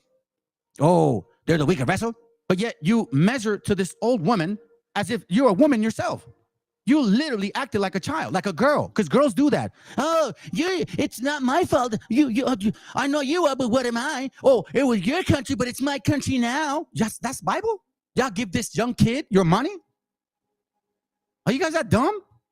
Are you grown men? This is stupid. You got grown men older than me in these rooms. He's talking shit to probably your mama. That could have been your mom. How do you know it wouldn't have been your mom? But nah, hey, here's my brother. How do you fucking know? You don't know nothing about that guy. And now we know everything about them. James 3:10, out of the same mouth proceeded blessings and curses. My brethren, these things ought not so to be. You see what I mean? That's fire right there, bro. Because when you look at the video like that, man, I got to see it again, man. I'm going to see it again. You know, I need you guys to really absorb this. And all you idiots that are in these rooms, bro, y'all stupid. Y'all dumb. I got no respect. I got no respect for you men, you so-called Hispanics, you so-called Mexicans or Cubans, Puerto Ricans that are in this room with this idiot, where he's taking your money. Okay, look like I don't know who made that design. That somebody made it. and if a matter of fact, if you pay attention to these designs, that's some shit right there. That's an eagle. Those are wings. And that right there in the center, that's Greek shit right there over his head. And that's a sword. If you guys are still in these rooms, you grown men, older than me, if you're young, you're stupid. Hopefully you listen. But if you're older, like my age, 40, 50, 35, whatever, and you're still in these rooms, bro, you deserve what you come. You deserve what the Most High is going to do to you. It's like Lazarus. Yeah, y'all have it good. Cool. That's cool. Sounds good. Yeah, just like Maccabee said it. 2 Maccabees 6:13. For it is a token of great goodness when wicked doers are not suffered any long time, but forthwith punished. For not as with other nations, whom the Lord patiently forbeareth to punish, till they come to the fullness of their sins, so dealeth he with us. Now I'm gonna tell you something. Lest that being come to the height of sin, reward, he should take vengeance on us. Meaning, if you guys follow what they're doing, if you're dumb Mexicans out there trying to teach like these idiots, you listen, it's just a matter of time. And like you said, bro, and this week it's amazing because it's coming. Like, listen, when the flood, the Most High talks about water. When it comes and it floods, it's gonna flood, and it's not gonna hold back anymore at all. Cállate la boca, pendeja. Cállate la boca. Vamos, güey, pendeja. Vamos, güey, puta. Vamos, güey, puta. Numbers chapter 15, verse 8. It's a free country. This was your country. Now it's the white man's country. Don't sound free to me. Free country. Now it's our country. Huh. Again, it goes back to my point. Partus, Sequitur, Ventrem.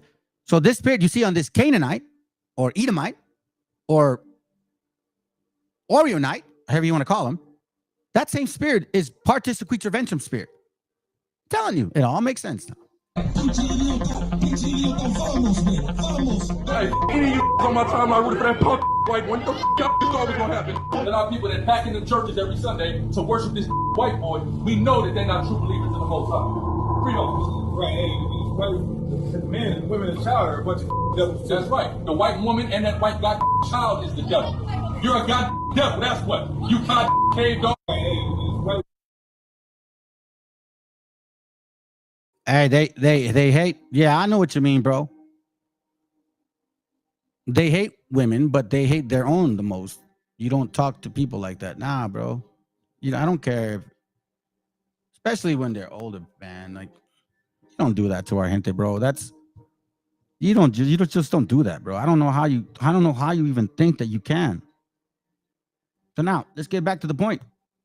Now, but this is what we were taught, family. This is what we were taught, right? We all know this is what the whole concept of history it is. Evolution of slavery in Virginia, 1619.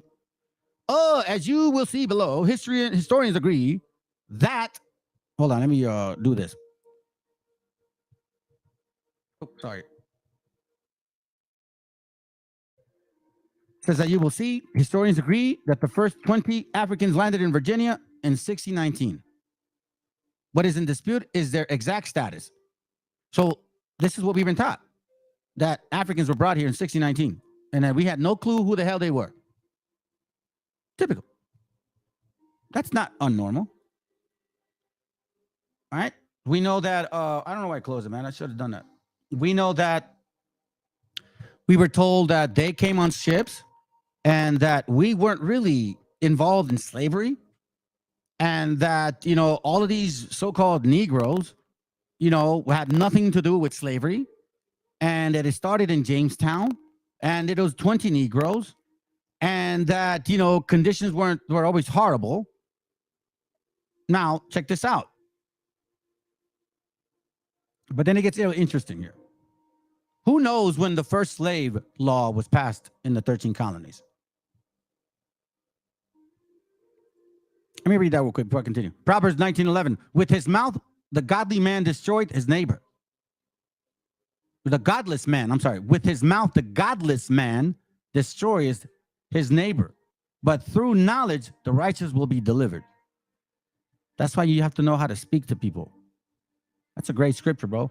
Given this, even though we do not see the first statutory slave condition until 1660, we see that its immediate antecedent, I guess. I don't know. I've never read that word, actually. It's weird.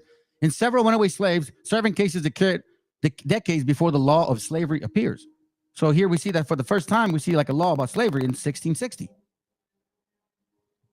That's what we knew, and that white people did it, and they took them from Africa, and the white people did it to us, and that, we were in slavery, and because we didn't know any better, and because we're stupid, and that they had like a category, you know what I'm saying? Like they had certain slaves, and some were not slaves. And then now, like I told you, but I'm going to show you a little bit. And now we see this here. Okay, so the brother, whoever this is, whoever you are, all praise to the Most High. So I'm going to play it a little fast, and we're going to see some subtitles. Let me see how fast it goes, okay? Let me see. This is going to be to right here. So he's showing this guy. This is William Cooper and how he holds his hands, right? So masonry stuff. So now he starts showing this big-ass forehead fool. Let's listen in. I don't think it's too fast. So I tell people, you don't have to believe in the New Testament. Whoa. That is fast. All right, let's continue. In Christ, the people that the Bible is about, which is the Hebrew Israelites, the children of Israel. So I tell people, you don't have to believe in the New Testament in Christ, but at the end of the day, you can't deny your ancestry and your lineage. And your ancestry and your lineage goes further than the word Bantu, because Bantu means the people. Whatever. At the end of the day, when we do the DNA of Latinos or indigenous Indians in Mexico, and we do the DNA of black people in the Americas, our DNA on the mother side and father side is always going to connect us back to Sub-Saharan Africa with the Niger-Congo Bantu-speaking people. And we know that black people don't have wings and black people don't have gills like Aquaman. So how did they get to the Americas? And we know through history that the slave trades brought us to the Americas. Now, this is not true, fam. DNA, if you want to believe it, does not connect us at all, whatsoever. A1B1A and A1B1B, it's all over Africa. But here we start. See, this is where it gets a little tricky. Is he talking about the Troll tribe, or is he supporting the Wobbles? You see what I'm saying? Let's continue. Raised 33 degrees. See, if I had come through man, then I could have only been raised 33 degrees. If I raised myself. And I thought, well, if we're real Israelites, then what are people in Israel? No, I got to stop right there. So, what age did this happen? This happened when you start really seeing the scriptures and saying, hold on, man, this might be us right here. This happened like 2010 years ago, so I was about 33 years old. Okay. Yeah, 33 years old. The Hispanic organization bent on gathering blacks and Latinos back to their true nationality. I quit my job to come to South Africa and bring this message here because the movies and the books they're a big thing in America. And even though the movie and the books have been around. And, you guys got to think about it. They keep saying black and Hispanics, right? But where are you guys? Where are you Hispanics in this whole movement? No, shut up, Northern Kingdom. Y'all don't know shit, okay? Shut up. You guys are silly dogs. Let us Negroes handle it. And selling on Amazon since 2015. It's time for Africa to get this information. Bruh. You have Israelites that believe only in the Old Testament. They believe, and you have those that believe in the New Testament and the Old Testament. You have those that believe certain books they don't believe. You have some Israelites that believe these people over here are the Israelites, and these are not on this earth are people. And so there's different teachings and doctrines that every Israelite, I guess, assembly or camp has. What's amazing is I went out there and I jumped the gun. Now, the last thing I want to talk about, Kyrie Irving. Nathaniel, because there's been a lot of, conversations about, the situation with Kyrie Irving. The world is truly a stage.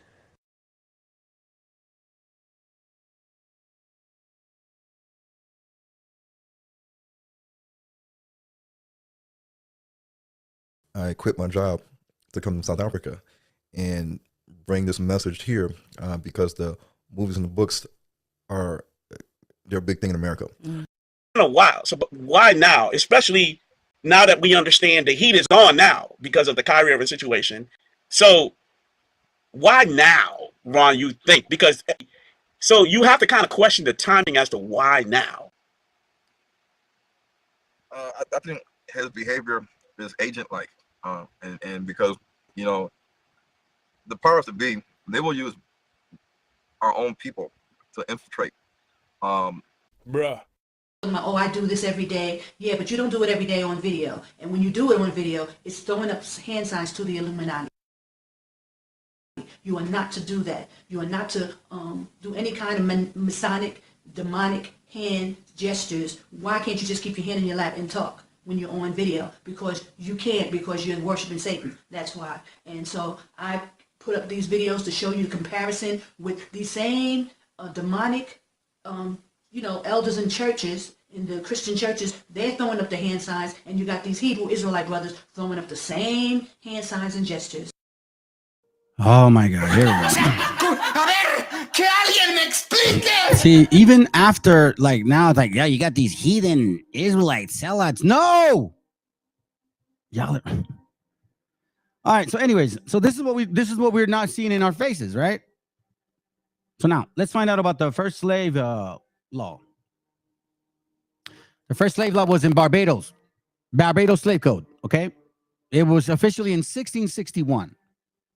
Officially titled An Act for Better Ordering and Governing of Negroes. How convenient, huh? How convenient of Negroes. That's so common. That's so common now. Like, oh, it's just Negroes. Nah, not at all. Okay? The slave code described black people as a heathenish, brutish, and uncertain, dangerous kind of people.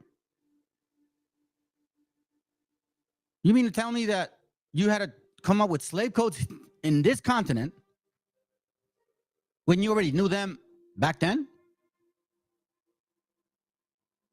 Weren't you enslaving them for a while? All right. So, but then again, now, let's look at this. Partus Sequitur Ventrem, okay? And it was in 1662 when the law was passed, a Virginia royal colony. Who was a king at this time, you say? King James IV. That might have looked like some of these guys here. I already showed you guys, right? So now, but whenever you see Partus Sequitur Ventrem, you don't see our people. You see Hamites, Canaanites, not Israelites. I know you guys like to believe that, but I think it's a portion of you are, but hardly any of you. Hardly any of you. Partus Sequitur Ventrem, that which is born follows the womb, was a legal doctrine passing colonial Virginia, okay, was originally chartered in 1584 and established in 1585. Who was in charge? Who was chartering this? King James, the so-called black dude that supposedly authorized the Bible translation. So in 1662 is when you see the actual first practice of Partus Sequitur Ventrem. But see, here's the funny part. When I first started learning this, well, Partus Sequitur Ventrem to all the 13 colonies. You see? So let me show you something, family, because this is one thing you need to learn. 13 colonies of America. Map. All right. Oh, no, I don't want to see that. Let's see. I need a whole map. I need a whole America map. There it goes right there. Okay, so here's the 13 colonies. Florida isn't part of it. All this, Florida is not part of it. Then you start seeing Texas, Louisiana, Georgia. I don't know all the maps. I don't know all the states. But it was 13 colonies at this time. That means the so-called British or Europeans were just here. Here. So who was over here? You see, when you look back at history, when the 13 colonies, the British or these so-called Americans here separated from Britain, they promised not to invade further than 13 colonies. So now we know that the 13 colonies was from where to where? The 13 colonies began. The first 13 colonies founded along the eastern seaboard in the 17th and 18th century, between 1600 to 1700. Okay. Well, that's what we see here. So a lot of you so-called African Americans, you guys don't realize this. You guys forget about all that.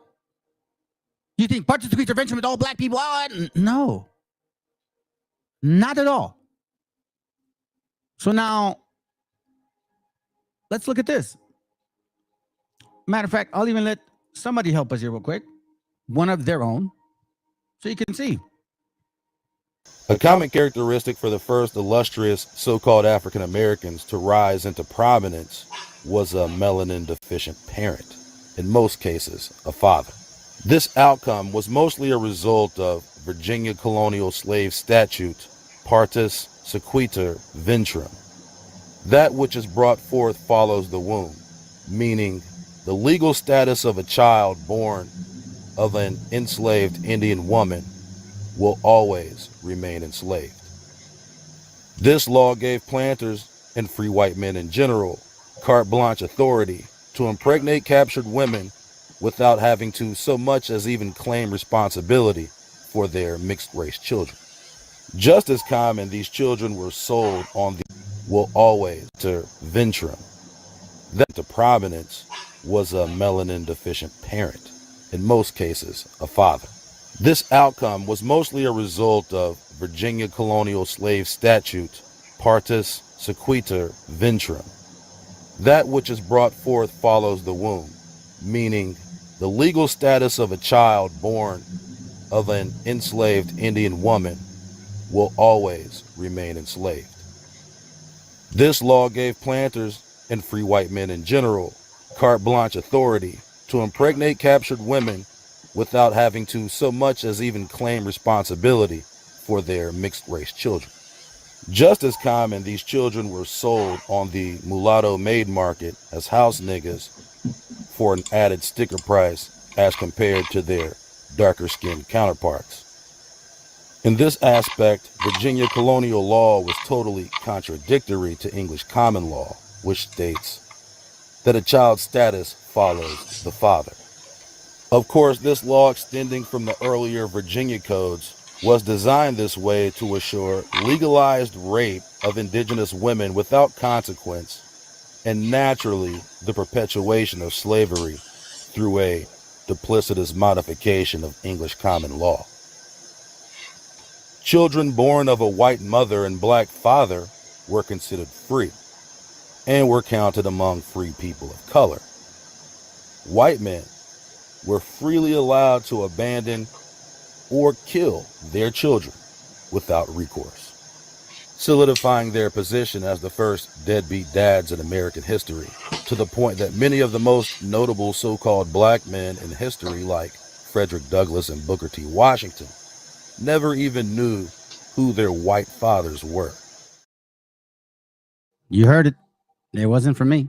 So the 13 colonies, which is Virginia, colonial law, meaning that Florida was of Spain, and so was all this territory. This part was of France. I think France was right here. But all of this was Spain, and it was natives. That's what it is. Let me show you this real quick. This is interesting here, okay? Slavery in colonial history in the United States. Slavery in the colonial history in the United States refers to the institution of slavery as it existed in the European colonies, which eventually became part of the United States, okay? 13 colonies right here. You see? Florida's not part of it. Florida's not. Georgia, South Carolina, North Carolina, Maryland, Delaware, Jersey, Pennsylvania, Connecticut, Rhode Island, Massachusetts, New Hampshire, New York. That's to the original 13 colonies. And every single one of these colonies had slaves. Now, the question is, who were the slaves? We know that Spanish, French, Dutch, and English all gradually started coming here. But French and Portuguese were the first ones to initiate slavery. Now, we know Portuguese were the very first ones to start enslaving people in Africa, but we also know that Portuguese weren't white. Neither was Christopher Columbus. He was Swati. Now, here's the funny part, okay? This is how they get away with this discovery of doctrine. Native American enslaved members of their own and other tribes, usually as a result of taking captives in raids and warfare before and after Europeans arrived. How convenient, huh? Talks about expeditions and all that, but the funny part is in this very same article, it actually talks about Nathaniel Bacon's actions in Virginia during the late 1670. If you guys look him up, he hated our people. They also provided soldiers. No, I'm sorry. Let me read it. In 1676, the Virginia Assembly granted Bacon and his men what equated to slave hunting license by providing that enemy Native Americans caught were to be enslaved for life. For life. They also provided soldiers who had captured the Native Americans with the rights to retain and keep all such Indian slaves or other Indian goods as they have taken and hereafter shall take. By this order, the assembly had made a public decision to enslave Native Americans. In the years to follow, other laws resulted in Native Americans being grouped with other non-Christian servants who had imported to colonies, Negro slaves as slaves for life. Puritans, Virginia, Spanish, Florida, and the Carolinas engaged in large-scale enslavement of Native Americans. New England, Virginia, Spanish, Florida. Who conquered Florida? Narvaez. Black. Yeah. All of these guys, they were what? Interested in enslaving Native Indians. Okay? The first Africans are lying. Stop lying. We know that's a lie. Once again, let me touch on this so you can be clear. That which is born follows the womb. The law before in Britain was that if your father was free, then you'd be free, not of your mother. But never do they mention our women in this. It actually says in 1620, a group of 20 odd Negroes were landed in the colony of Virginia. They had been captured from Portuguese slavers. The Portuguese having begun the Atlantic slave trade. And we know that Portuguese were swarthy and black. But see, never in this moment do they mention our women being the ones. As they hint it, they reference it. But never do they really put it in your face. They can't. And they never will. I'm going to show you this real quick. Now let's get into the books. See, y'all see, man, I don't lie about this stuff, man. The free, bro. Watch this real quick. I hurt some feelings, but I'm not here to caress your feelings. Let's see. This is on the Free Negro in Virginia, 1619 to 1665. It says here, were any or all of these Negroes permitted to realize the freedom to which servants were entitled under the laws and customs of servitude? In the records of the county courts dating from 1632 and 1661, Negroes are designated as servants, Negro servants, or simply as Negroes, but never in the record, which we have examined, were they termed slaves. Hold on a second. They were never termed what? Gotcha, bitch. Slave. Hold on. Gotcha, bitch. But an order of general court, a Negro brought the West Indies to Virginia in 1625, was declared to belong to Sir Francis Wyatt, then governor, as his servant. There is nothing in the record which indicates that servants meant the same as slaves. Among the 23 African servants enumerated in 1624 was a Negro man named Anthony, and we know who this guy is, and a Negro woman named Mary, serving under different masters. In the court county records of Northampton, the date February 28, 1652, as the following order. Okay, we see this here. Let's continue. Page 25 of the same book. Subtracting 30 or more years from 1652, the date of this court order, we find that Anthony Johnson and possibly the woman who became his wife were inhabitants of Virginia before 1622. If additional evidence is required to establish the fact that Anthony Johnson and his family were free in 1652, it is contained in a land patent of 1651 assigned to him in fee simple 250 acres of land. Hold on a second. What, 18 a slave? How the fuck do you got this much land? Excuse me. Didn't mean to cuss, family. I'm really working at it, fam. I'm trying not. I'm gonna try to cuss not today. Okay, I'll really work on it. If additional evidence is required to establish the fact that Anthony Johnson and his family were free in 1652, it is contained in a land patent of 1651 assigning to him a fee simple 250 acres of land. Y'all know how much 250 acres of land is? Here, I'll show you. How many? Well, first of all, how much is 200 acres of land?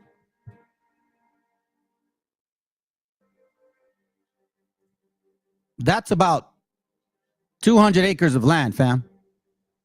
Okay? How many homes do you think you can fit in there? Yeah, I understand, bro. Don't trip, man. I got you. Okay? So anyways, let's continue. 250 acres of land or on the records of a suit which he maintained in a court county in 1655. Then it says, after 1643, terms of service for servants brought into the colony without indenture or covenant to testify their agreement were fixed by law at 4 to 7 years, the period varying somewhat with usefulness of the servant. So perpetual slavery, not at all to you black folks. So far we see there was something as indentured servants for black people. The variation in the term of service for Negro servants appears to have been greater than the variation for white servants. In 1651, head rights were allowed upon the importation of a Negro by the name of Richard Johnson. Only 3 years later, a patent calling for 100 acres of land was issued to this Negro for importing 2 other persons. So every time y'all brought your people, did the white man give you the land or did you give yourself the land? Or was there no such thing as white or black at that time? It was either European, African, or native. And I'm starting to wonder now, who really enslaved who? Because you guys say that Africans enslaved you and sold you. But I'm starting to think that you guys actually, you European blacks, you guys were enslaving the Africans from over there and bringing them here.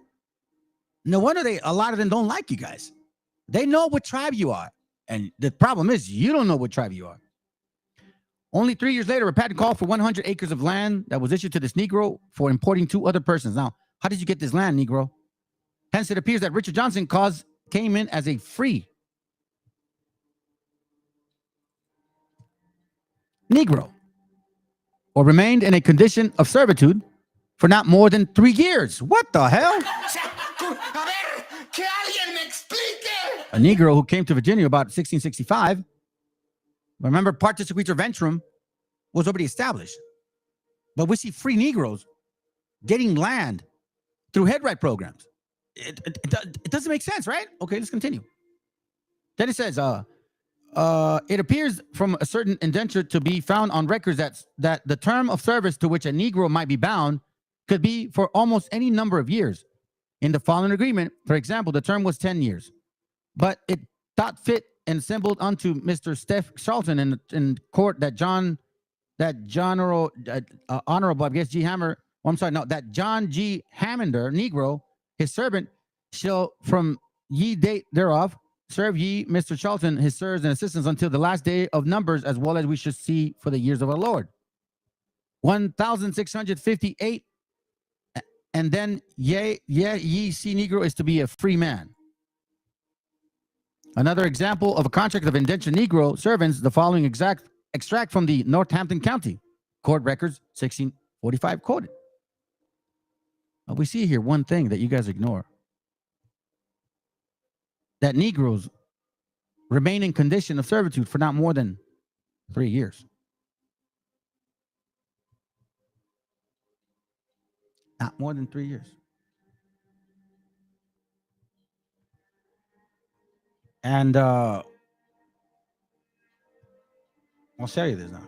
Now, I'm taking you through this process because I want you to pay attention, because once you start connecting these this history, Indian slavery. Indian slavery in Virginia. Okay. I'm sorry, Indian slavery. No, it's called Indian slavery in colonial. Okay. We're going to go to page 76. Watch this real quick. I'm going to show you something because this happens a lot to us. Okay. So watch, remember, I just read to you Partus, Sequitur, Ventrem, all these things, and we read that black folks weren't technically slaves, perpetual slaves. They were indentured servants, 3 to 4 years. Now let's read. They shall be slaves for their lives. This is from Indian slavery in colonial America. Okay. Is this book right here? Oh, no, that's not the book, but I'm going to read that later. It reads, second paragraph. These Indians were not indentured servants. Like Rawlinson, boy, Indians served masters not for 4 years or 7 years, but until they died, no matter how many years they might be. Indisputably, and by 1661, at latest, Indians could be and were lifelong servants. You Negroes were not doing that. You Negroes were getting away with head right program, and in 4 years, you were free as hell, and you were buying land. And remember, this is the 13 colony laws. So it was just you, black and white people. And you were enslaving our women. That's why you dumb wobbles that think you have native in you. It's because El Negro raped our women.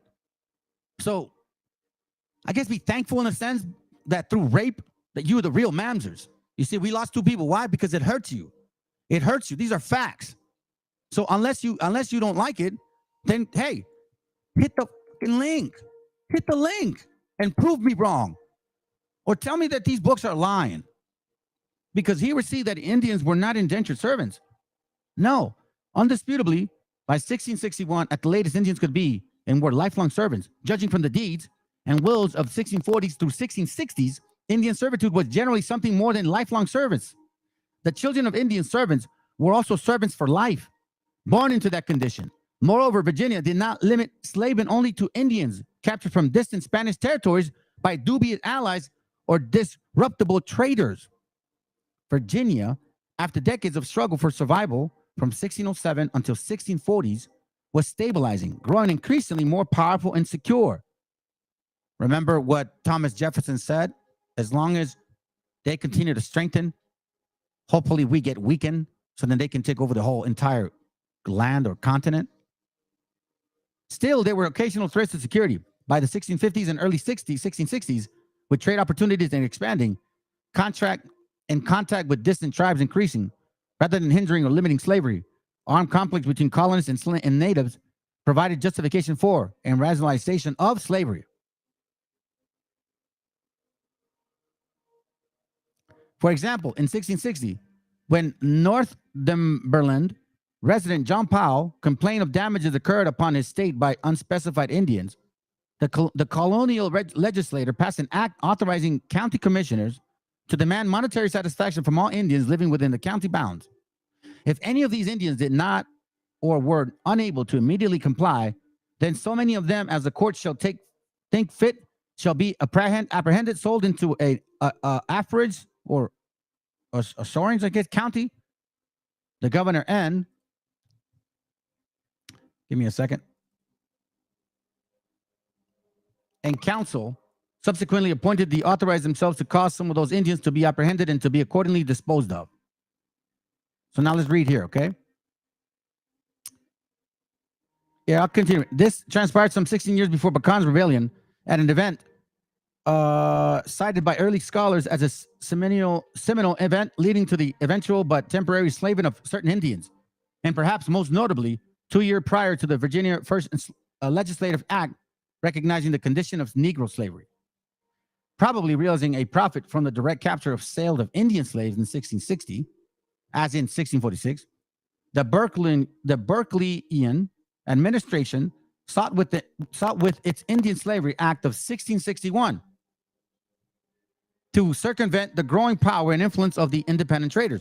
Again, in 1666, and barely a decade before the onset of Bacan Rebellion, Governor Berkeley issued an order against the Rappahannock River tribe.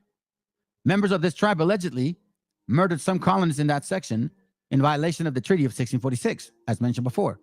With the 1660 and 1661 Retribution Act, aside from Partus, Sequitur, Ventrem, the General Court, Berkeley, presiding, declared that for revenge for the alleged murders and for the prevention of future mischiefs, the tribes would be prosecuted with war, and their women and children taken and disposed of according to such instructions as shall be issued from the right honorable governor.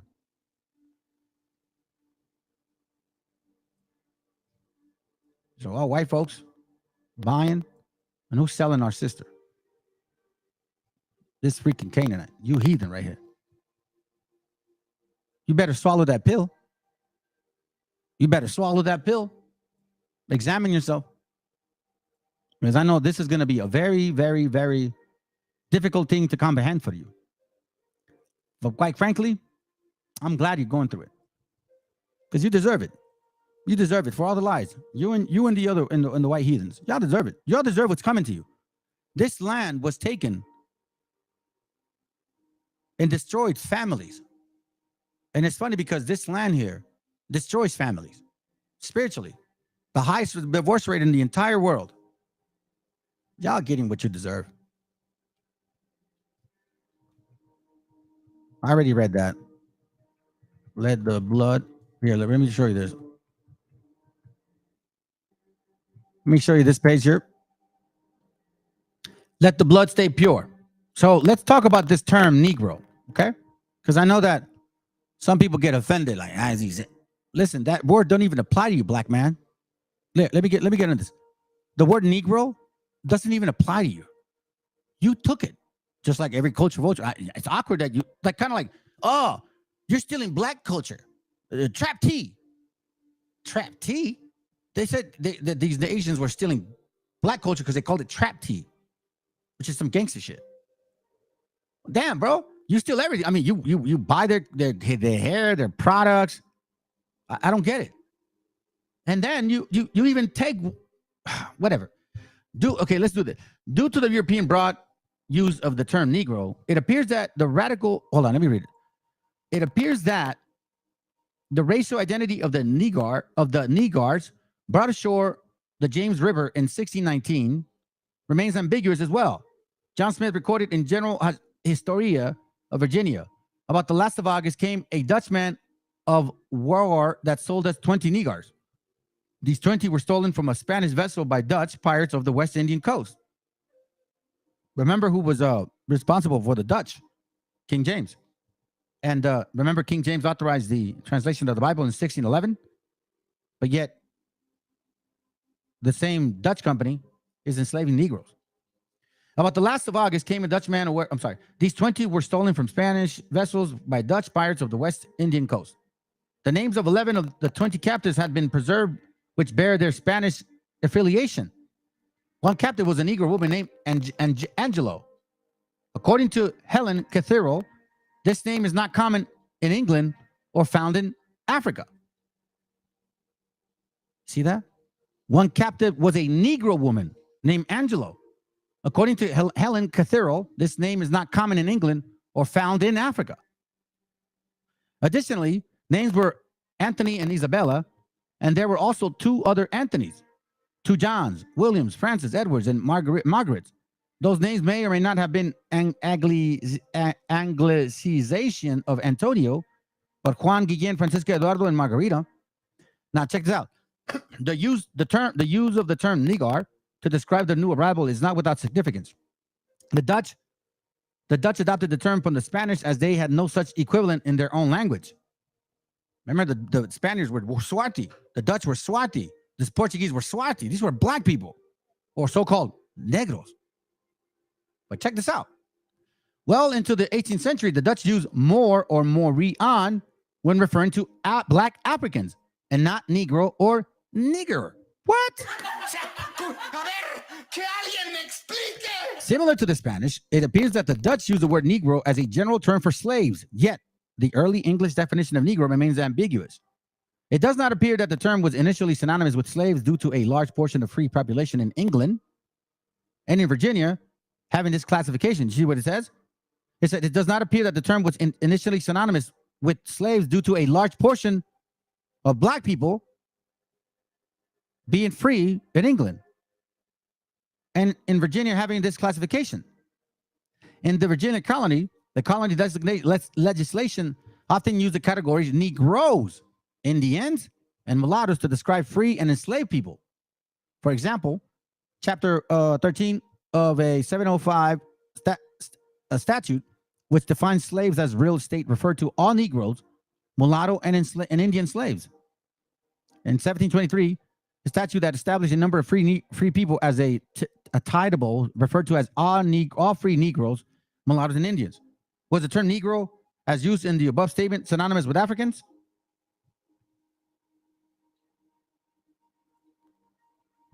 Let's see. Stick around, fam.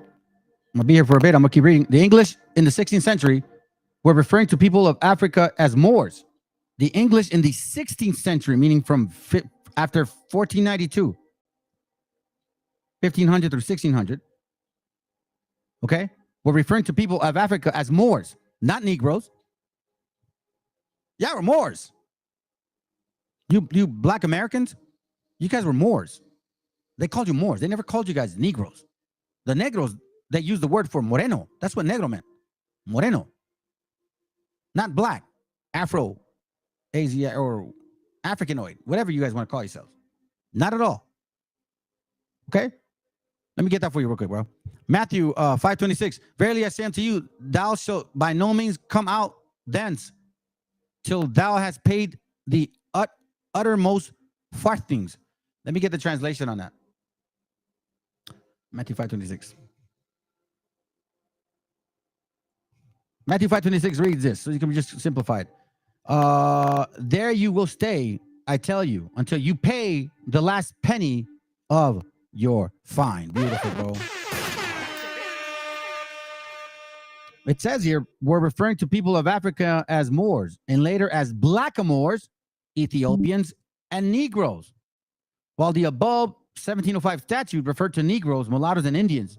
Another 1705 statute asserted, and for further Christian care and usage of all Christian servants, it is enacted that no Negro, mulatto, or Indian, although Christian or Jew, Moor, Mohammedan, or other infidel, shall purchase any Christian servant, except for their own complexion or such as we declare slaves by act. Now, these Christian servants were white. That means that people were allowed to purchase Negroes, mulattoes, Indian-looking people, and Christians, whites, poor white people. What is the interest here? What is of interest here is that the Virginia legislature defined Negroes and Moors separately. And the term Moors was used for people of African descent. Then, who were the Negroes in the above passage? The same question can be asked regarding the term Moor. It was also translated with great flexibility and could include people of Arab descent. In addition, Negro was not synonymous with black because it also encompassed brown. Bruh. Wait a minute. Who are you? You guys don't read. Dear black people, you need to learn how to read. No offense. You really need to dig deep into your history because you got a Mexican over here telling you guys what you don't want to hear. This is where y'all come from. And you guys had it good until all these other lands here that you were taking because supposedly the white man took it, but you benefited from it because you fought in every single war. Don't you guys say, we fought in every war? We built America. You built America on the backs of this native blood. That's what you did. Now I know why Habakkuk talks like this about you. Now I know why. Habakkuk 2:2, and the Lord answered me and said, write the vision, make it plain upon tables, that he may run that readeth it. Remember, you are running the hold on. Let me see if I can remember it. Hold on. Yeah, that's it. We're in Hebrews, Habakkuk 2:2, right? Remember, it says here, and the Lord answered me and said, write the vision, and make it plain upon tables, that he may run that readeth it. 1 Corinthians 9:24. Know ye not that they which run a race, run all, but one receiveth the prize? So run that ye may obtain. That's why it talks about you need to really know the Bible. You need to understand when you hear these things and they give it to you. Listen, the Most High is telling you, I just gave you something. Freaking run with it. For the vision is yet for an appointed time.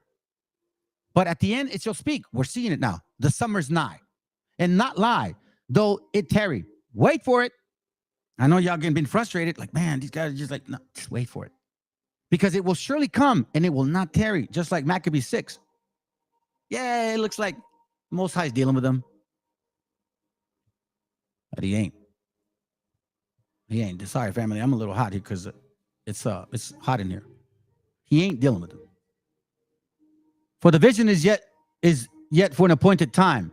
But at the end it shall speak and not lie. Though it tarry, wait for it. Meaning, though it takes a while, just hold on. Just hang in there, okay? Just hang in there. Because it will surely come. It will not tarry. Behold, his soul, which is lifted up, is not upright in him. But the just shall live by his faith. Yea, also, because he transgressed by wine, he's a proud man. Remember? Talks about transgressed by wine. I can only translate this to like Revelation 1:14 and try to say that they drink wine and so that's why their eyes are red. Oh, yeah. Oh, because he transgressed by wine, he's a proud man. And a lot of you campers, y'all love to drink. Neither keep it at his home. I'm always at the club, who enlargeth his desires is hell. Meaning, I want to rule the world and I want a bunch of women and a bunch of money. And is as death and cannot be satisfied, but gardeneth unto him all nations and heapeth unto him all people. All people. Which I'm looking for the wood to him. Habakkuk 2:9. Woe to him that coveteth an evil covetousness to his house, that he may set his nest on high, that he may be delivered from the power of evil. Nah, we're the people of the Bible. Hey, you Hispanics are too. Nah. Thou hast consulted shame to thy house by cutting off many people and hast sinned against thy soul. Woe, verse 12, woe to him that buildeth a town with blood and established a city by iniquity. You trying to tell me it was just you? You trying to tell me it was just you? Hey, I'll praise, bro. You're in the spirit. Trying to tell me it's just you? 13 colonies. Florida was conquered by black people. And like I showed you and I want to show you today that wherever the Spanish flag was, Negroes were there. Same book. Many American Indians imported to or exported from the colonies were listed as Negroes. Approximately 69 Indians were included among a list of Negroes brought to Virginia from North Carolina from 1710 to 1718. You see, brought to Virginia from North Carolina. North Carolina, Virginia. Okay?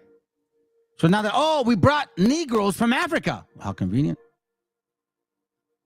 A similar occurrence happened in New York from 1715 to 1736. A number of studies show that many slaves of probable or stated American Indian ancestry imported into this colony. From Campeche, Jamaica, Honduras, the Carolinas, and Virginia were listed as Negroes. People of Indian or part Indian ancestry were listed as Negroes Negroes well into the colonial and antebellum period. That's why y'all look like that. Hey, Shalom, bro. Thomas Sowell has videos talking about the same thing you're teaching on. All praises, bro. I don't know who he is. As you can see, an East Indian Negro man called Gene, a slave born, demonstrates the broad use of term Negro in Virginia. Now let me go to the bottom. No, here. The term Negro eventually became synonymous with the slaves in Spanish, Dutch, and Portuguese colonies, or Swati. And these were so-called Jews, Portuguese Jews that were black but couldn't prove they were Jews. Remember that book I showed you, The New Voyage to Italy, written in 1739, I believe. Then it says, nevertheless, although slaves became virtually synonymous with Negro, Negro was not synonymous with African.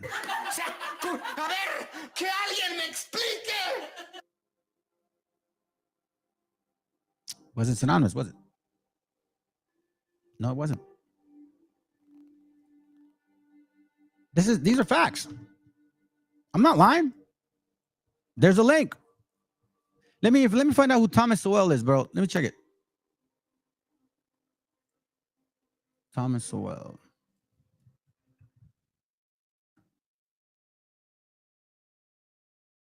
Oh yeah, he's been talking about it lately. I got to look at him again. I have a video on him about what he said about natives, and I was kind of blown away by him even assuming or even saying that. But yeah, I saw him around. He's been around for a while. He's way older than me. Let me get this one out. Okay, so now we're gonna go to this, fam. Africa's gift to America, and we're gonna look at the first. Let's do this. Okay, Africa's gift to America. It says. I'll start here. They were as eager to sell as the whites to buy. Stronger chiefs made war on the people of weaker ones for captives. Some grew very rich and lived in great luxury. Two of the most notorious, Norberto da Salsa and John Ormond, were mulattoes with Christian rearing.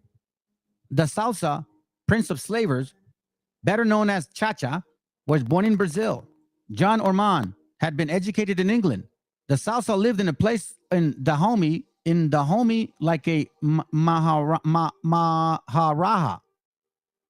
I know some stuff about these guys. I can't remember what it is.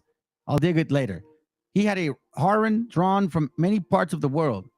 Captain Drake, American slave dealer, said that Chacha offered him the pick of them. You shall have French, Spanish, Greek, Circassian, English, Dutch, Italian, Asiatic, and American, or any other kind. Ship, slave, slaving, right? So who's this guy? This guy. That guy. Does he look white? No. The Salsa, slave mogul of West Africa. So here, most notorious of the slave traders. Oh, these guys, are you going to tell me that it's just their jigs, they're just jigs. They didn't know any better. They're just jigs, These fools are black. They ain't our people. Get the hell out of here with that shit, man. Give to America again. Y'all need to buy this book. It's expensive now. I was bringing it out last year. It costs more now. I don't know if it's because of that. But anyways, on this side of the Atlantic was Zephaniah Kingsley. Zephaniah is a Bible name. It sounds to me like black people knew something about the Bible at this time. 1765 to 1843 of Florida with his East African Negro wife. Both made an immense fortune for smuggling slaves from 1765. Remember, Spain had just lost Florida in 1763. So who were these slaves that they were smuggling? It would be cheaper to smuggle them from the land, right? Kingsley, who was related to Whistler's mother, was not only the richest man in Florida, but one of the richest in America and a powerful political figure. His ships brought in many thousands of Negroes, bought at 25 cents each. Remember the word Negro, though. We don't know if it's not synonymous to African. So what Negroes were these? Your mom and your dad. Esos negros, güey. There you go, that dude. Listen, man, I was reading about, dude, this morning or yesterday, I actually caught that. I gotta find it. But anyways, but that's a fact. So we read before. This is why I take you guys through a process so you can see, like so you can see what I see. I'm trying to put these books together because that's what you got to do. Even the scriptures say it with the scriptures, with the Bible. The scriptures say with the Bible, right? But when the Most High has that kind of, what's the word I'm looking for? I don't know, preach, not love, man. When he has that trust in you, when the wisdom kicks in, this is what happens. Isaiah 28:9, whom shall he teach knowledge? And whom shall he make to understand doctrine? Because doctrine is past, present, future, history, future, present, future, historical. Everything is doctrine is about our people of the history and how we're supposed to look at history and match it to the future. Then them that are weaned from the milk and drawn from the breast, meaning those that are meek and disciplined, that actually showed me, those that I've taken, that have disciplined themselves with the little bit that I've given them I'm going to feed. For precept must be upon precept, precept upon precept, line upon line upon line, here a little and there a little. Just like you find how to read the Bible, you learn because the Most High teaches you how to read information in books. It's the same concept. So that's why I'm taking you guys from the beginning to this point, because we see now that initially it wasn't black folks being enslaved. Partus or Ventrem was attached to our people. And now we're seeing that there was like 11-figure Negroes living in Africa at this time. This is a Negro right here. His ships bought in many thousands of Negroes bought at $25 each in Africa and sold in America, in the West Indies for $1,500. Once when U.S. Coast Guard captured 350 contraband blacks on Kingsley's ships, the government, not knowing what to do with them, turned them back to him. Africa's gift to America. Let's continue.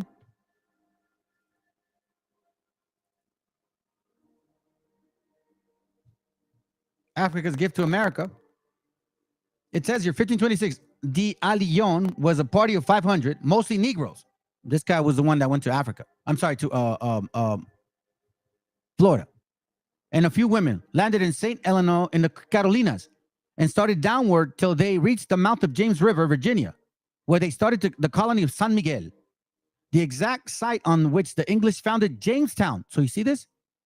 In 1526, the Allion, look him up. He is a African conquistador with a party of 500, mostly Negroes, not us. Why would he take us? He don't know us. He don't trust us. And see, that's the thing that you guys got to think about. These white Europeans came with black people. They'll trust them more than they'll trust us. Okay? But the colony was a failure because the Negroes revolted. Justin Windsor, in his narrative, meaning Negroes didn't want to work, just like what we see. It doesn't stop with you guys. It's not like what is it? It's not a Willie Lynch letter thing, dude. Y'all are Canaan, and by sedition through sedition, you're gonna manifest yourselves, which is why our forefathers told us, don't F with these people, man. Y'all don't get it. You want to go around giving your daughters your men to them, go ahead. But the colony was a failure. Let me get ahead. Narrative and Critical History of America says Allion began the settlement of San Miguel, where the English in the next century founded Jamestown. So you see, dear white people, in case you don't know, Jamestown was founded by Negroes, Africans. The Negro slaves first introduced here did the heaviest portion of the toil. Cruelly oppressed, they revolted. Such were the stormy beginnings of the Spanish rule in Virginia.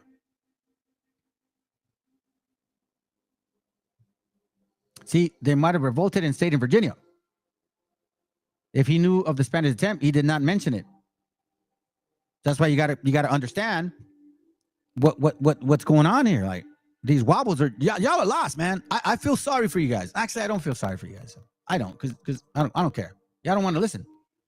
Let me go to the top. Popular history starts that the Negro in the United States Popular history starts the Negro in the United States in 1619. In 1919, there was a tercentenary observance of it at Jamestown. But this date, based on a letter by John Rolfe to Sir Edwin Sandys, is 107 years too late. Negroes first came with the Spaniards. Boo! Gotcha, bitch. Gotcha, bitch. Gotcha, bitch. You see? You guys first came with the Spaniards. Remember? Negro. Okay? First came with the Spaniards, who were the real founders of the United States. Ooh, damn. Which reminds me, before I go, no. Matter of fact, let me do this now. Okay? So we've got that. We read it. Let's stay with that. The first of them was Ponce de Leon. We read about him yesterday, right? The first Negroes were the first came with the Spaniards, who were the real founders of the United States. Remember that, right? Remember that, right? Okay. So remember this. The conquistadors, the famous ones. Garrido, Pánfilo, Portugués, Garcia. Remember that, right? Okay. All right. Remember, don't forget what we read. Don't forget what we read. We read that Negroes first came with the Spaniards, who were the real founders of the United States. And they're not lying. Watch this. Well, then this is from what book is this? It's a famous guy. He's like I'll remember it, okay? Don't get me wrong. I'll give you guys the name. Just remind me. While the number of African explorers is impossible to determine, they participated in some way in virtually all of the Spanish expeditions in the New World in the 16th century. Let me go back to this.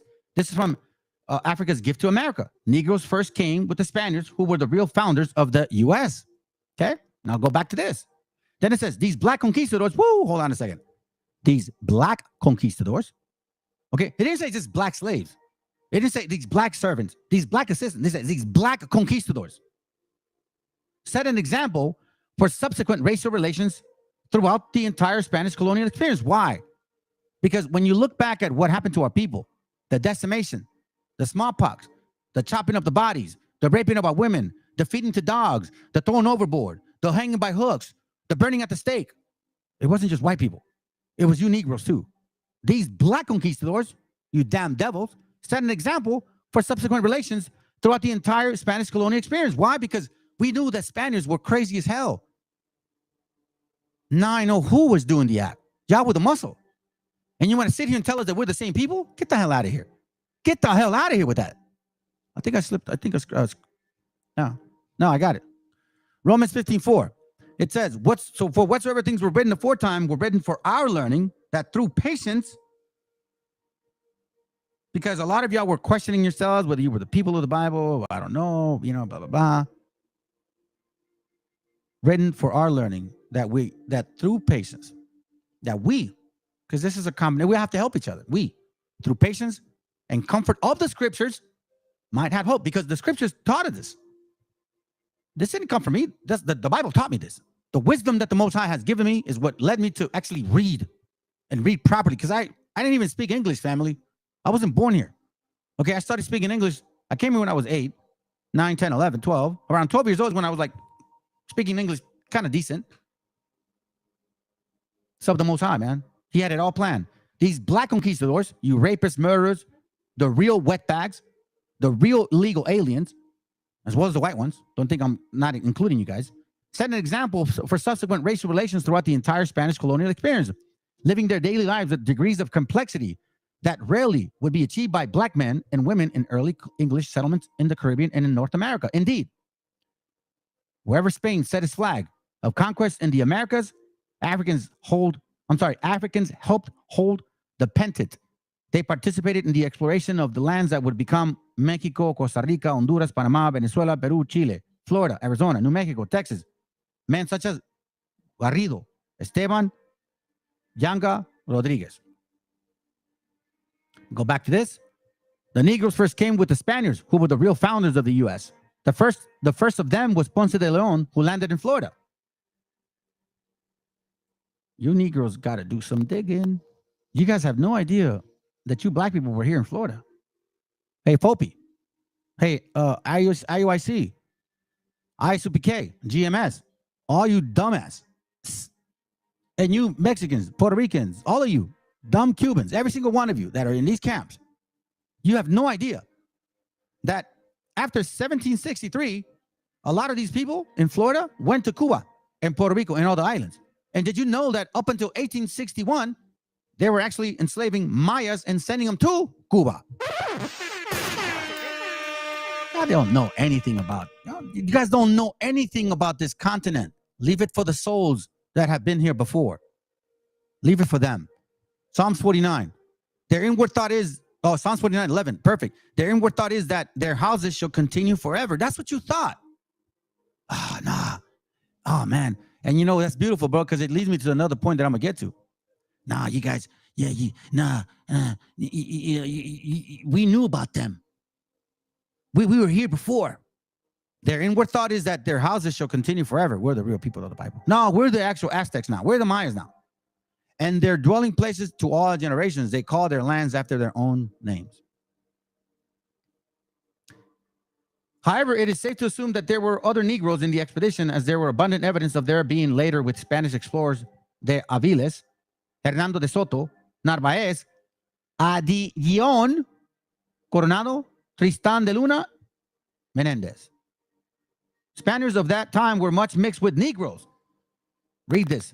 Spaniards of that time were much mixed with Negroes and had been from before the Moorish invasion of 711 AD. Man. Wait a minute. Who are you? I'm almost done with this, fam. I'm almost done with this. Actually, yeah. So now, to bring your point, bro, I'm telling you, look, this is why I love that thing. The Most High just I don't know, he finds a way to make this video, this class move, bro. Because look, they're very famous of saying like, oh yeah, the black Jew, a Negro.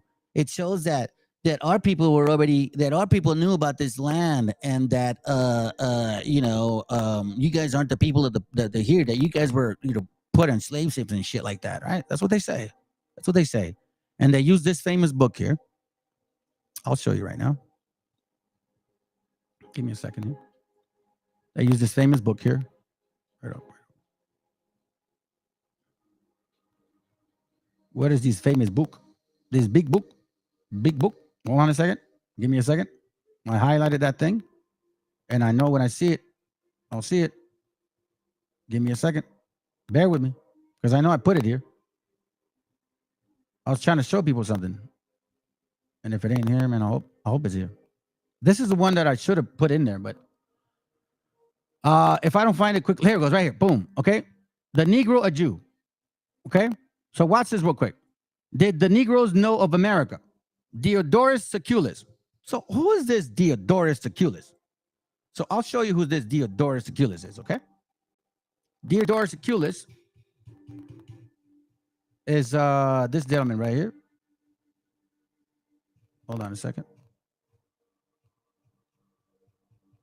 Here it goes right here. This is from the Conscience Dictionary of Ancient History, okay? Diodorus Siculus on the bottom says, Greek historian, born at Agarium in Sicily. He was in Egypt about 660 BC. His history was written after the death of Julius Caesar and ended with the Gallic War, taking 30 years in the writing. Okay? That's what that guy is. So this is what they say.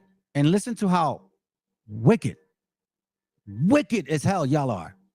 Whoever is telling you guys these things, y'all are wicked as hell. Okay? So let me read it, and then I'm going to read Psalms 49.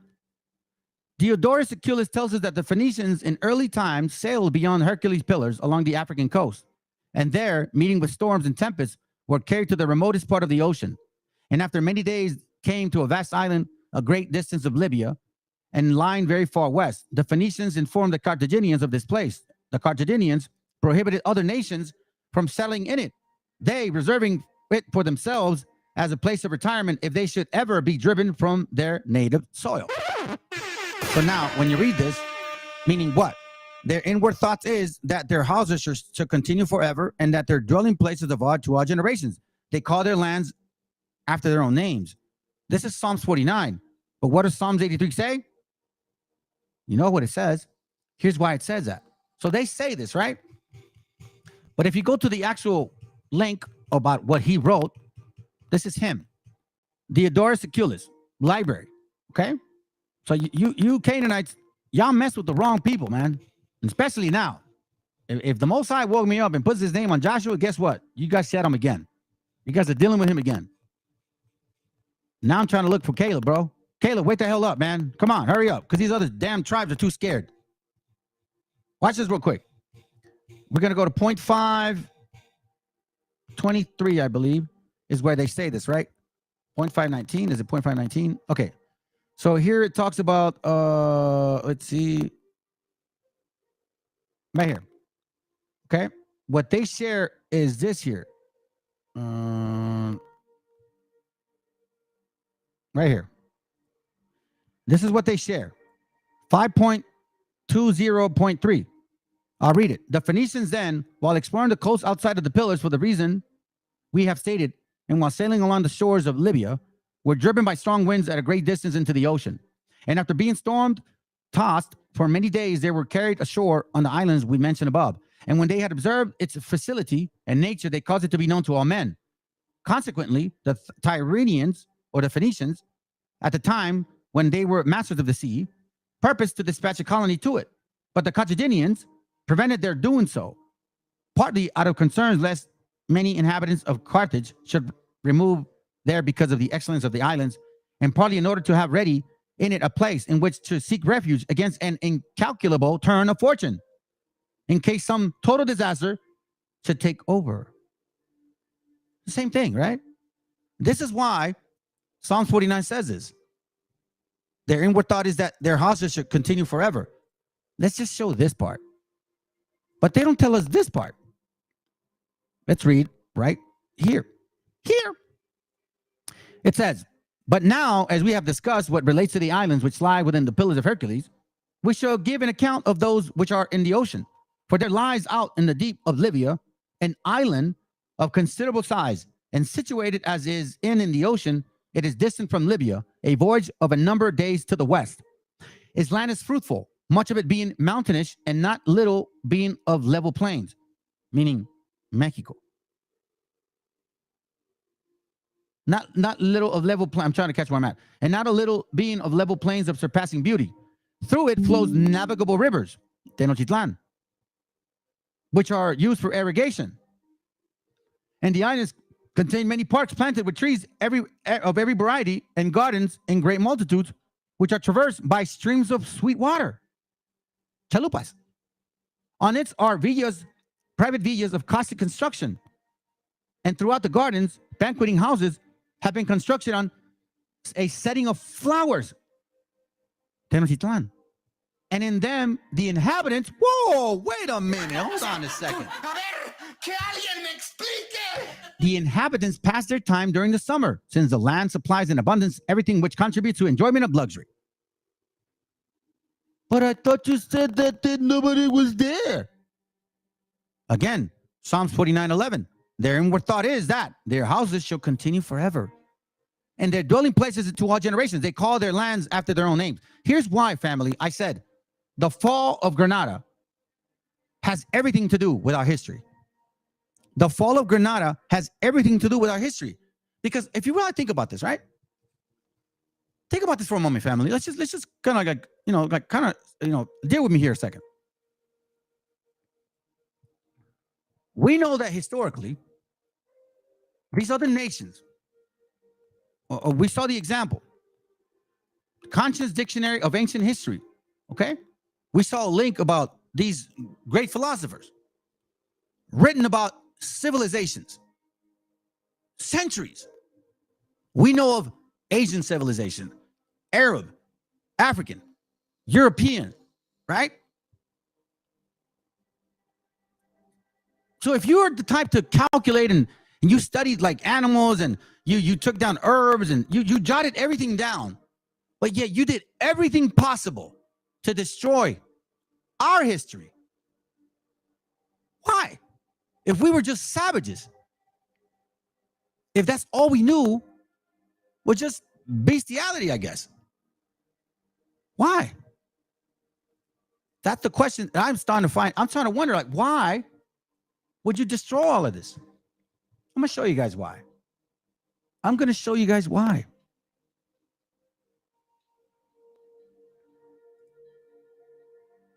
Show you guys why exactly.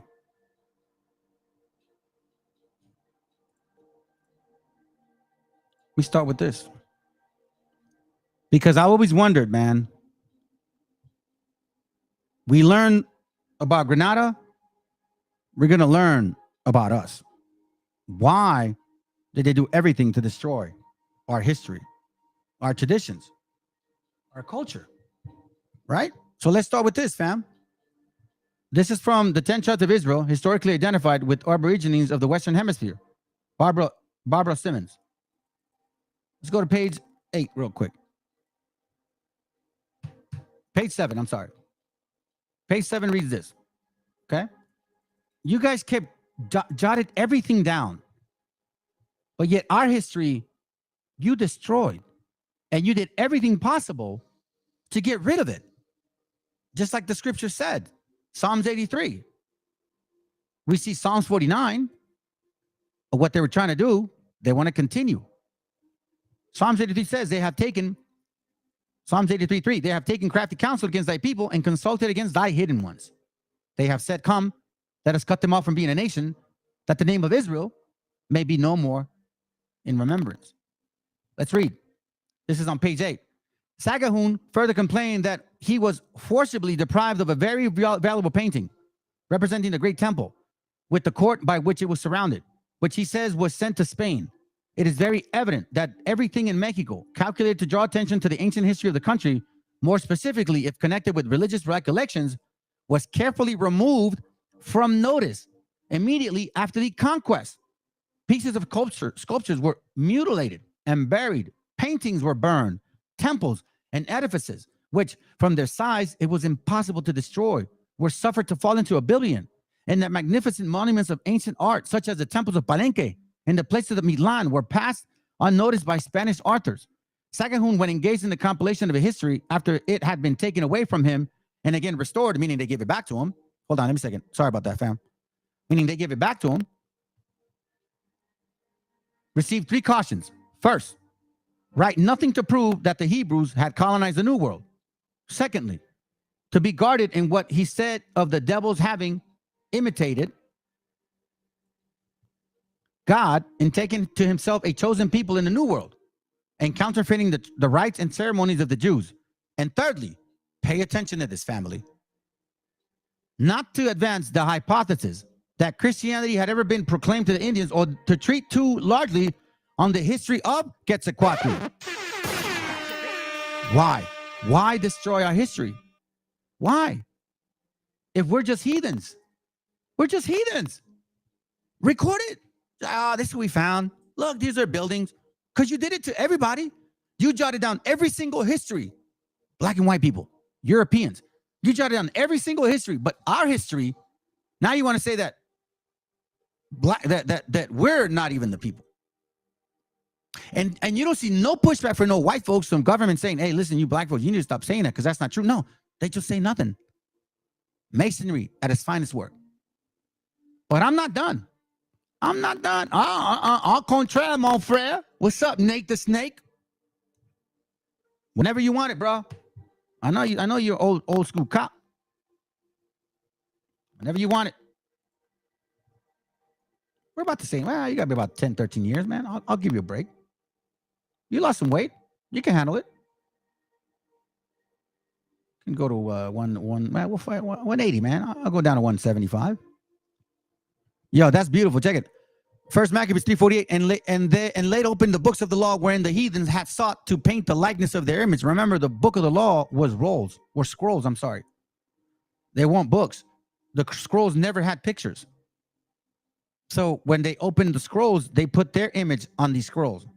And who are we seeing? And what do black people say? That white people put their image on top of their image. The scrolls never should have had images. Gave yourself up. But hey, what do I know, right? Second paragraph, it says, at this distance of time, when the state of the world is so different from what, I'm sorry. Give me a second. Am I reading the right page? Give me a second, fam. Because I have them here recorded.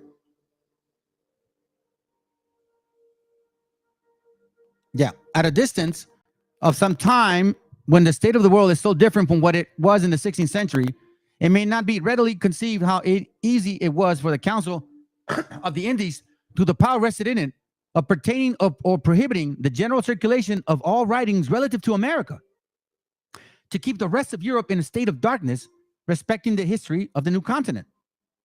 For 3 centuries, those who successfully composed that council exercised their functions as censors with greatest vigilance.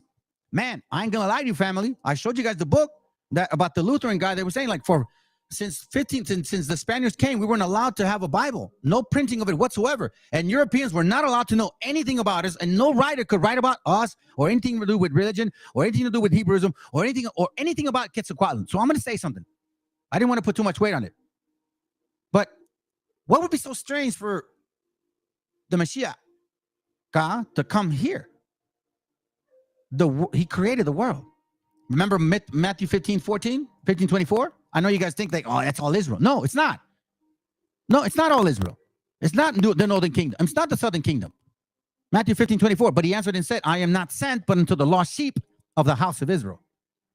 Judites weren't lost. Yeah, we're just proud. Not lost. That was the Catholic Church because the soldiers just wanted to the spoils. Yep. A lot of that. To keep the rest of Europe in a state of darkness respecting the history of the new continent. Why? You jotted down everything. What is so fearful about our history? If powerful patronage or inadvertence on their part suffered in the first instance of any obnoxious work to appear to print it, it was sure soon to be recalled. Thus, the history of the Indies by Gomorrah, dedicated to Charles V, and the Conquest of Mexico by the same author, dedicated to Don Martin Cortez, son of the celebrated conqueror, became prohibited books soon after their publication.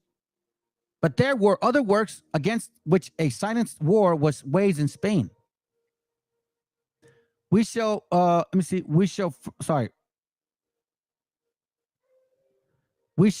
only further remark that the history of Peru is enveloped in much greater obscurity than that in Mexico. The real cause of less being known of the history of Peruvians in Europe. So they didn't even want nobody in Europe to know anything about, let alone Mexico, especially Peru. Don't know nothing about them. Notwithstanding, Garcilaso de Vega, himself of the race of the Incas, wrote in the latter of the end of the 16th century of Peru. This is a so-called cacique. He wasn't our people. Okay, he had kids with one of our women, and then they called themselves caciques. That's what they did.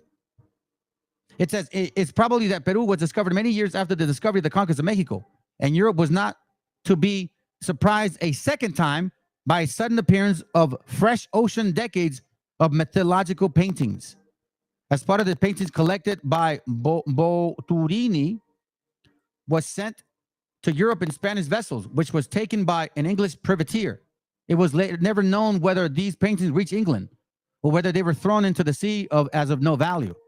The greater part of the mess of Boturini, those which were confiscated in New Spain, were torn, pillaged, dispersed by persons who were ignorant of the value of these objects. They weren't ignorant. They knew exactly what they were doing. What exists at the present of the Palace of Viceroy composed only 3 packets, each 7 hands square by 5 in height. They remain in one of the damp apartments of the ground floor of the archives of the government, which the Viceroy Count Revillagagedo removed because of the humidity, moldering the papyrus with alarming rapidity. We feel a sentiment of indignation on seeing the extreme negligence with which these valuable remains were abandoned, which had cost much care and labor, and the unfortunate Boturini, fired with the enthusiasm which is peculiar to enterprising men, calls in his historical essay the only property which he possessed in the Indies, and which he would not change against all the gold and silver of the New World. The Library of the University of Mexico is no longer in possession of any of the original hieroglyphics. The richest and finest collections of this capital is that of Jose Antonio Ricardo. Why? Why get rid of why? I mean, it just makes no sense. Why? I think this is page 50, and then I'm gonna switch. No, this is not page 50. The names and titles of the Creator. I'll just read it here. The character of the Holy One in Israel, being a manifold unity of moral glory, the distinctive manifestation of which originated those names and titles, which serves to express his power.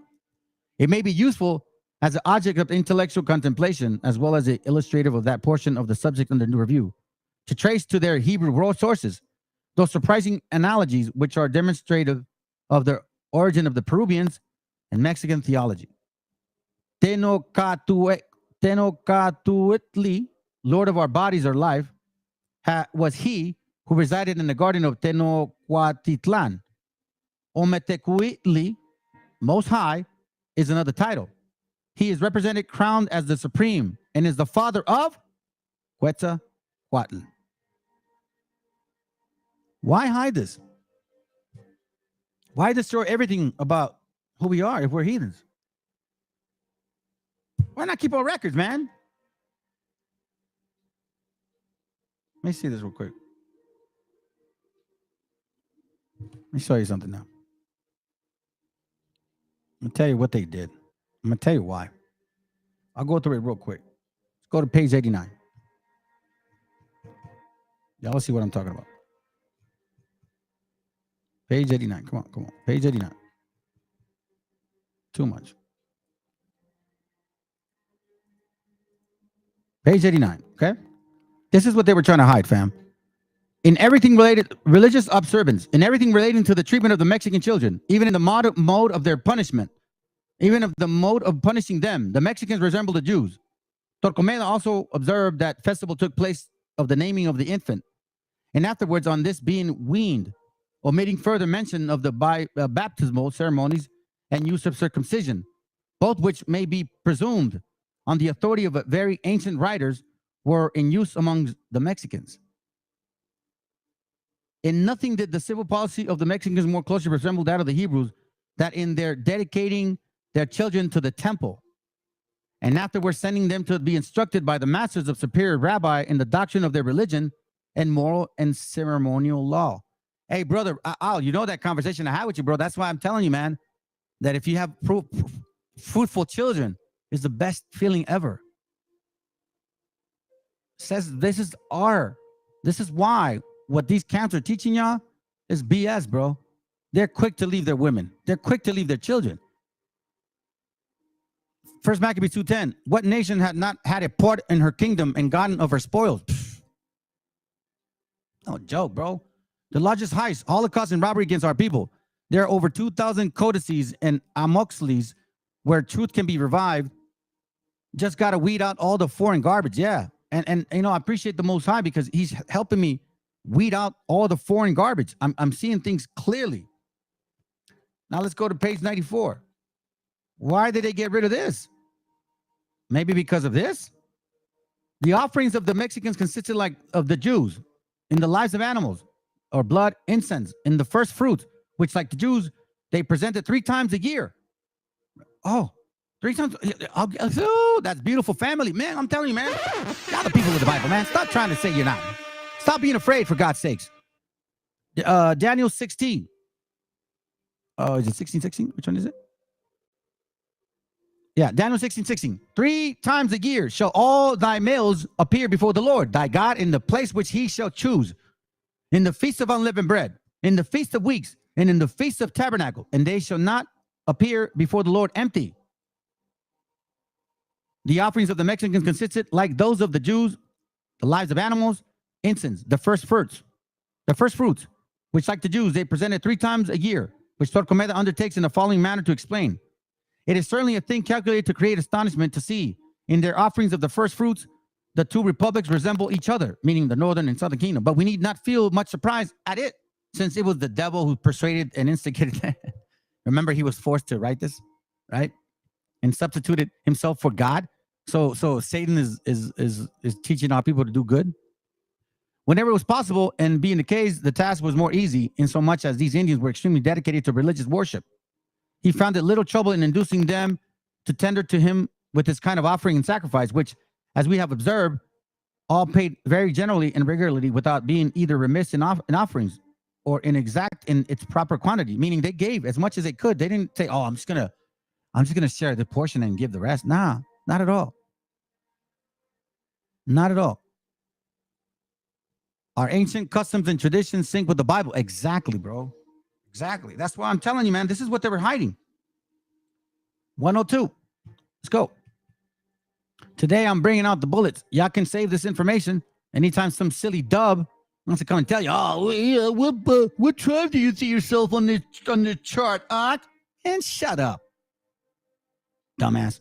The breastplates of the Mexicans appear to have been different shapes and sizes and to have been set with precious stones. It is supposed that solemn an injunction to the Jews were to wear fringes on the borders of their garments would be scrupulously obeyed throughout their generations. And we see that we did. Let me show this shit real quick. Page 104. I'm going quick, fam. It says here. The manner in which they kindled the sacred fire is not precisely known. That it was a religious rite accompanied with certain ceremonies cannot be doubted. And we may even be permitted to believe from an expression in the 14th verse of the 19th chapter of Ezekiel. And the fire has gone forth from a rod of her branches, which have devoured her fruits. That they were acquainted with the Mexican method of kindling fire by wood. Many passages of scripture led us to imagine that the ground plan of the great temple of the Mexican resembled that of Jerusalem. Woo! Hold on a second. Let's keep going. Let's keep going. Let's keep going. Let's keep going. Let's get some more food. Some more food. Page 147. Let's go real quick. Bam. All right. Perfect. Not too far. It's an odd number, so it should be on the right side. Yep. Oh, man. Come on. Page 147. It reads on the bottom. Where's it at? Right here. From the 9th to 20th of May, it was in this month, Toxcatl, that the fellow soldiers of Cortez Alvarado, that ferocious warrior, made a horrible slaughter of the Mexican nobility assembled within the enclosure of Teocatli, House of God. This attack was the signal of the civil dissension that caused the death of the unfortunate Moctezuma. Remember, the summer is nigh. They came in the summer. Flee from Jerusalem. When you see the leave, you know that summer is nigh. Let me see this. Pertaining to that conversation we had concerning raising our children, Proverbs 14:26. He who fears the Lord is secure and confident, and his children shall have place of refuge, because they are our future, we are their past. Without them, there's no future. Without us, they had no past. That's why it's important to love our children and do the best that we can to be amazing leaders, because our women need it. They're beautiful women. That's why these nations want to marry them. They count times after the manner of the Hebrews. They divide the year in spring, summer, autumn, and winter. We went over the new moon the other day. 4 periods. 1 new moon for 4 Sabbaths. 13 weeks in every season. 4 seasons. The sun tells us when it's winter, autumn, and the moon tells us what month we're in. That's how we're supposed to calculate time. It's not worshiping. It's calculating time. We didn't have no clocks. They divide their year into spring, summer, autumn, and winter. Passover is in winter. Passover is in spring. Okay? Wait, what did I do? 149? Bro, what the hell? Jumped to 1 something real quick.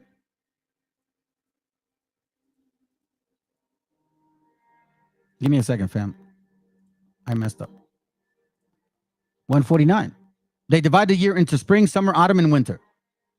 They number their years from any of those 4 periods, for they have no name for a year. And they subdivide these and count the year by lunar months. Whoa, hold on a second. What? Like the Israelites. They count the year by lunar months, like the Israelites, who counted the moon by moons, as their name sufficiently testifies. The number and regular periods of the Indians' religious feasts is a good historical proof that they counted time by and observed a weekly Sabbath long after their arrival on the American continent. Now, how would they keep a Sabbath? By following the moon. Hello? Bruh. Let's continue. I'm almost done on this. I'm almost done, honestly. Page 50. Y'all got to see this, fam. Especially for you brothers and sisters that are a little older that don't know this. I hope this helps you. The world has been subsequently peopled by 3 names not mentioned. They, the tribes, were descendants from or of the race of Quetzalcoatl, the Meshiacha. And for this reason, they hold lineage in great account. Whenever they changed to be or chanced to be, they said, I am of such lineage. Before his image, which they call the great heart of the people, wood and incense are always burning. The third age is characterized as the holding up of roses in a flint limes, partly covered with branches of rose trees, which denounce the suffering of Quetzalcoatl. Page 151. The 2 signs dedicated to Quetzalcoatl are the primitive terms characterizing his first and second coming. That of wisdom in its symbol, the serpent, and that of life in the breath of the Most High, and that of the emblem, the wind. For they, like the Hebrews, express spirit, wind by one term, ruach. Ruach. The catastrophe which they say befell Tulan, of which is to be noted the virgin mother of Quetzalcoatl, was a native of which she was anointed king, in which he was the anointed king, was that which gave rise to a new epoch. The age was called Yazapal Nakayuaya. I can't. Nanakaiya? Nanakaya? Heavens of roses. Okay. Let me read on the bottom. The following plate represents the 4th age. Those 2 flint knives are decorated with budding branches, alluding to the atonement of Quetzalcoatl at some remarkable era of his life. The Mexican paintings describe 4 ages of the world, the representing of being knives. Okay, let me go ahead. Hold on a second. 152.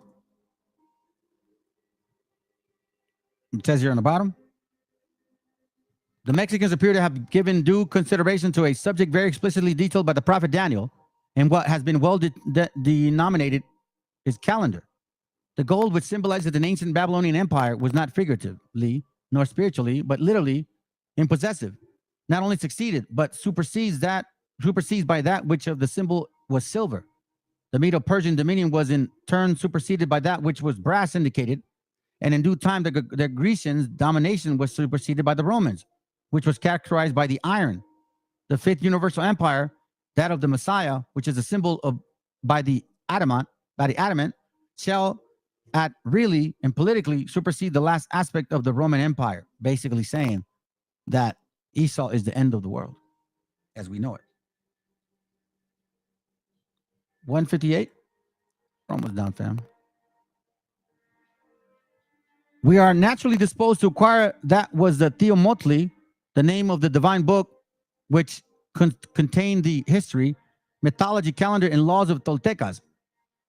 The word is compound of theo, divine, Atli, papyrus, or Motzli, Moxley, or Motzli, for in the Mexican language, Y and X frequently supply at place of the S. Li is devoid of meaning, but it is a general termination. Moli then appears to be Moses, when the sentence would be the divine book of Moses, meaning the Theomotzli means the divine book of Moses. Moses, family. Page 159.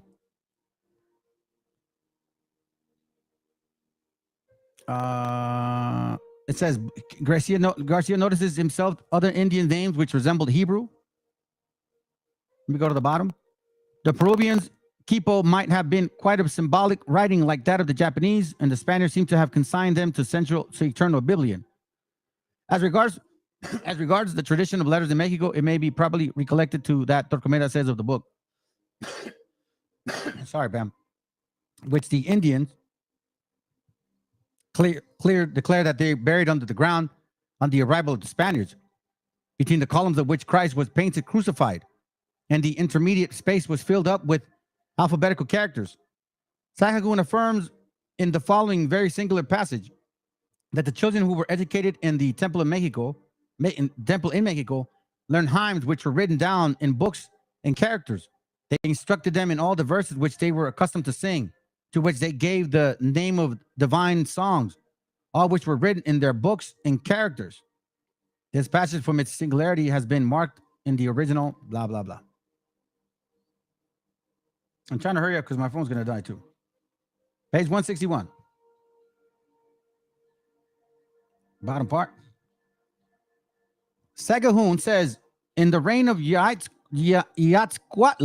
the Lord and principal persons among the Mexicans who were the priests, the government by a theocracy, buried their ancient records that they might not fall in the hands of others. This might refer to the destruction of the Teomotli, the divine book of Moses, in the reign of the above-mentioned king, from which Mexicans might have borrowed their notions or metaphors. Last page. Page 163. Sorry. Second paragraph. The Jews, who only had been in Babylon 70 years, had so corrupted the Hebrew language as to render it necessary to affix a determinate pronunciation by the introductions of vowels. It is therefore in the genius of the transatlantic dialect that we are to expect Hebraism rather than in the use of Hebrew terms. So anyways, he's just explaining how he sees certain similarities, okay? So let me see what I got. Almost done, fam. Almost done, fam. Okay? So now I'm going to show you this. Why is this important? Why am I showing this right? I'm going to show you why. Okay? Because of this.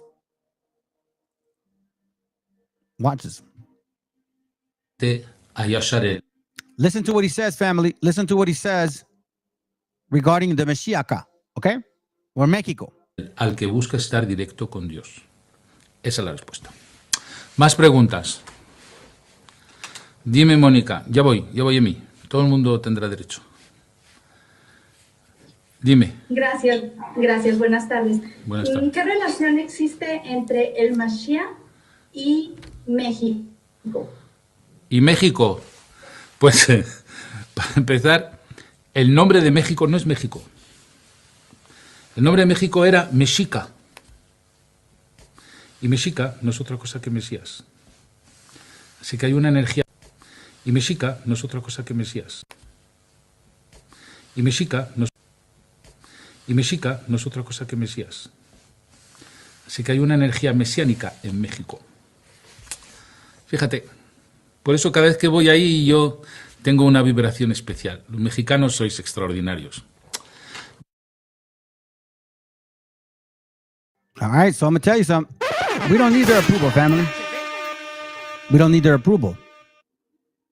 But I'm just showing you the videos about how there's why, if we're heathens, why get rid of our records? Just keep our heathen records. It shouldn't offend you guys. Just keep our heathen records. But apparently, no. Yeah, man. And you know, and that's okay, Rick. That's what we're here for, bro.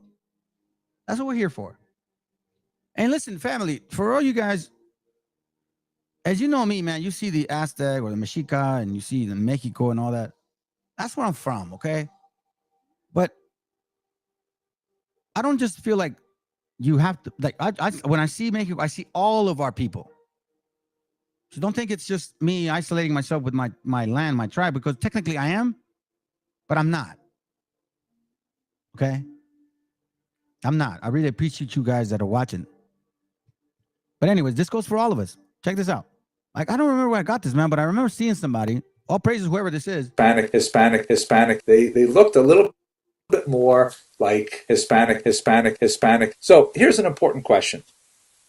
And it is certainly important, once again, if you judge by my YouTube comments box, because everybody seems to want to argue what color Jews were originally. Let's try and figure out that question. What does the historical data suggest? We have no clear-cut answer from biblical texts or archaeological texts, but we do have some scientific data, and we do have some very suggestive data from both biblical texts and archaeological data. Let's start with biblical passages, for example. According to the... Attention to this, okay? Look what he's talking about. Biblical passages. He's talking about what people look like, all right? So You see the we've studied this. The of the Chaldees, that's where Abraham came out of, okay? Remember this. Book of Genesis, the roots of the Jewish people are in southern Iraq, very close to Kuwait. Meaning India, okay? India. Over there. Not here. Over there. But let's go. Abraham and his wife Sarah originate from the city of Ur, and that puts us down, right in the Persian Gulf region like that. Later on, several other family members who may already have come from Ur are married in from the region of Padan Aram, which would be in Syria. Now, even if one does not want to take the biblical passages at face value, one has to recognize that when they were circulating in antiquity, if they were way out of whack with people's sensibility, people would say, hey, wait a second, how can it say we come from Ur because we physically look so different than all those Ur people? And we don't have evidence of any of that objection. Secondly, if we assume, and it's not necessarily an assumption we have to make, but if we assume that the people who live there today basically look like the people who lived there in antiquity, then we should be able to get a sense of what did Abraham and Sarah actually look like. So this is what typical Iraqis look like today. And you can see that they tend to have a little bit darker complexion. They tend to lean towards darker hair color, although the child on the right seems to have a little bit lighter hair color. I think they could easily pass for Hispanic, lighter hair color. I think they could easily pass for Hispanic in New York City, lighter hair color. I think they could easily pass for Hispanic, Sarah actually look like. So this is what typical Iraqis look like today. And you can see that, they tend to have a little bit darker complexion. They tend to lean towards darker hair color, although the child on the right seems to have a little bit lighter hair color. I think they could easily pass for Hispanic in New York City. I think they could easily pass for Hispanic in New York City. Hispanic. I think they could easily pass for Hispanic in New York City. But basically, they look Middle Eastern, as we would typically think of Middle Easterners. And so that right there there's one of those right there.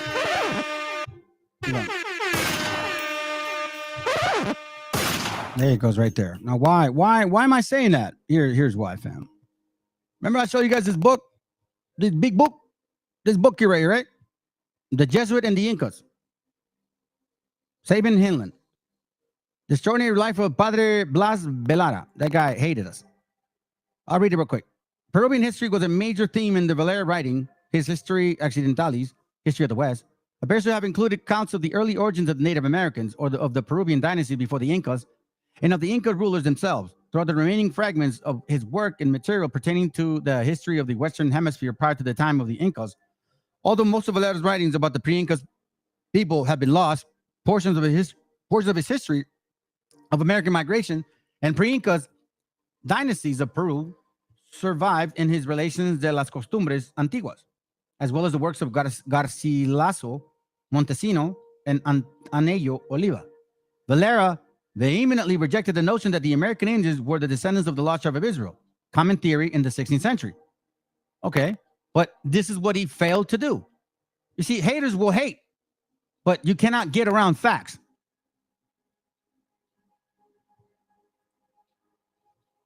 Further up the road, all will realize the old world is here in our continent.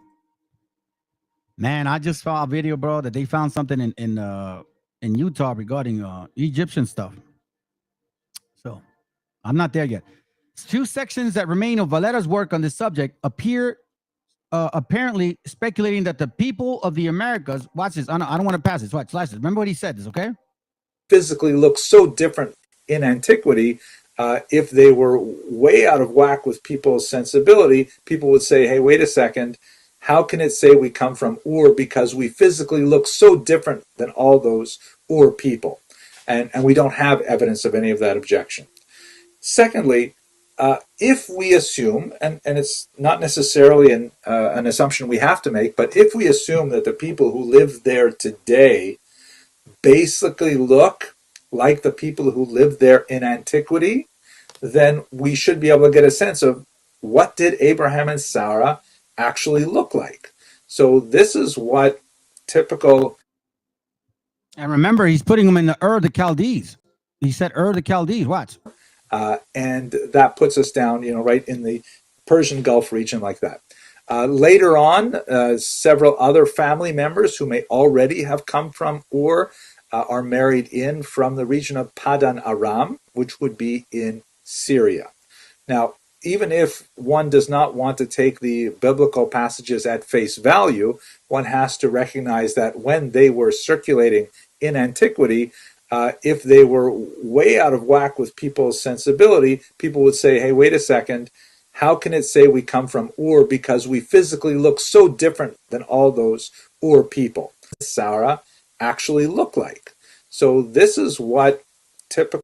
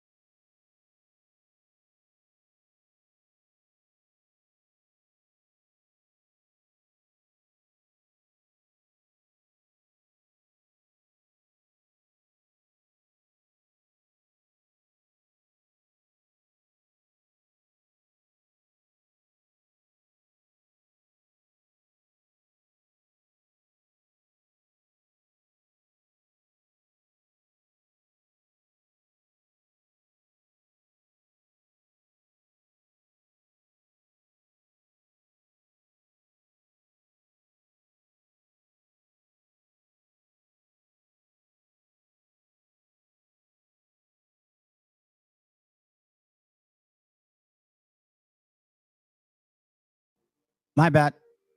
Let me read it. So we saw the video. Thank you, bro. I apologize. But I think you guys were reading too. We saw the video, what he said. Hispanic. And we don't have evidence. The Ur of the Chaldees, right? Ur of the Chaldees. Well, this guy here, Valera, puts us there. Few sections that remain of Valera's work on this subject apparently speculated that the people of the Americas originated from ancient Chaldeans who once lived in the plains of Shinar in the Persian Gulf.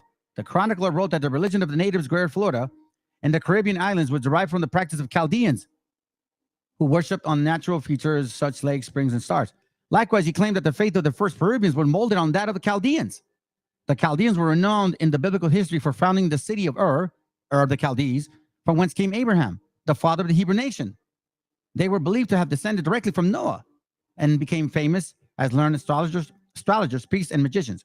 By linking the ancient Peruvians to the Chaldeans, Valera was placing the people of the New World into the framework of the biblical history.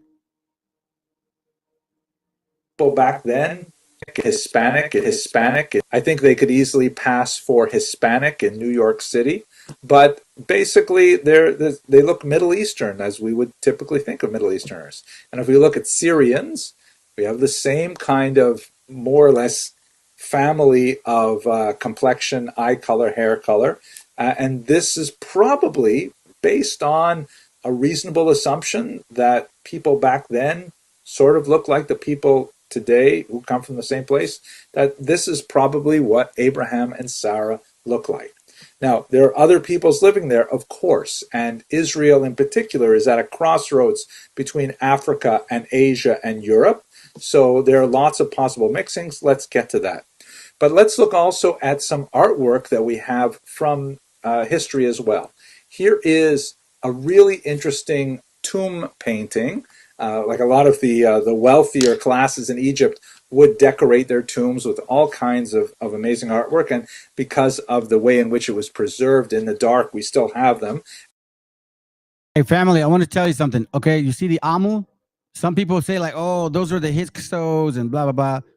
And Manitos wrote about them, and that's all BS, okay? Manitos wrote about him, but Manitos has no clue about him. Matter of fact, Josephus put Manitos in check. Like, bro, I don't know what you were writing. He basically said it's not true. The Hyksos, not true. That was a made-up story by Manitos. And if you don't believe Josephus, then y'all are dumb. Because then that's gonna destroy everything you guys base some of your understandings out of. You know who I'm talking to, by the way. And they can be reconstructed with some, clearer colors, as you see in the bottom image here. This is from 1900 before the Common Era, which would be, although we don't have a really clear date of when Abraham would have made his way down to the land of Egypt, but it's definitely in this neighborhood. And here you see the Amu, who are Western Asiatics, led by a Hyksos figure, which some scholars even identify with Hebrews, and they are coming into Egypt led by some Egyptian figures. The Egyptian figures on the right, the two of them, you can see seem to be somewhat darker in skin tone, but the Hyksos and the Amu, Western Asiatics, which would come from the land of Canaan, the land of Israel today, they seem to look pretty similar to what we saw of the Syria, although the Hispanics for Hispanic in New York City. I think they could easily pass for Hispanic in New York City. Hispanic. I think they could easily. Yeah, yo, baby. Yeah, yo. Come on, man. Oh, you know, stop tripping, bro. Hold on a second. Gotcha, bitch. Gotcha, bitch. Here it goes. Check it out. All right, let's read a little bit here. It says here from the Gene Matlock. I forget which book is this. I think it's called India, or Jesus was in India or something like that. Sham's descendants, who founded and resettled in India, inhabited from Copan and Indian River and in the parts of Asia adjoining to it. Josephus. You can verify with Josephus. He says that. Okay? But now I'm going to show you this page. This is from a Bible dictionary. Okay? Shem, the third son of Noah, had 5 sons who, this is actually in the Antiquities of the Jews from Josephus. Shem, the third son of Noah, had 5 sons who inhabited the land that began in Euphrates and reached the Indian Ocean. Now let's go to the bottom. Arphaxad name was the Arphaxadites, who are now called Chaldeans. Page 32. This country lies between Palestine and Cilicia. Ur found Armenia and gathered the Bactrians and the Mesa the Messenians. It is now called Karax Spasini. Salah was the son of Arphaxad, and his sons were Eber, from whom they originally called the Jews Hebrews. Eber begot Joktan, like Yucatan, and Phaleg. He was called Phaleg because he was born in the dispersion of the nations to their several countries, for Phaleg among the Hebrews signifies division. Now Joktan, one of the sons of Eber, had 3 sons: Elmadad, Salaph, Azramoth, Jerah, Adoram, Aziel, Dekla, Abamiel, Sabius, Ophir, Eulat, and Joab. These inhabited from Copan and Indian River, and in parts of Asia adjoining to it. And this shall suffice concerning the sons of Shem. So now we're going to read this. Let's see if we're going to go back. 1, 2, 3, 4, 5, 6, 7, 8. Okay, cool. I'm going to start here, family. Okay. This is from, what book is this? The Great Migration. The account of early movements in the Great Migration, which we extract from the legends of Pentateuch, must have lived long in popular traditions, but we find them referred to as genuine and undoubted matters of common knowledge. Let me go here. The sons of Israel, says the Hebrew scripts, are to go with dry feet across the sea. There is nothing said about dry land. Javid or Jehovah or Yahweh, or however you want to say it, the Most High, made the sea a dry footing. The sons of Israel went across the sea on that which was dry. This and all similar expressions can only bear one reasonable meaning, that the sea can be crossed dry shod. The sea can be crossed dry shod, I guess, only when it's covered with ice. as part of the Baltic Sea, the White Sea, Hudson Bay, and Sea Hawks are still crossed during the certain months of the year by traveling hunters. The word of the Hebrew legend could not have referred to the body of water, as in the tropics, which is now called the Red Sea, nor to any of its inlets, as they have never been frozen over or any geological age or any time. The sea covered with ice, over which the sons of Israel walked with dry feet, was none other than that Bering Strait and Sea Strait between America and Asia. These waters were the same place, though narrower and shallower, when the continent stretched across the greater part of what is now the bed of Atlantic Ocean, and when an island continent, the legendary Atlas, lay in the tropical Atlantic. Assyrians, Babylonians, Arabs, and Phoenicians, as well as Hebrews. Oh, the tradition. Sorry. Let's see here. Etham is now, we now call Alaska. The true interpretation of the legend is that that they started from one of the cities of the sun, either in Peru or Mexico, that they crossed the dreary solitudes on the northwestern corners of North America and wilderness Etham, and is now what's called Alaska. Let me go back here. I'm trying to look for something.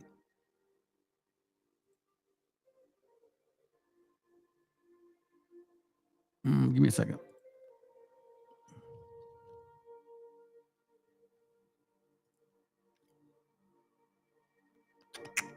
Why did I put this in here? There was really a reason why I put it in there. Can't remember now. Honestly, can't remember. This is a separate. Oh, here it goes right here. This is from the Aztecs god. Hold on, let me get it.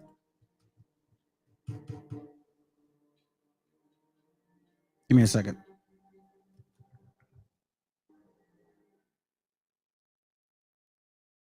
This is this page right here, okay? Can't see it that well.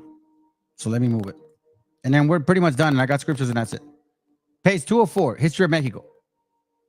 Of the ancient Indians in Cuba, several historians of America relate that when they were interrogated by the Spaniards concerning their origin, they answered that they had heard from their ancestors that God entered the heaven, created the heavens, the earth, and all things, that an old man, having foreseen the deluge with which God designed to chastise the sins of men, built a large canoe and embarked in it with his family, many animals, that when the inundation ceased, he sent out a raven, which, because it found carrion to feed on, never returned to the canoe, that he then sent out a pigeon, which soon returned bearing a branch of hoba, I guess. I can't read it. A certain fruit of America in its mouth, when the old man saw the earth was dry, he disembarked, having made himself some wine of the wood grape. He became intoxicated, fell asleep, that one of his sons made ridicule of his nakedness, and that the other son piously covered him, that upon walking he blessed the latter and cursed the former. Lastly, that they drew their origin from the cursed son and therefore went almost naked, that the Spaniards as well as they were clothed descendants perhaps from the other. The Mexicans used to call Noah Cocox or and Teocipatli, and the Michoacanis Despi. They used to say that there was once a great duelist, and that Despi, in order to save himself from being drowned, embarked in a ship formed like an ark, with his wife, his children, and many different animals, and several seeds of fruits, and as the water abated, he sent out birds which bear the same aura, I guess, which remained eating dead bodies, and sent out another bird, that was a raven, which he did not return either, except the little bird, the flower sucker, the dove, the pigeon, which was prized by them on the account of the variety of the color of its feathers, that brought a small branch with it, and from this family they all believed they drew their origin. If therefore we refer to the sacred writings or the traditions of those Americans, we must seek for the people of America among the descendants of Noah. Y'all are crazy, man, if you hadn't believe in this. I don't know what to tell you, family. Jeremiah 51:20. Y'all should know this. Jeremiah chapter 51, verse 20.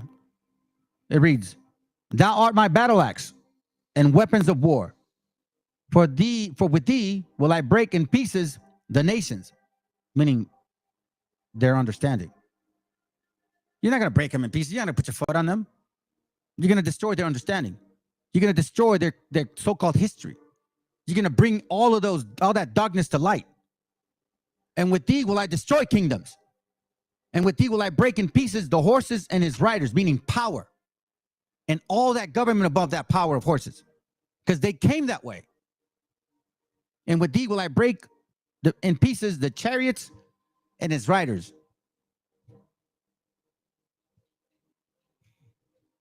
Wisdom of Solomon 5:1, fam. "Then shall the righteous man stand in great boldness before the face of such as have afflicted him and made no account of his labor." I know you guys think that we ain't shit. I know you guys think we're not the people of the Bible. I get it. Fine. "When they see it, they shall be troubled with terrible fear and shall be amazed at the strength of his salvation, so far beyond all that they look for. And they, repenting and groaning for anguish of the spirit, shall say within themselves, this was he whom we had sometimes in derision, a proverb of reproach." Listen, fam. This gonna get it.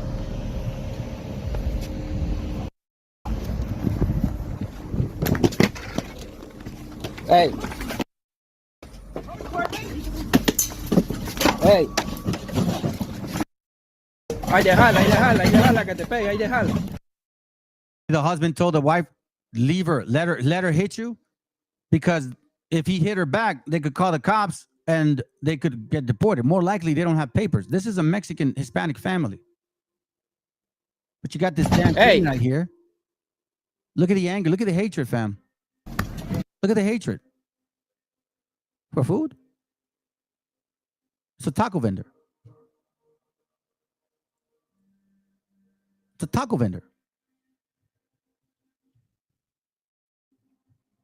This isn't new. This doesn't stop. I mean, apparently you guys are going to have to learn a lesson. Yeah. Go. Oh, you want to do that? Let's do that.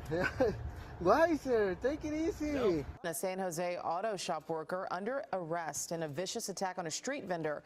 It was all caught on video. The victim, Carlos Sanchez, was outside Intex Auto Parts yesterday when he was confronted. The man with the bat called him a criminal, knocked things over, and even damaged the vendor's car. Police arrested the attacker for assault with a deadly weapon. That's called a hate crime, you fucking idiots. But you don't call this a hate crime. Why? Because they're black? Have you tried Wix or Squarespace, but Listen, never? You ain't getting no sympathy from me. Ain't no fucking Willie Lynch in this room. Get the hell out of here, man. You had it easy. Y'all are just complainers, lazy as hell, and blame everybody else for your own shit. Sellers at this popular taco stand at Normandy and Slauson in South Los Angeles. Employees are usually greeted by happy, hungry customers, but not on Saturday night. I can't believe it. Check out this aggressive, angry woman going nuts. Vino y agarró la charola de cilantro y me la aventó encima la plancha. Alirio Chon says the woman grabbed the container with cilantro and a barrel of horchata and dumped them on the sidewalk, then proceeded to scream at him.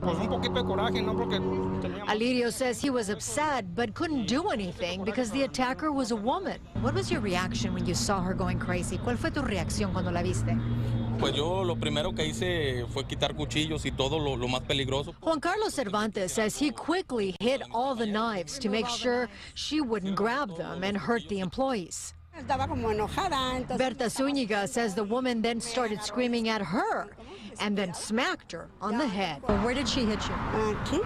After hitting Berta, the woman then made herself a burrito, and before leaving, she spit on all the food that was on the table. Se perdió. Dear white people and dear black people, okay? This is a fucking hate crime here. This is a hate crime. A Negro or African American hates a Hispanic person. You guys need to stop with this bullshit. Oh, we got to talk about it, guys. If you just vote Democrat, if you just vote Republican, you'll stop acting like this. No. This is who you guys are. This is exactly who you guys are. That's what the Most High said. Don't mess with these people. They're corrupt. They're dirty in spirit. They got no appreciation of life. They're envious of everything. They don't work hard. Ready to be everybody to do shit for them. They go around telling people lies about, oh, it's not our fault, man. It's the Willie Lynch. Really? Shut your ass up. Ain't no such This thing as Willie time Lynch. was no different. No mire para atrás. I didn't look behind me, and the kids poured cold water. In the Long Beach community, Eliu Ramirez is a proud vendor, Hecha por mis manos. selling homemade fresh treats to the community. Yeah, nothing's better than it. But on Monday, Ramirez says he was approached by some neighborhood kids who often taunt and insult him. No, not neighborhood kids, but some black kids that whose father doesn't want to take care of. Like their dad, where you at? Whoever the dad is in here, where the fuck are you, man? Where are you guys at? Y'all complain about the white man. Oh, they're so oppressive. You pick on a guy that you know is not legal because he can't call the cops on you. That's a hate crime, Rick. I don't give a shit how people slice it. 2 Ezra 2:28. The heathen shall envy thee, but they shall be able to do nothing against thee, say the Lord. Well, I know what you mean. But you tell someone like that, they're going to be like, that's not true. They're kicking my ass. But I know what you mean, bro. Sirach 12:10. Never trust thine enemy, for like as iron rusted, so is his wickedness. This is a hate crime. This is all hate crimes. Okay? It's time for you people to start calling these so-called Americans, let's call them Africans. Okay? You're not Americans. You're not from this continent. So what I want to say, Europeans, you guys are white. Africans, you guys are black. I'm not going to call you European Americans or white Americans or black Americans anymore. You guys are Europeans and you're Africans. You're absolutely nothing American of this. So you guys need to start seeing that your African friends have hate towards so-called Hispanics, specifically Mexicans. This is your great people. You see, like, look, fam, check it. There were several people watching, and as soon as I went here, 4 of them left. You're probably Hispanics, and you probably follow the 12-type chart, and it hurts your feelings. Why? Is this a surprise to you? Oh, because the 12-type chart makes you feel good? This time was no different. No mire para atrás. I didn't look behind me, and the kids poured cold water on my back, he says. His friend, Jose, who was also a vendor, tried to help, but instead his cart got vandalized too. Agarró mi mayonesa. They grabbed my mayonnaise and threw it. All of the things on my cart got thrown, like my spoons that I bring for my job. And then one kid grabbed a mango and threw it at my head. Ramirez called police, and when police arrived, they gave Ramirez and Jose both $900 tickets for not having a license to sell. Yo le dije. You see this? Hey, Marvelous, you really full of shit, man. You really disappointed me. And you don't even call me back. You say you're a man. You say you about the Bible. You say, I'm maravilla, bro. I'm ghetto. But didn't call me back. I left you 2 messages. Call me back. But you don't, because y'all don't know. Now I'm realizing that you are probably just part of the system. They're probably paying you to bring those dumb ass campers to mislead our people. Does this not matter to you? Or you're going to walk over it? Oh, no, it's because the white man did it. Then, hey, listen, the nerve of you, by the way, like, oh, I don't speak Spanish because that's a colonized language. Well, you fucking speak English, you stupid ass. What do you think that is? What do you think that is? A colonizing language. Oh, but the Spanish language, oh, that's... See, this is how stupid our people are. And the unfortunate thing is that when you're a kid, you think you've lived because you've been in the dirt in the ghetto, and you think you lived, and you know more than people, and you don't know shit. I asked the police why they gave me a ticket when I'm the victim. He says the police told me it's to be fair to everyone. The video and police interaction made... I mean, it's because they're black. That's why. It's because they're black people.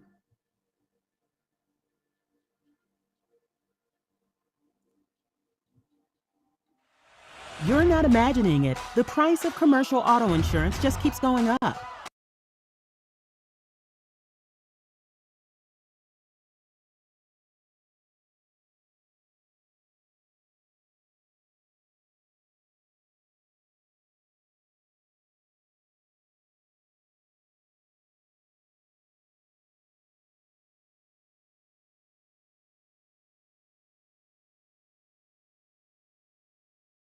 The Willie Lynch made me do it. It was the Willie Lynch. Oh, it's because white people are so bad to us.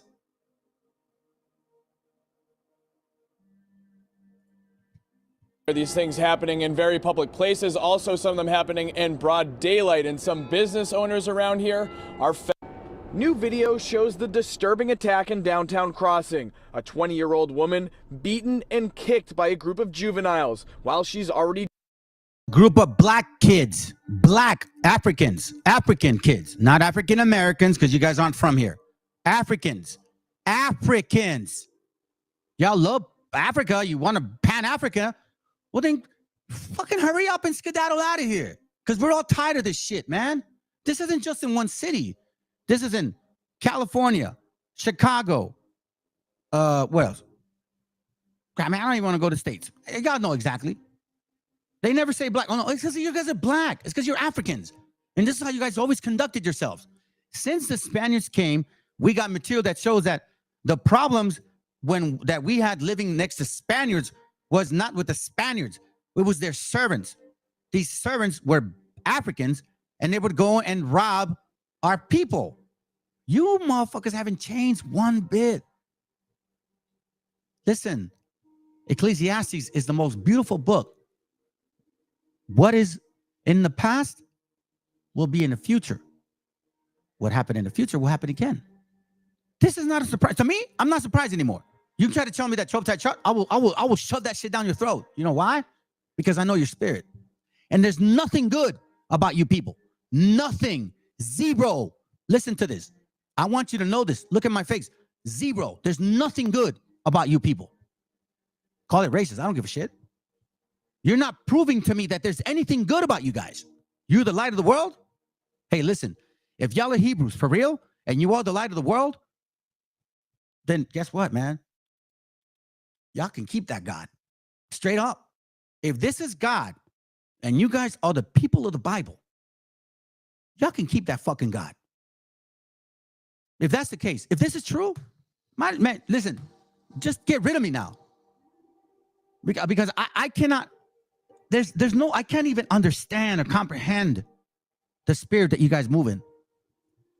Down, one of them as young as 12 years old. That was baffling, honestly. It was incredible to see that because I've never seen any type of thing like that in my life ever. Julie Mendez works at the smoke shop right in front of where this happened. She ran out to try to help. It was just crazy. She was trying to take her bag, so I was trying to grab them to take her bag. It was just insane. They're looking for trouble.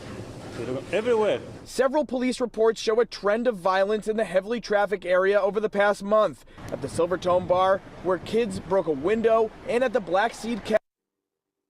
Not kids, black kids. Black kids. Africans. It's always the same MO with them, always in gangs. It's just an African thing, man. I'm not calling you guys African Americans anymore. Y'all are Africans. Look, and these crack. Look at it. Here goes the heathen. Celebrate. You see, this is not just Negroes, man. This is you white people too. It says you crackers too. You crackers too. Named Andres Arguellos Alvarez says he was bullied by a group of young women. What do you mean? Another hot dog. Should we move? No, sir. In it, you can see 4 young women lined up against the vendor's grill. One woman starts to berate him for his prices. You charge me $7, I'm gonna you over. You understand? Yeah, you understand. The vendor says he asked them to leave. Instead, 2 women start grabbing and throwing his food. The video has now been seen more than 2 million times. The vendor telling Noticias Telemundo how it all made him feel. Me agarraron el bacon con la mano, todos mis vegetales, todo lo que ocupo. Ellas se dieron cuenta pues que yo era mexicano, que yo no hablaba muy bien inglés y pensaron, a él podemos atacarlo. The student who recorded the video explained on TikTok that she did not know the women involved. I'd much rather just show the world how these girls go out in public and act than get myself involved. Also, I mean, for everyone saying that we should have said something, we did. After this video, we did say something. The hot dog vendor is also the sweetest man. The vendor did nothing to provoke this. It was just the girls coming into it, angry and drunk and ready to start something. A spokesperson for Cal State San Marcos said a current and 2 former students were among the group of women involved, telling NBC News the women's behavior is, quote, disrespectful, and the school's dean of students is currently reviewing all available information. Adding, if applicable, we plan to pursue any violation. Ready to start. Spokesperson for Cal State San Marcos said Cal State San Marcos, San Mucus, North County. Ooh, now I'm going to find, they're by me, family. If you guys really want to find out who they are, I can. I got sources. It's time for you guys to step it up, man. Caleb, wake the hell up, man. Come on. Hurry up, Caleb. Wisdom of Solomon 5:3, it says, and they repenting and groaning for anguish of spirits shall say within themselves, this was he whom we had sometimes in derision, in a proverb of reproach. We fools counted his life madness. Pinches, indios, paisas, beaners, wetbags. The conquistador. You know what I mean? The wetbag? Like Nate the Snake said, right? And his end, to be without honor. Y'all ain't shit, man. How is he numbered among the children of God, and his lot is among the saints? So we see a particular attitude towards our people. A particular attitude towards our people, right? So now, does this surprise you or not?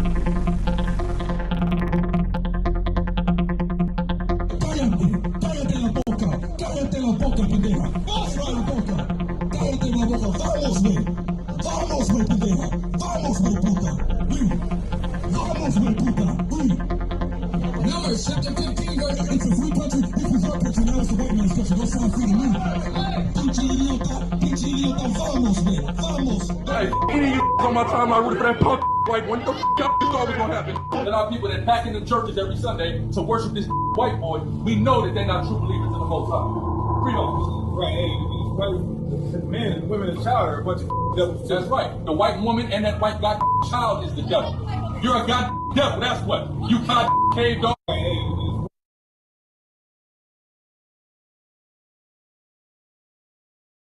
Listen, fam, I grew up in Oceanside, Pozole. And I knew people from Mesa. I knew Crip mob gangs. I knew Mid-Valley Crips. I knew Mid-Valley homies. I knew Samoan Bloods. I knew Suicidals. And I'm going to tell you something. I don't know who that kid is. I've never heard of him. He says he knows people from Oceanside. Trust me, man. I know North County very well since the 90s. But apparently this Bible seems to be like a book for gangsters now. Or wannabe gangsters, because you ain't no gangster. Isaiah 14:3, it says, and it shall come to pass in the day that the Lord shall give thee rest from thy sorrows and from thy fear and from the hard bondage wherein thou was made to serve. So this is good news. This is a good doctrine. My wife told me, like, I get tired sometimes of hearing your classes because you talk about these things. Where's the good news? This isn't a Christian channel. This is the good news. That thou shalt take up this proverb against the king of Babylon and say, how had the oppressor seized? The golden city seized. The Lord has broken the staff of the wicked and the scepter of the rulers. He who smote the people in wrath with continuous stroke. He had ruled the nations in anger, is persecuted, and none hinder it. The whole earth is at rest and is quiet. They break forth into singing, man. And that's what I look forward to. So again, if y'all are brave, if you're watching in secret and you ain't saying shit, hit the link. You got a problem with me? You think I don't know the Bible? You think I'm a racist? Fopi, you watching? Hit it. I know you guys don't debate. IUIC scared. You guys like to yell at people from a distance. GMS. Nice UBK. Oh, what are you funky fools from Facebook? You guys from Facebook. Here, I'm gonna show the people who you guys are. Okay? You funky clowns, man. Y'all funky clowns right here. These are so-called friends, right? Some of them are. This brother, y'all need to listen. You guys need to watch some of the stuff he's saying, man. It's pretty deep. Where you at, bro? You trying to correct me? Where's the other guys at? Where you at? Where you at? Where are these other guys at? Where you at, bro? You see, I let these guys post stuff on just to kind of see where they're at, what they're thinking, what they share. And I post stuff and I tag people and I don't get no responses. I ain't running from you guys. I don't know what you're thinking.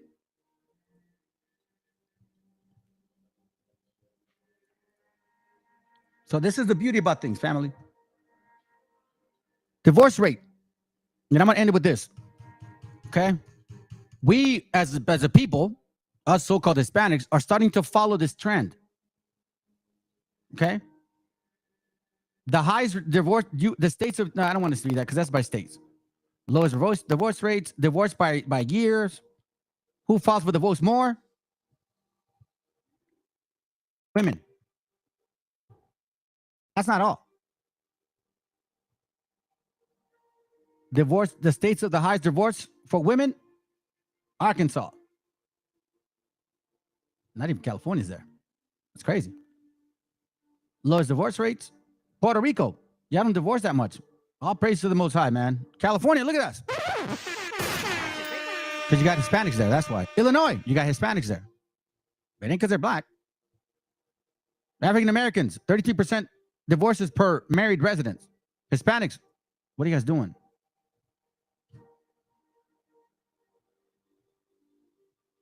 Marriage is declining. Y'all are following the ways of the Americans. This is your detriment. You guys love to follow the heathens. You love to follow the heathens. And we keep telling you not to do as the heathens do. The highest divorce rate, or the women that divorce the most, are black women. And the races of people that tend to have intermarriages are Asians and Hispanics. Why do you think, family? Because these men are wicked as fuck, excuse my language, and they want to run away from the wicked women that they create.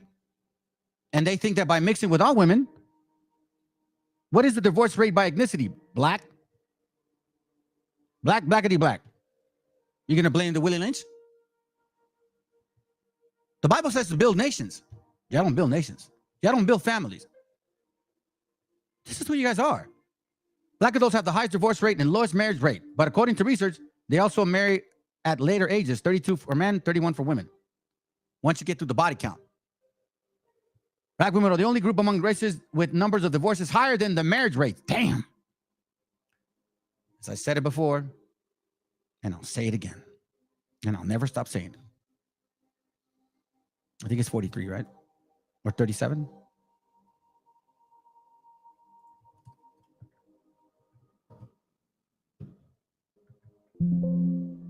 Tarak, 26, 23. A wicked woman is given as a portion to a wicked man. A wicked woman is given as a portion to a wicked man. It doesn't say a wicked woman is given to a wicked man. No, a wicked woman is given as a portion because he's part of her. She's part of him. But a godly woman is given to him that feared the Lord. A wicked woman is given as a portion to a wicked man. Stop lying to yourselves. And stop following with this stupid ass chart, supposedly that we're the same people, and there's absolutely nothing in common that we have with these people. Nothing. This is why, now I know why this guy put this in here. But look, There's nothing more whoever listens to this guy, honestly, man, tag my class. Let the guy know, because he don't want to answer me. Look at this. Look at this. Yep. And Exactly. when I found that out, We when be I on corners like dogs, right? bro, Look, when I found that out, that blew my mind. I was like, that's why. It gave me my answer. Israel is a tribalist people. Our tribes, the 10 tribes, and then the northern kingdom and the southern kingdom was split and has been fighting for decades, years. And when I dove into that history, which I hope we can talk about a little bit, that was all the answers I needed in terms of the struggle that we face in here towards each other, because all of that is biblical. Right. All right. Gang banging is biblical. Right. Right. We got scriptures that we can. That's after the 10 tribes fell, or the 12 tribes fell. After 70 AD, even the scripture said that in this same land, where the well is, when he was in John 4. Watch this real quick. I think it's John 4. John 4, right? Yeah, the Samaritan woman. John 4:9 says, then said the woman of Samaria unto him, how is it that thou, being a Jew, ask drink of me, which I am a woman of Samaria? For the Jews have no dealing with the Samaritans. Jesus answered and said unto her, if thou knewest the gift of God, and who it is that saith to thee, give me to drink, thou would have asked him, and he would have given thee the living water. The woman said unto him, sir, thou hast nothing to draw with. The well is deep. From whence hast thou the living water? Art thou greater than our father? Our. See? It wasn't a Gentile, which gave us the well and drank thereof himself and his children and his cattle. Jesus answered and said unto her, whoever drinketh of this water shall thirst again. But whoever drinketh of the water that I shall give him shall never thirst. But the water that I shall give him shall be in him as the well of water springing up into everlasting life. The woman said unto him, sir, give me that water that I thirst not, neither come thither to draw. And then he gets into the whole, the whole husband thing, right? He goes, the woman said unto him, sir, I have perceived that thou art a prophet. Our fathers worshipped in his mountain, and ye say that in Jerusalem is the place where men ought to worship. Jesus said unto her, woman, believe me that the hour cometh when ye shall neither in this mountain nor at Jerusalem worship the Father. That's why the scriptures follow up. See, these heathens, then they go, not we worship, but the salvation of the Jews. That's not true. Ye worship, ye know not what. We know what we worship. That's basically saying, you don't know what we worship. We know what we worship, but even then, watch this. Not really know what's a believing woman who come to worship the Father. Your Samaritans do not really know whom you Samaritans do not really know whom you worship, but we Jews know whom we worship, because it is from the Jews that salvation comes. Meaning who? Through him, not them. And after that, where are the tribes fighting? Pull to show you that I think it's in the book of Jeremiah or Isaiah, we can pull it, where it says that the young men lie on the heads of every corner like a bull caught in a net. Yep. Yeah, right. Yeah. That's gang banging. Yep. You know what I mean? Yep. Scripture says women are their oppressors. No, children are oppressors and women rule over them. Family, children, women are not our oppressors, and women don't, and children don't rule over us. We're our own oppressors. You really disappoint me, Marvelous Man. But I think that you got an agenda, bro. That's what I think it is. Anyhow, that's all I got, fam. Lord willing is edifying. We went a while, 3 hours, man. But anyhow, I got to go. Got to get ready. All right. So I'm sure my family's probably telling me, like, that's not finished. Anyhow, other than that, fam, I hope y'all, hopefully this edification or show entertained you guys. I hope it was fun. Stay away from churches and camps. Since you guys say I don't tell people what to do, I'm telling you now, stay away from churches and camps. You know what I'm saying? Anyhow, all right, I gotta let y'all go. Y'all stay up, man. Your business. Long female people. Lord willing, this all makes sense. Yeah, have a good night. Thank you, sir. I'll have a good night, man. I'm gonna go rest. Give me a second.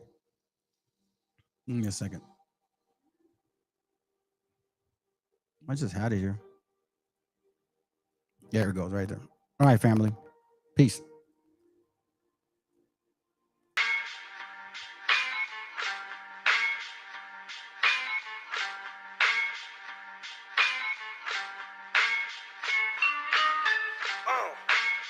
En la Plaza de Reyes, Black 50. Soplón. Yeah. ¿Qué vas a saber? ¿Qué vas a saber tú? Oye, chibolito, faltóme. Pulpín de los pulpines, batería de Rapunzel, de rapeos, de raptos, de lagartos en cuartel. Cualquier la pega de cruel con un viejo coronel. Soy flojo, se me antojó dormirme en el laurel. Eleve mi level con un label y un Faber-Castell. Ya un papel, lo empape con sangre de todo aquel que se jura Nobel y no ve mis trenes en la riel. What's so man? ¿Por qué no sacan la tabua? Juro por mis aguas que no te hablo por las aguas. Soy chinchado neto, búscame por Pico Sour y te voy a meter al centro loco como Beckenbauer. Escúchame atento mi bro, que estamos rompiéndole en pro. El negro de Plaza de Reyes como siempre rompe de este micrófono. Que quiere meterle como yo pero no puede meterle taco pro. Si te pensaba que solo era un gallo, déjame decirle que se equivocó. Real motherfucker feeling on the street. Es el Black Sheep, Black Sea Mental de Plaza de Kings. Motherfucker, so bloom.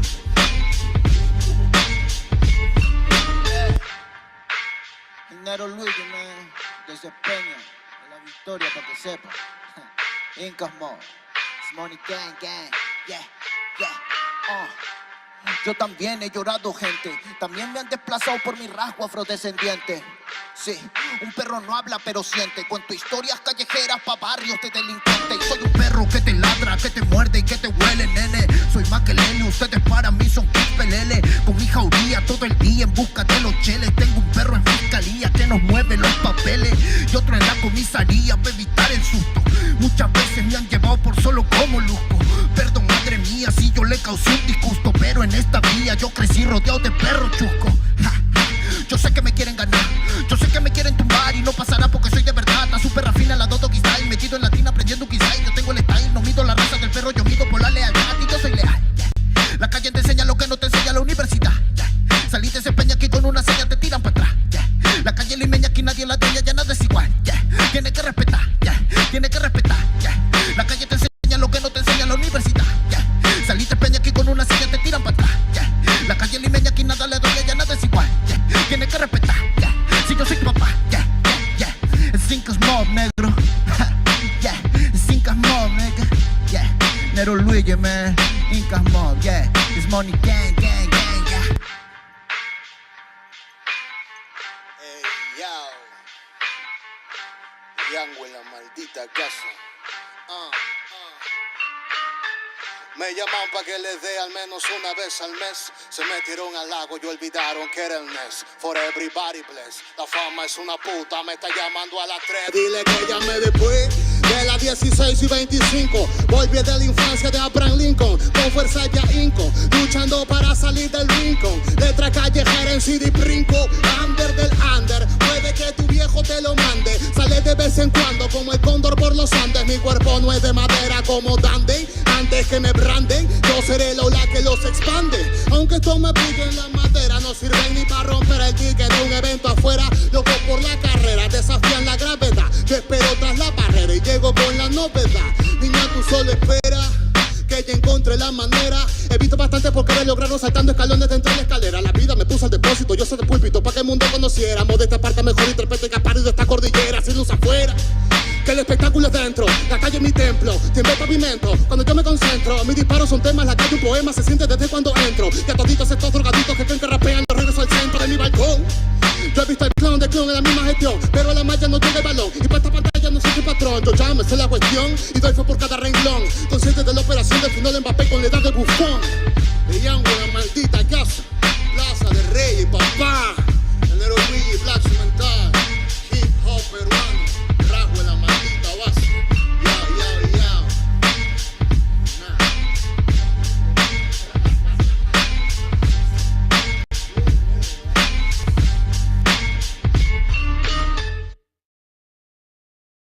Simply spiked. Tastes like your favorite juice. Now spiked.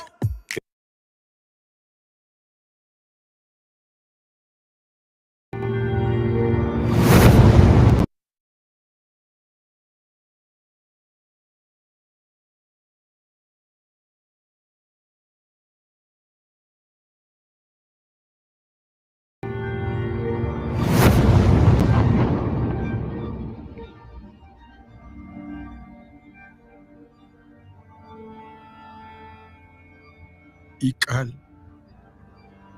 Hijo, abre los ojos.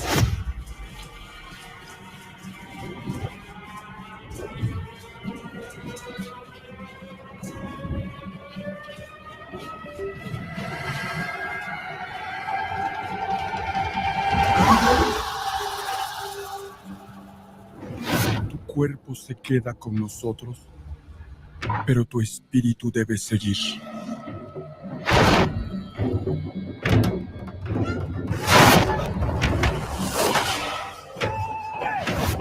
Busca la luz. Aléjate de las sombras. Deja que nuestro dolor sea tu fuerza. Desde aquí iluminamos tu camino.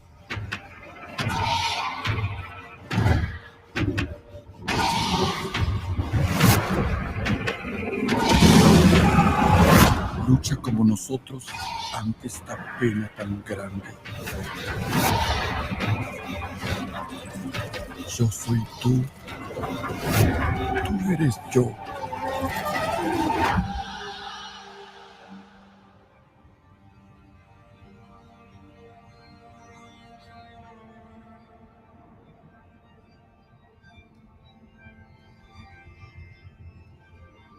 La muerte que hoy nos separa, mañana volverá a unirnos. Eres libre, hijo.